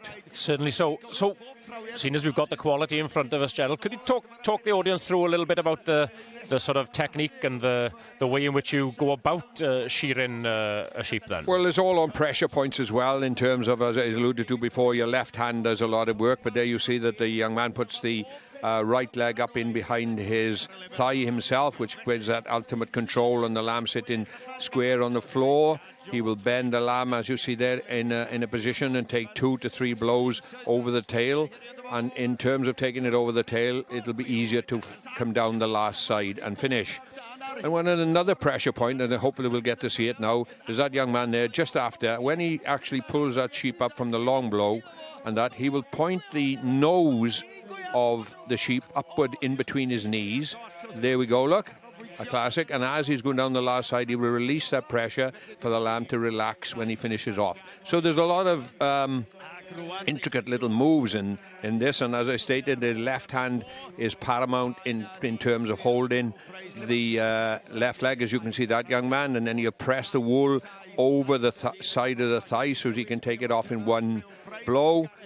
Fingers under the jawbone to hold the head of the sheep on the upright position, so as when he goes up to take that blow out, he'll take all the loose skin out of the way, ear out of the way to take a blow round behind the head. So it is not all about your right hand, or if you're left-handed, about your left hand. It's about both hands, both legs, and steering the sheep into a position so as you can fulfill your comb every time, and not only fill your comb, look what they finish up to finish dead opposite the porthole, so you waste no time in the lamb. And the other thing very important about using those pressure points and moving that lamb around correctly is safety as well, isn't it? Your own and the lamb's. Oh yes, safety. Most definitely. You certainly don't want to cut yourself, and you certainly don't want to cut your lamb. It's to get that get the wool off as efficiently and as cleanly as possible. As I state, then do not cut the fleece in half, because obviously it devalues the fleece. So. And you know, on the blow what we just seen them taking there up the neck, there's a lot of loose skin on the neck, so he bends the head of the lamb back and stretches the skin. So it's quite sort of self-explanatory that you make the skin as tight as possible anywhere and go. So there we go. Then first competitor is out in the final by pressing the red button, and it stops the clock. So hopefully we'll come back to another one and see another heat. We most certainly will. In the meantime, it's back to the main ring. What a wonderful shot there. So we see the south end of the ring there, where we've got the section Bs are doing their walk around, and it does look like they have made the initial pull. I'm not sure whether this is the final pull at the end of the class, but currently stood in top there we have Kevin Morgan on behalf of Wendy Trimble. Looks like we have Ayarth stood in second with Joe Parry. But I will wait to see whether the rosettes will be handed in before I confirm a result for you. But our judge for this class, if you haven't been with us earlier this morning, is Margaret Edwards of the Nevydd stud. So she's had a busy morning with all the young stock classes that she will see today. And it will culminate in the Young Stocks Championship later this morning. And then we will see the seniors returning tomorrow morning, where she will see the barons and the broodmares and the senior stallions. So a judge's difficult task is to actually line up all of the competitors. It's not just about who wins the class, but it's important to place them all the way down the line as well. So a lovely shot there. Currently stood in third is 466, which is Nell and Gareth Williams' Moel Garnedd Envis, and their 460 there is Paul Ratcliffe's Reims Hill Fairy Footsteps, currently stood in fourth. So the section B is one of these quality ponies that has an almost riding pony type look about them, but they still need to have the substance and bone of a Welsh pony, so they need to be hardy enough to be able to sustain the Welsh environment, but have the quality of that extra little spark. So a beautiful white and green outfit of Margaret, keeping her cool. I don't think it's quite so hot today, so but she's walking back, so I do think she has made a decision. So stood in top there with Kevin Morgan. So this pony was actually owned by an Australian lady, Wendy Trimble, but it has been bred and produced by Richard Miller and Marion Davis of the Henniarth stud. And yes, the awards are being placed there to Kevin Morgan. So congratulations go to Wendy Trimble with Henniarth in the mood. This pony won her silver medal at Cheshire County earlier this year, and she was supreme filly at Glanusk back in May. So congratulations go there to Henniarth in the mood. In second place we did have Earth Atlanta. She was female champion here last year as a 2-year-old. And then in third we had Moel Garnedd Envis, an overall champion at Gwynedd Welsh Pony and Cob earlier this year, and handled in the ring today by Nell Williams, who is the third generation carrying on the reins of Moel Garnedd stud. So congratulations go there to Henniarth stud and Wendy Trimble's Henniarth in the mood. A quick interview with Kevin. Kevin is just saying that it was a very strong class. So, he's shown her a few times, and he says that today is just the icing on the cake. And there Hannah is saying that Wendy has actually made the long journey across the water, and she is sat in the grandstand. And Kevin is saying that he heard her scream as the rosette was handed out. So welcome Wendy to Wales. And a drive now, so edrych ar ôl un ysni. And he's saying there that this pony is actually going to be exported back to Australia in the end of the year. So well done. Well, there's more excitement to come from the main ring, without a doubt. As you can see, quite a few people have come to visit the showground here today, and Stefan did mention earlier this morning that the sun would come out this afternoon, and that certainly has been the case. It was cloudy this morning, but we're expecting temperatures of around 24 degrees centigrade here in Llanelwedd this afternoon. Now tonight in Wales it's going to be dry and clear. Temperatures, as you can see, between 10 degrees and 14 degrees centigrade. First thing tomorrow, it's going to be plenty of sunshine everywhere. The best of the sunshine will be in the west come the afternoon, a bit cloudy in the southeast, but the temperatures, as you can see, 25 degrees here in Llanelwedd tomorrow, a high of 28 in the Monmouth area. By Friday, it'll be dry with sunny periods, but over the weekend